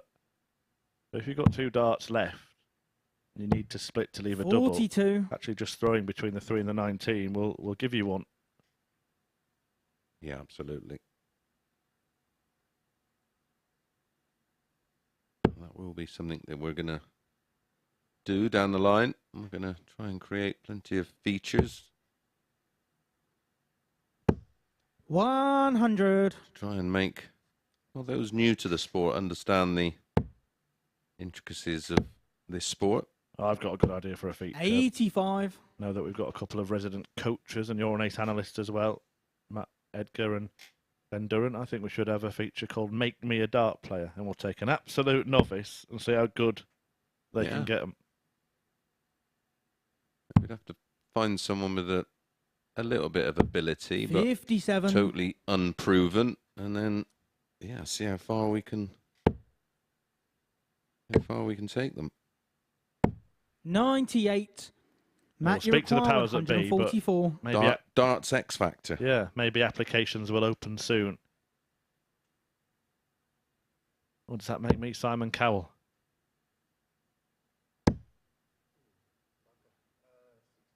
Well, that's not worthy of a place in the next round, Matt.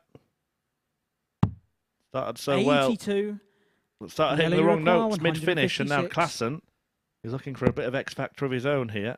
We'd have to involve Andy Bolton in that, wouldn't we? 56. Matt, you require He could 62. be mentor. Right, 62 for Clark. So treble 10 for double 16. And now choices, 12 or 20. No. Or neither. 22. Yellow, you require 100. He just didn't give that one the amount of 90. concentration. You probably noticed it was a real quick one, and he did that a couple of times on Monday. But Matt, it's you another shot require as well where we're 40. seeing different ways. Klassen himself would have gone potentially a different route on that. 54 double 4. Game shot in In the the second end, leg. all's well Matt that ends Clark. well for Matt Clark, and maybe Klassen's good work from the previous match has been undone here. Now, he's had a little look over his shoulder there, shaking his Third head. I leg don't is know if yellow there was to some throw kind first. of Game on. noise or anything, but one thing we picked up on earlier is that the players are picking up on 58. everything. Yeah. I mean, it is absolutely silent in there, but I mean, that can sometimes be harder because you'll pick up on any little noise. Well, you play in perfect conditions, and then if one little thing happens, 99. it feels like It's massive. terrible conditions because you're so used to it being silent. And it can be anything, like a player leaving the practice room to go and 180. have a comfort break or whatever it might be. The door might just, they might just forget to close the door quietly or whatever it is. Sometimes, though, we've seen players, like Gary Anderson's a classic example. He'll look for something to get himself angry, and then he'll just blitz the 81. dartboard.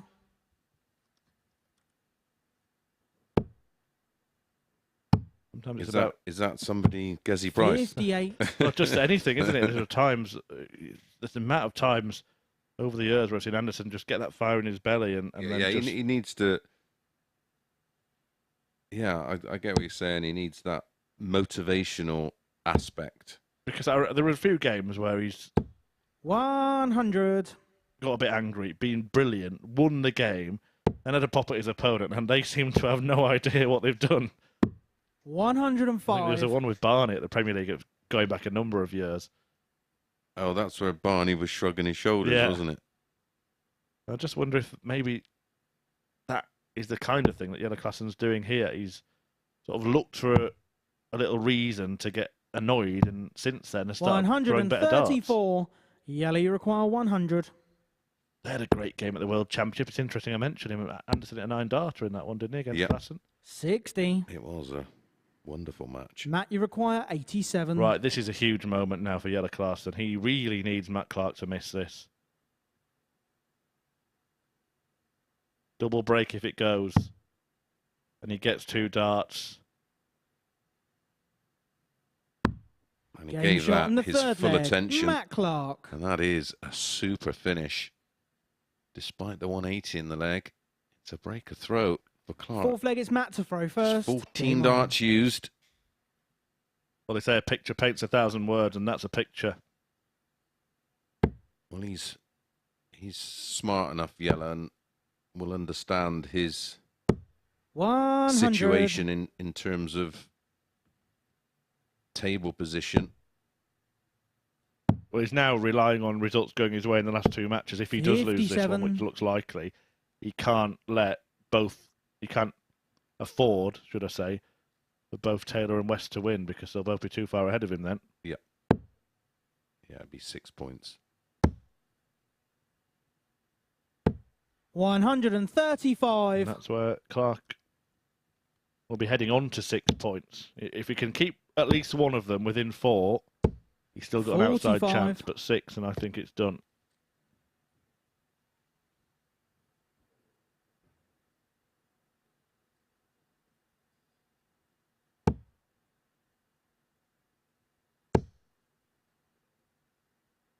This pair did play a little bit during 99. their PDC careers, and Yellow Klassen's actually got a very good record against Matt Clark, so the pace really shouldn't affect him. It's 6-1 in his favour, the head-to-head.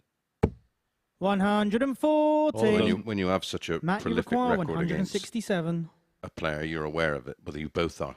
Yeah, all of those meetings between 2007 and 2017, which is basically when Klassen arrived on the PDC tour and when Matt Clark departed it. Yeah. 59. And his pace has been the same since day dot. 99. I know firsthand. He Matt, put me you through the require ringer on the embassy 108. stage. Well, again, Klassen is just waiting and thinking and hoping and praying. Trouble 19 for double 16 for 4-0. 76. Well, Klassen's now thinking, why did you not do that in the Yeah, last you leg when I require was waiting on 160. tops rather than 160? But he might take it out. Oh, it would have been an almighty checkout for Yellow Klassen. 84. But this following on from that emphatic 4-0 Matt, you victory in his require previous 32. match. He's a real reality check for the Dutchman.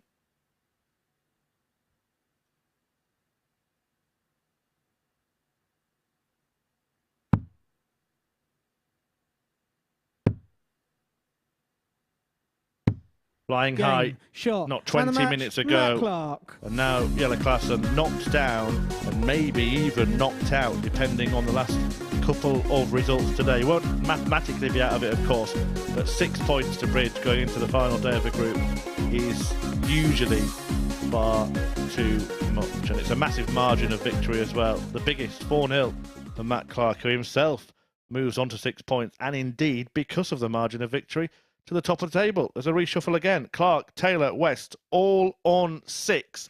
And it is going to be West who's back in action next. He takes on Owen Bates.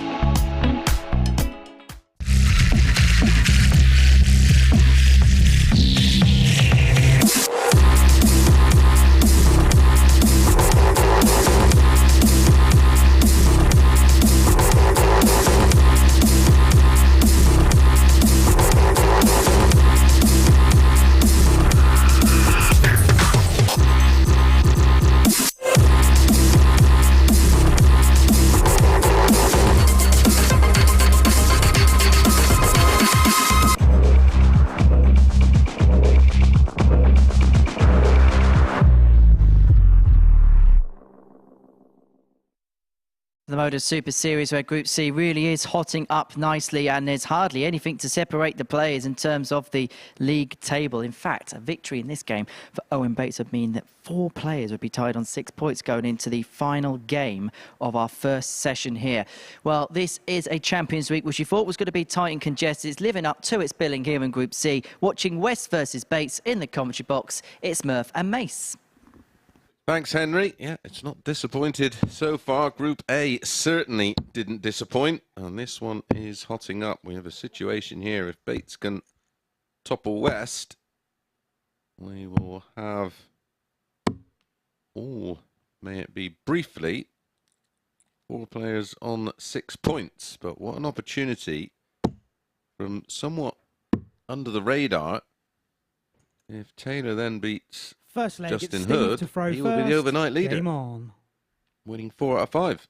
Indeed, and I think Jelle Klaassen is praying for the opposite result, isn't he? He's hoping that Bates beats West and Hood beats Taylor, and then he's only 4 points adrift. And I say only, it's still big enough to come back from, but I think genuinely you've got little to no chance if it's 6 points 96. with just 10 to play for. The West opens this match like he opened the day with a maximum. 100. Yeah, interesting the reshuffles as well. Paul Nicholson makes a good point when he talks about, particularly 73. groups B and C, about often making sure that when you lose small. Yeah. And that's why Matt Clark is actually top of the 140. table, because he's not losing his matches by as big a margin as the others. And then winning big with a 4-0. 140. Yeah, Steve, we said it Require, yesterday. 81. He never gets beat, does he? 4-0, Matt Clark. His 2 defeats today. 41. 4-2. Steve West. Beaten for the first time by 96. Jacob Taylor. That was Steve Require, 4-1. 40. He's bouncing back here. Game shot in 13 the dart first start leg. for Steve West. Super stuff. From Steve. Second leg, it's Owen to throw first. Game on. And as we go into our 60. penultimate match here, Mace, there's 3 players on 6. Obviously, West and Taylor have a game in hand over Matt Clark. But who's impressed you the most today? 80. Well, they've all had moments, haven't they? But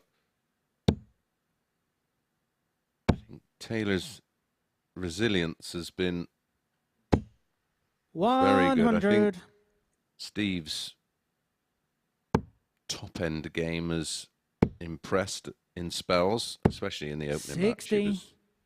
He was outstanding. They've all had. 140. When you look at their best performances of the day, Justin Hood's had a 104.67. West has had 103.52. Matt Clark's had a 94.52. 180. Westy's also had a 95.72 in defeat. 60. Yella had a 94. So they've all had a good performance, but I'd have to go for West. Well, Classen's one win of the day was 145. arguably the best Owen, performance you of the day, require just because of the manner 141. of it. I know it wasn't the highest average, but he dismissed his opponent in just over 6 minutes. Yeah. 109. Steve West Steve looking to required do similar. 36. Yeah, and certainly will have to be West in Game that shot in the category as second leg. Steve West. player of the day if he wins 4 out of 5.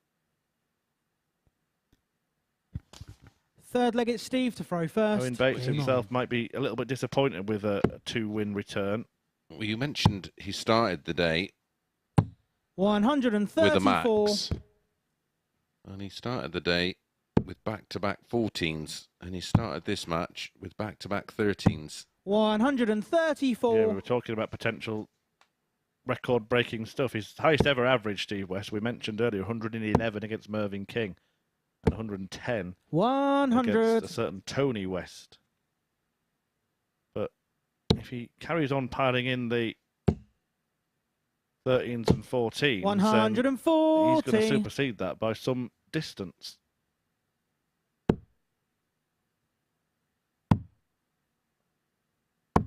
$93. Priority number 1 here, though, is to hold on to his throat.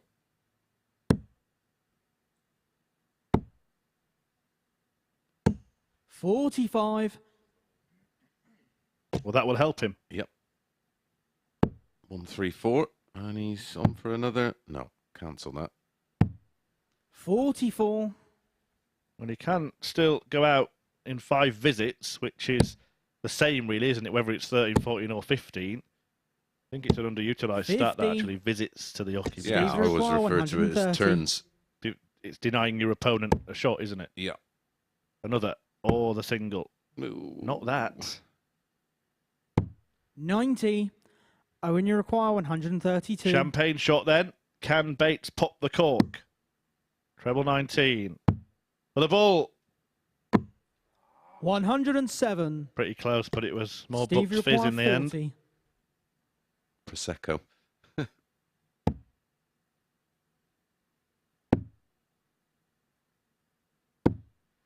20. Bill might go down well. Owen, you require 25. 25 remaining. Double eights. Game Yeah, shot on fair the third play leg. to Owen Owen Bates. Bates. Making the most of an unexpected opportunity there. He missed at a Fourth double. leg is Owen to throw first. For Game 3-0 on. though for West. More importantly, for Bates, it's the break back. 134. At this point, we'll remind you to rejoin us tonight, 10 p.m. I know a lot of you 43. darts anoraks will be tuning into the Premier League action. You can follow on for the after party here. Bit more of a chilled 60. out session than the revelry and merriment of a Premier League night. But very important stuff happening, and it's the start of Group B and the entrance of John Worsley, the Week 60. 1 winner, Mike Gillett, who won Week 11, and Daryl Pilgrim, who won last week. Joining them, Mike Warburton and Scott Taylor, who you will have seen in Group A earlier in the week. 119. Mike Warburton with a real great escape to get into that group. And It's got a fascinating dynamic, that group. yeah, because Scott Taylor will be disappointed to be there. 58. Yeah, he will be coming out firing on all cylinders. One of the two players, of course, with the best final 125. performance, Scott Taylor. The other one is already through to the finals, Luke Littler, 16 years of age. Probably listening in and 58. whilst on Owen, you require 63. the Xbox, playing FIFA or something maybe.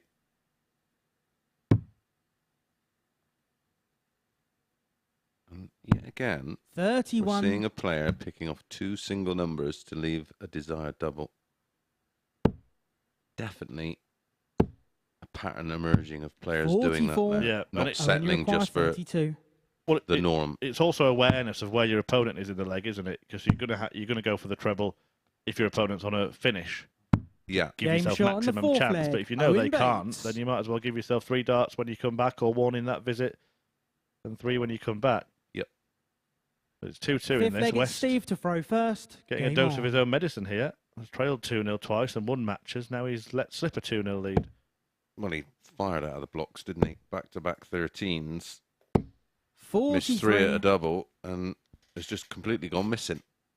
And by the way, on Luke Littler, I know that people talk about overhyping and things like that, but I've made the comment that I think he's the 125. most exciting teenage talent since the original emergence of Michael van Gerwen. And I put a tweet out last night. I said, having watched him for the 3 days this week, I cannot find a reason to doubt 28. that. And I'm kind of looking for one so I can just calm down a little bit, but I just cannot find a doubt at all. No, it's massively exciting. Well, we said there that all the players are noticing stuff. Steve West 60. dropped a dart there, and Owen Bates has sort of looked at him as if it was intentional. I'm sure it wasn't. No, not from Steve. But they are picking up on every little thing. It's really noticeable today because we've had 3 days of action where we've had not a cross look or a cross word between any two players. Senses are heightened due to the 59. situation. Well, the deadline's looming now, isn't it? We were talking golf earlier on, and basically the next Gotta 2 make the days. cut. Exactly. 20 grand up for grabs. That brings its own 100. pressures, doesn't it? Yeah, if you're in Yellow Klassen's position in Group A, you find out I've got another couple of days where we all start on 0, but now he's starting tomorrow with a deficit. 100. And it might be Steve, an you require unassailable one. 150. I do wish he'd try the 150 on 3 balls at the end of a leg, Steve West. 56. Owen, you require Maybe if- 157. He was home and hosed and Bates wanted 300. 41. Steve, you require 94. Big game this. Really big game, particularly for Owen Bates, and West has a chance to lead it. He's gone the bull route. Not many do that these days. Did he go 45-32 there? 78. Owen, you require 116. Leaves 16 in the end. Bates wants 100 more than that. He's going the 19s route. I've seen Steve West complete that checkout on double 1 on a big TV tournament. But tops will do it for Bates. 96. Steve, you require 16. He gave it the big build up there, didn't he? I'm not sure in that spot whether that was the right thing to do because his first 2 darts have been spot on. I get it when his first darts are off. Game shot on the and fifth that leg. is a dirty Steve deflection, and Owen Bates, well, he won't be able to believe it. You can see him shaking his head. Yeah, it was a dirty double, that.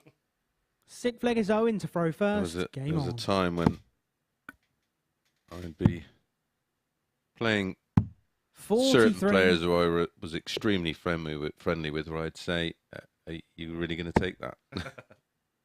Really? 59. Yeah, I know you're not a fan of apologising, but that one might have been worthy of it. Yeah.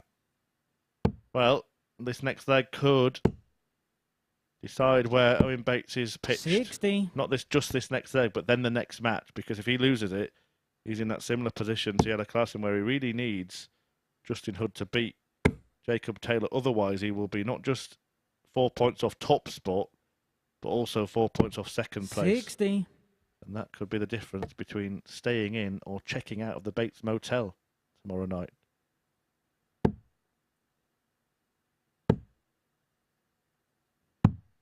$44. Those players hitting a bit of a wall here. 140.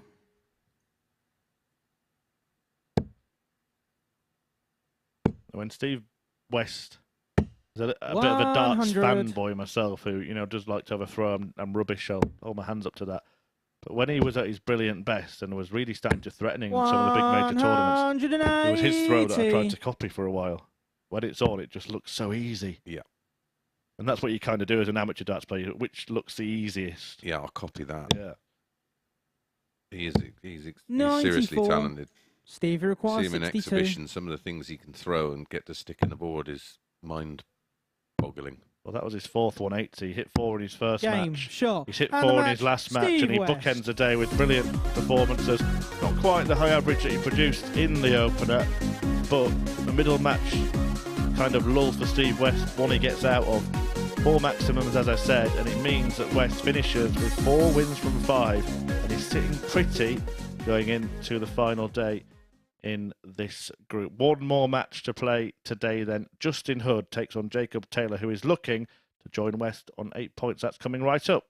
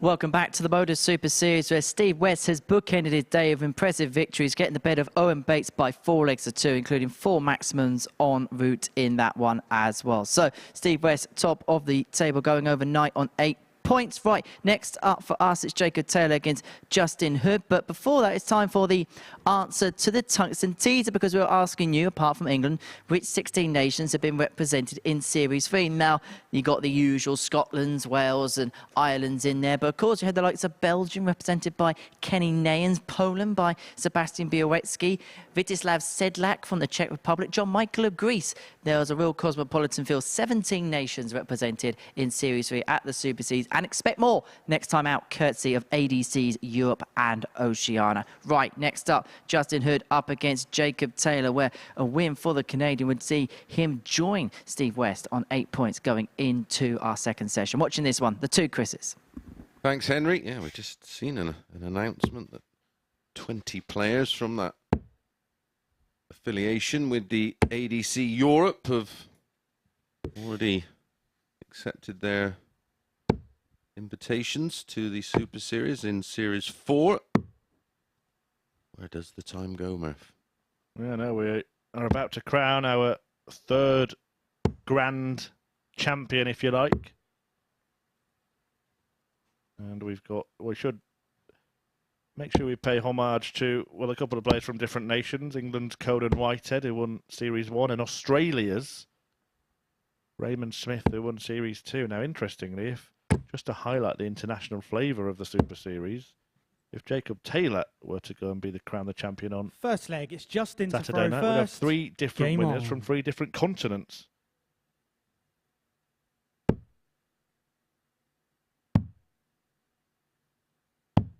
$96.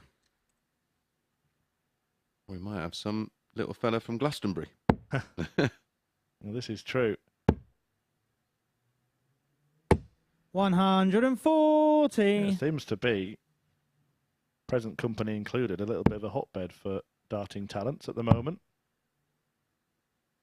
58. Sort of southwest area. Yeah. It's been very much like that, going all the way back to the 60s and 70s in the old days of the News of the World. And of course we had Mike Gregory and the great Bob Anderson. Yeah, well, Bob Anderson actually is going to play his last televised tournament, isn't he, at the 58. World Seniors Masters in Yeovil. So, Fittingly in the West Country. yeah, if you do get the chance to be there, then that will be an occasion to mark. 42. Yeah, and another event, great value for money. You buy a ticket and it's for the whole day, the whole session. Tickets available via dartshop.tv, I do believe. And Yeah, or Westlands Direct. 121. And Mace the Ace himself well, he won't be in the box alongside me. He'll actually be on the stage. So just be careful. You won't be too far away though, Murph, will you? Just be careful what you say for the rest of the week, because I'll get the chance to get my own back. Yeah, really looking forward to that. 92. Jacob, you require 54. The great Trina Gulliver. Yeah, 10 World Championships between you. Game shot on the first leg. Taylor. Jacob Taylor. Yeah, but has she ever won the Redfern District singles on a Wednesday night? I don't think so. Second leg is Jacob to Taylor throw found first. tops there Game to win on. that leg. The other Taylor, of course, will be in action in that one. No, not Scott. Phil, the power Taylor.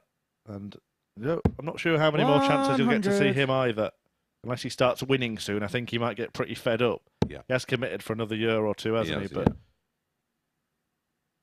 Well, just after that, I think is 43. when he goes in for a much-needed hip-hop, which then, going forward, will allow him to practice. hip hop, I thought you were back on your 95. Spotify playlist then. Well, 306. Taylor, when he returns, usually players would start on the 19s, but with Hood not 93. in the same postcode, you might not bother.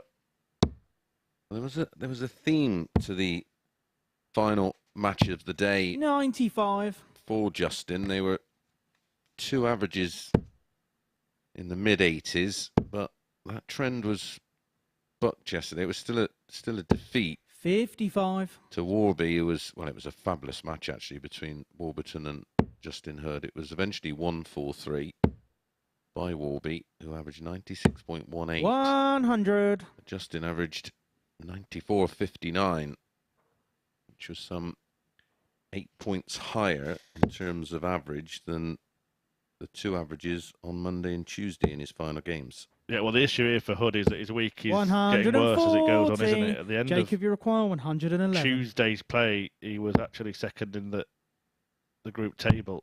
Yeah. He'd won the group table on that day. 79. And Justin, you require 170. 4 matches on Tuesday.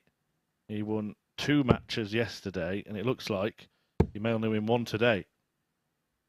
60. Jacob, you require 32. And if he does that, then it's looking pretty much done, isn't it, for Justin and for Jelle Klaassen? And 4 fight it out, but more 24. likely 3 fight it out. Justin, you require Because 110. even that 4-point gap that Owen Bates would face is going to be too big. Usually is too big. And it's not just going to be one player, 4 points adrift. It's going to be 2. 49. And of course, they play each other, so 1 of them becomes 10. Yeah, and I think that Bates on 4 points is going to need a minimum Game shot of in the second 4 leg. out of 5, Jacob most likely to Taylor. win all his matches tomorrow. Matt Clark, though, still in the mix. And you can understand why I said it in that tone. Yeah. Third leg, it's Justin to throw first. 3 from Game 5 on. today. Typical Matt Clark return rate. Yeah, always does enough to be there. 100. And then when it comes to the crunch, manages to pounce. So, Steve West, Jacob Taylor, you have been warned.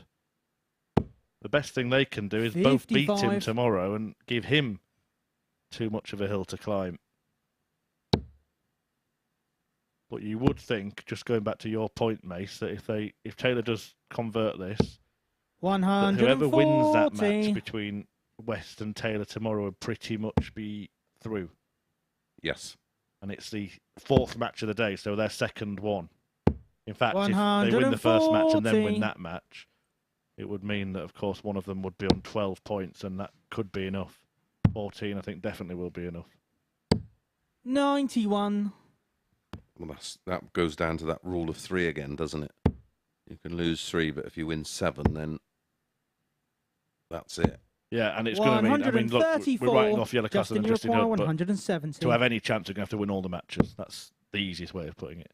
Yeah, and the maximum they can get to is 12, and that may, well, it's looking like it's not going to be enough when you've got players, 79. 2 of them potentially winning 4 from 5. Yeah, because of course you doing that run would beat them, but you would need to 140. allow at least one of the Justin, you player require beating them as well. 91. Yeah. 16 and ball. That's a good marker. 66. Jacob, you require 32. Not looking good for Hood. Game shot in the third leg. That was his Jacob first Taylor. start at a double, and it's the smallest one on the board, and it was at the bullseye. It's the double break. So 4th leg is Jacob has to the throw darts first. to wrap this Game one on. up.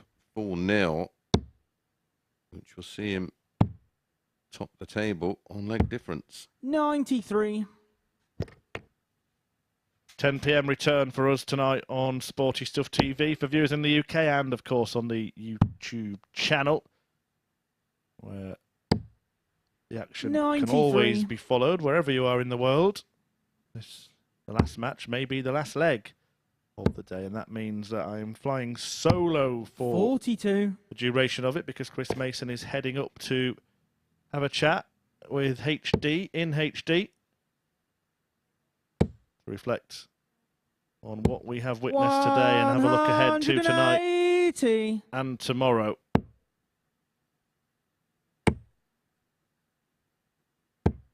$41. An opening for Hood, carved out by his own 180, and it seemed to ruffle the feathers of Jacob Taylor, who follows a 42 score with a 41. 80.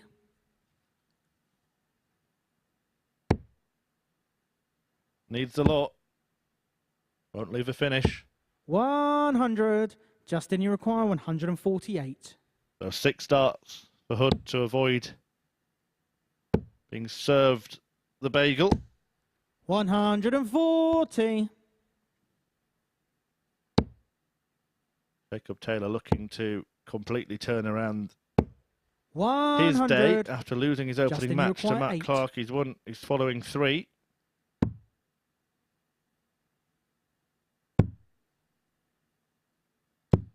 Four. And if he can take out the 125, Jacob, you it would be the following 125. 4.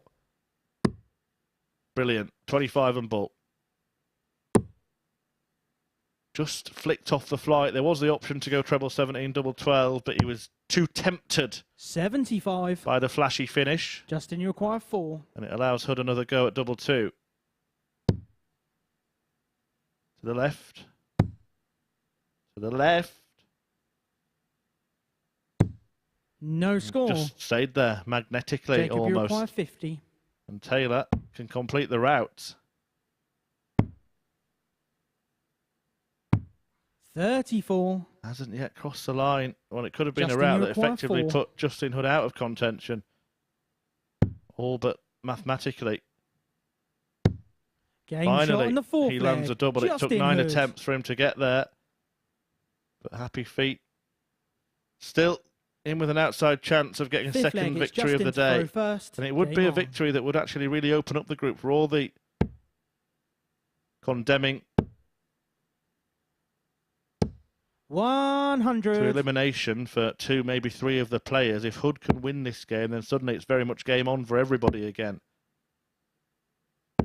100. They'd want Steve West to run away at the top, but 4 points would separate second place Matt Clark and bottom place Yella Clarkson with Hood and Bates on 4 and Taylor 57.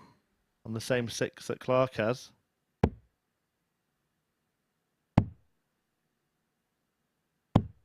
$58. And it has just dried up a little bit here for Jacob Taylor.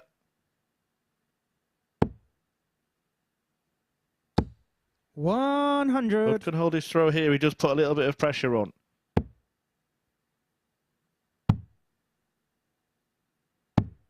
$96.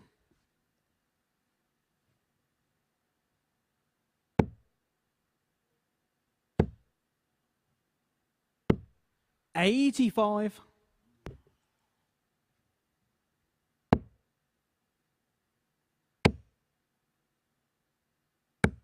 $140. Taylor in position once again. Already missed a handful of match darts, don't forget. 93. Jacob, you require 107. Won't get another in this visit. 75. Justin, you require 66.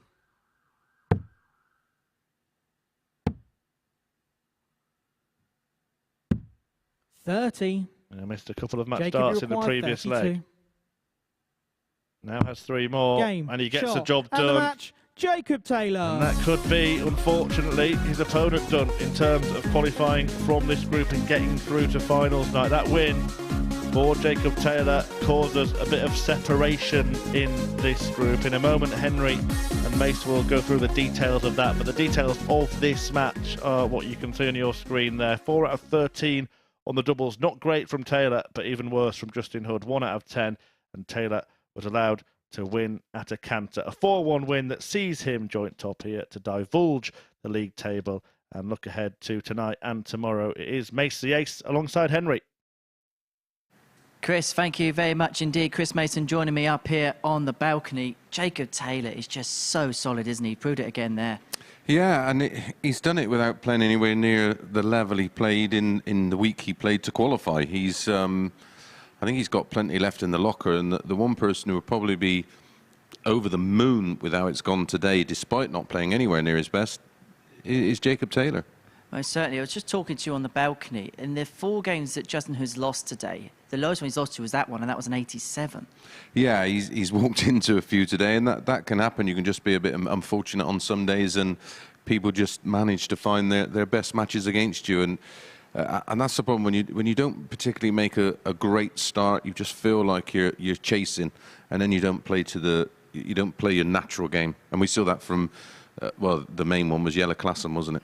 Well, let's have a look at the table then, at the halfway point in Group C, because it is Taylor and West both out on top on 8 points. As for Steve West, well, he got out the traps flying, kind of bookended his day with really good performances, didn't he? Yeah, 4-1-8s in his opening match and 4-1-8s in his finals match, and 4 in between, and a couple of the odd disappointing performance he won't be happy with, but overall you can see why we rate him so highly, because he does have a high ceiling, and that was another game where Justin Hood walked into a monster. Despite averaging 104 himself, Steve West averaged a little less, 103 in that.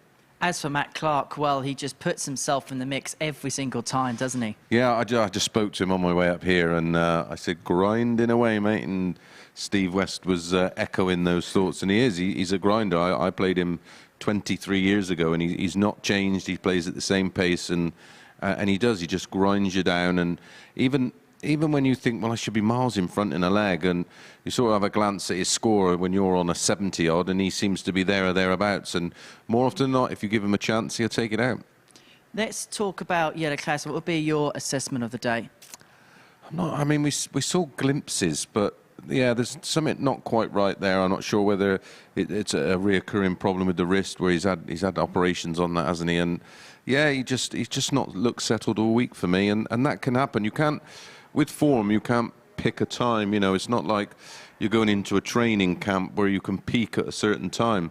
Form comes and goes, and unfortunately for him this week, he's just not found his form. Owen Bates, we've seen him play some good stuff today, but you were mentioning on commentary with Chris Murphy a little bit about his throwing style, his throwing stance. Just talk a little bit more about that from your perspective. Yeah, it's interesting, because he's literally just petering on that edge of being off balance and on balance, and you sort of see his trailing leg just sort of tap to find that balance point. It's quite unusual. Nigel Hayden used to lean over, but he was very planted, where with Owen Bates, it's almost like a ballerina on that trailing leg. He's on his tiptoes. I think we can have a look at a clip from one of his earlier games after we've just spoken Matt about Clark, it. That's handy, yeah. About that particular start. In fact, we have apologies about that. We will talk about that a bit more in depth. It's quite interesting. You ultimately want to be planted on the oche, so there's no movement left or right, or obviously going forwards or backwards, because if there's a motion, very much like John Henderson, that very much relies on timing. So the advice is always get yourself in a planted position. We'll be doing some more stuff like that with Chris over the coming weeks as well here at the Super Series. But our full focus and attention tonight is going to be on matters in Group B, because that's going to be getting underway. And it sees our bookended weekly winners involved in the action. John Worsley, who won all the way back in February. That was back when we were in our deepest, darkest, big furry coats, wasn't it? And then Dale Pilgrim, our winner last week. Sounds in the middle of them. It's going to be a first appearance of the week for Mike Gillett. And they're going to join Mike Warburton and Scott Taylor in the mix. Yeah, and Scott Taylor probably was smarting yesterday. He probably felt like that was his that got away. I think Warby would be boyish coming into this, because the way he managed to manoeuvre himself into Group B, he'd be seriously happy with, and he produced some real good stuff towards the back end of Group A. Daryl Pilgrim, as you know, rate him highly. You can't overlook John Worsley and Mike Gillett. He's another fabulous player that. For him, he has to start a little bit quicker for me. He's a little bit too measured early on, can lose a couple of games that maybe he should win, and then all of a sudden he just ups the tempo and ups the ability and ups the numbers, and he's going to have to do that from the B of Bang tonight. It was interesting speaking to Scott Mitchell on Monday about his experience in Group B, and he said the slow start ultimately cost him, especially when you're in a Champions League group like this. You lose your first two, you could be out of the race already. Yeah, absolutely. Minimum requirement in Group B is 2 from 4. You'll be there or thereabouts on 8 points over the course of 2 nights. But like today, you cannot afford to start slowly, because you will get gapped. And as we've seen now, Justin Hood and Jelle Klassen seriously gapped. It's me and you in the booth tonight. It is, mate. Lucky you. Exactly. I just have the best job in the world. Bring your gum shield.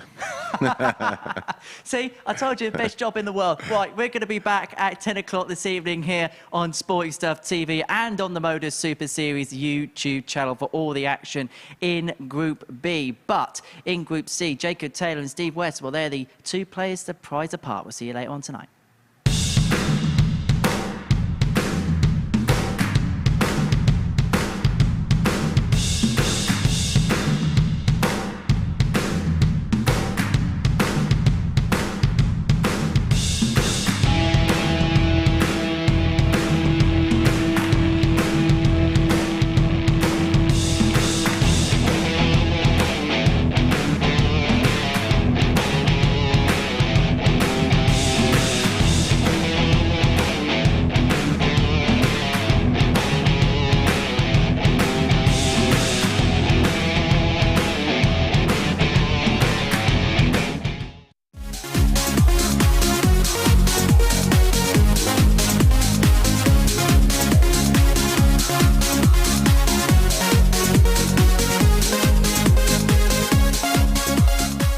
Ladies and gentlemen, this is the MODUS Super Series Champions Week final. We are live on Sporty Stuff TV here at the MODUS Live Lounge in Portsmouth. And now would you please welcome to the stage the first of our finalists.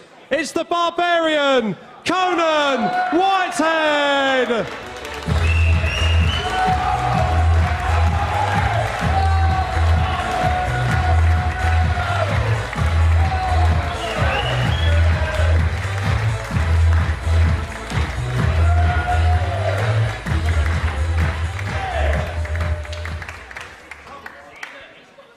And now would you please welcome to the stage his opponent. It's the gambler, Graham Usher!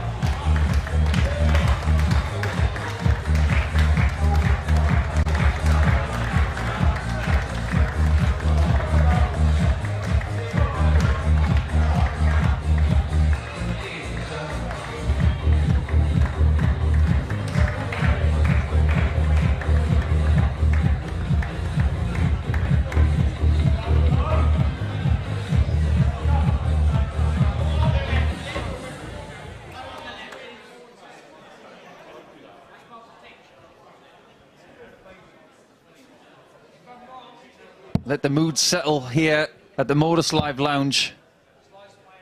Let the nerves present themselves, because these guys are about to play one of, if not the biggest game of their lives. In a monetary sense, it is without a doubt the biggest game of their lives, because they've never played for 10 grand before. But they know for a fact that they've got 10 grand in the back pocket already, but they want 10 more. And they want to be the first person to win a Champions Week under this roof. Two of the biggest hitters in Super Series history. They have six wins between them. First leg, it's Conan to throw first. Game on. Incredible respect between these two. Great to see. But this is Conan Whitehead, who came through that thrilling semi-final with Darryl Pilgrim. 100. What do we say about those semi-finals, Corinne Hammond, my esteemed co-commentator for this final? How did they get 24. themselves into the same sort of bubble after the adrenaline spikes they've had in the last hour? I know, it's just amazing, really. But they've passed those 95. semis, and now they're into the final. How have they geared themselves up for this? Let's just hope that this match is as enthralling as the last two semi-finals have been. 180! Well, that is an incredible turnaround there for Graham Usher, who didn't start particularly well in this leg, but he's definitely sped 22. up a bit.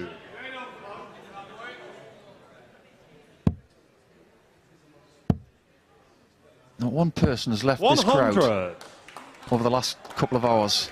Everybody wants to see who picks up that trophy. If I was in the player's shoes right now, it's not about the money. 100. It's about one word: legacy. To be the first to do something is a big deal. 60. I was just going to say champion. Great word. Everybody wants to be a champion. And if you think about 21. the career of these guys, well, with all due respect, Graham, you required 137. Graham Usher's done in his career. He won the Lincolnshire Open back in 2019, which is a 40. big county tournament. But this is bigger.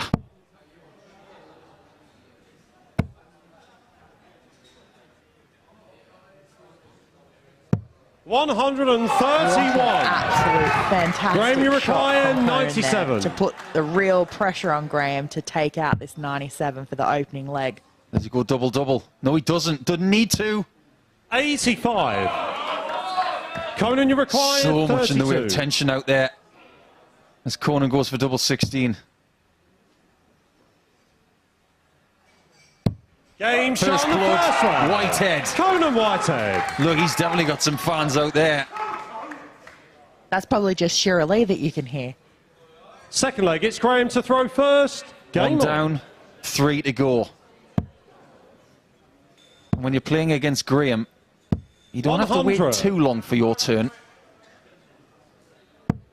No, it's a really great pace, this match, as, you know, the last couple of games have been as well.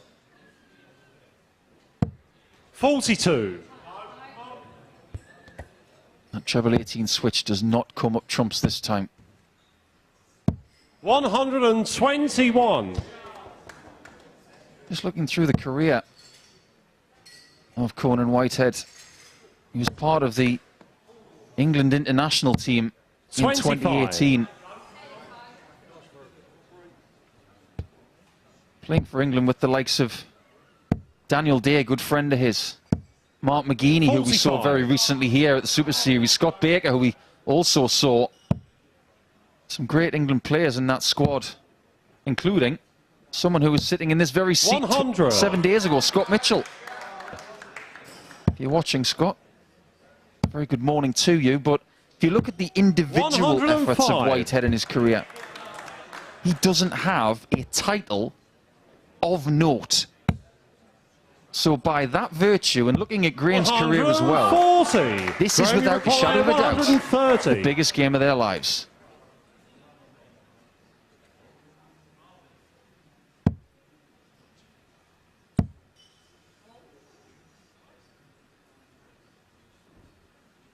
There's 109 left. 40. And Whitehead is very much in this leg. You just wonder if Conan has shattered a stem, and maybe that's why the flight was on the floor. That's why you've always got to carry spares, folks. I was on that stage just over a week ago, and one of the points in my darts came out. It's a good job I had a spare one in the case. A spare point? How would you get that back in there like that? Oh. Yeah, the point is still out of the dart. Yeah. I had to go to a very different setup. I had a dart in the case with a different point, and I just had to use it for the rest of the night. 58. Graham, you require 90. That's the first time it's ever happened in my career. But let's see what Graham can do with 65 left. 50. He gives Conan a free hit at Conan, 136. you require 136.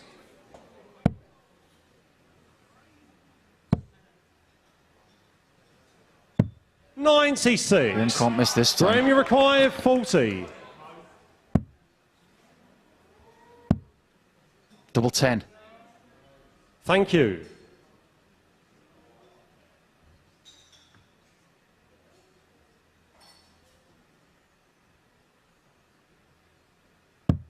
And you have to wonder Conan, you require whether that 40. just put him off his rhythm there. Well, he's a rhythm player. He likes to get rid of those darts really quickly. And that was as slow a visit as you will ever get from Usher. Incredibly, that's a 20-dart break of throw, and Whitehead now will serve first for a 3-0 lead. Third I know leg, that Whitehead's got his fans out there, but there's still a great deal of sportsmanship between these two players. Conan has to know that he was lucky in that leg there, so he's not going to take anything for granted. 140. And there you see Usher's had 5 chances at doubles in the first 2 legs. He's missed them all, whereas Whitehead is 50%, which is pretty good. And maybe the gambler is running out of chips again. The last time he was running out of chips, he found some more. Somehow. But he's going to have to dig very deep from here. He's going to have to go to his back pocket 140. now, see what's in his back pocket. The old reserve chips. We have to get the checkbook out. 121. The strength of the scoring from Whitehead all of a sudden is giving him breathing space. He's feeling 95. comfortable and confident. He's got a 2-leg buffer here. So you have to be feeling a little more relaxed now. He feels like he can just get up there Conan, you require and continue playing. 126. And the more treble 20s he hits or treble 19s he hits, then you know that's just going to escalate it even further. Doesn't want to be hitting any ones though. 40. But knows that he will be back for the 86 with Graham back on 272. There was a call there for maybe bullseye at 25 with the last dart. 25 would have left him on 125. something a Conan, bit you more require gettable. 86. Now he's got to go 18 for bull. Very safe single. button. 46. Ooh. He's Graham, you laid require up. 147. Wow, did not see that coming. And we know how good Graham is on these big checkouts. He gambles. He doesn't hit. 83. Conan, you require Conan's 40. gamble.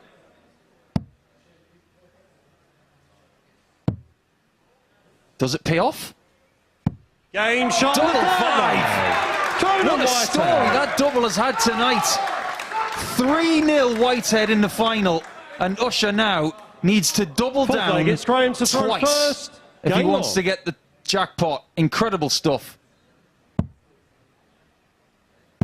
Make no mistake, this is a vociferous 41. atmosphere here at the MODUS Live Lounge. A heavily Whitehead audience.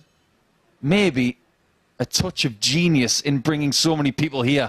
180. He means business. What is this going to do 95. potentially for Whitehead's darts career? Just to re-emphasise something we said earlier in the evening, around 7 or 8 months ago, he wasn't even throwing 100. darts. He didn't want to do it anymore. He came back to us. He said, I want another crack. He won his first week back. 60. He's won another week since then to get here. He's one of the most prolific weekly winners on the Super Series roster. 100. Funnily enough, he did mention to me, oh, actually, I don't know whether it was him or Shirley, mentioned that since the birth of his daughter, Ada, who 100. happens to be 3 months Conan, you old today, require as in Sunday, 121. he's all of a sudden found his absolute hunger to win again. Are you telling me that he could win 77. on his daughter's birthday? No, she's 3 months old today. Ah, 3 months. Yeah. It's good enough for me. 41. Is 44 Conan, you require good enough 44. for Cole? I bet his heart is pumping at 1,000,000 miles an hour at this point. Double 16.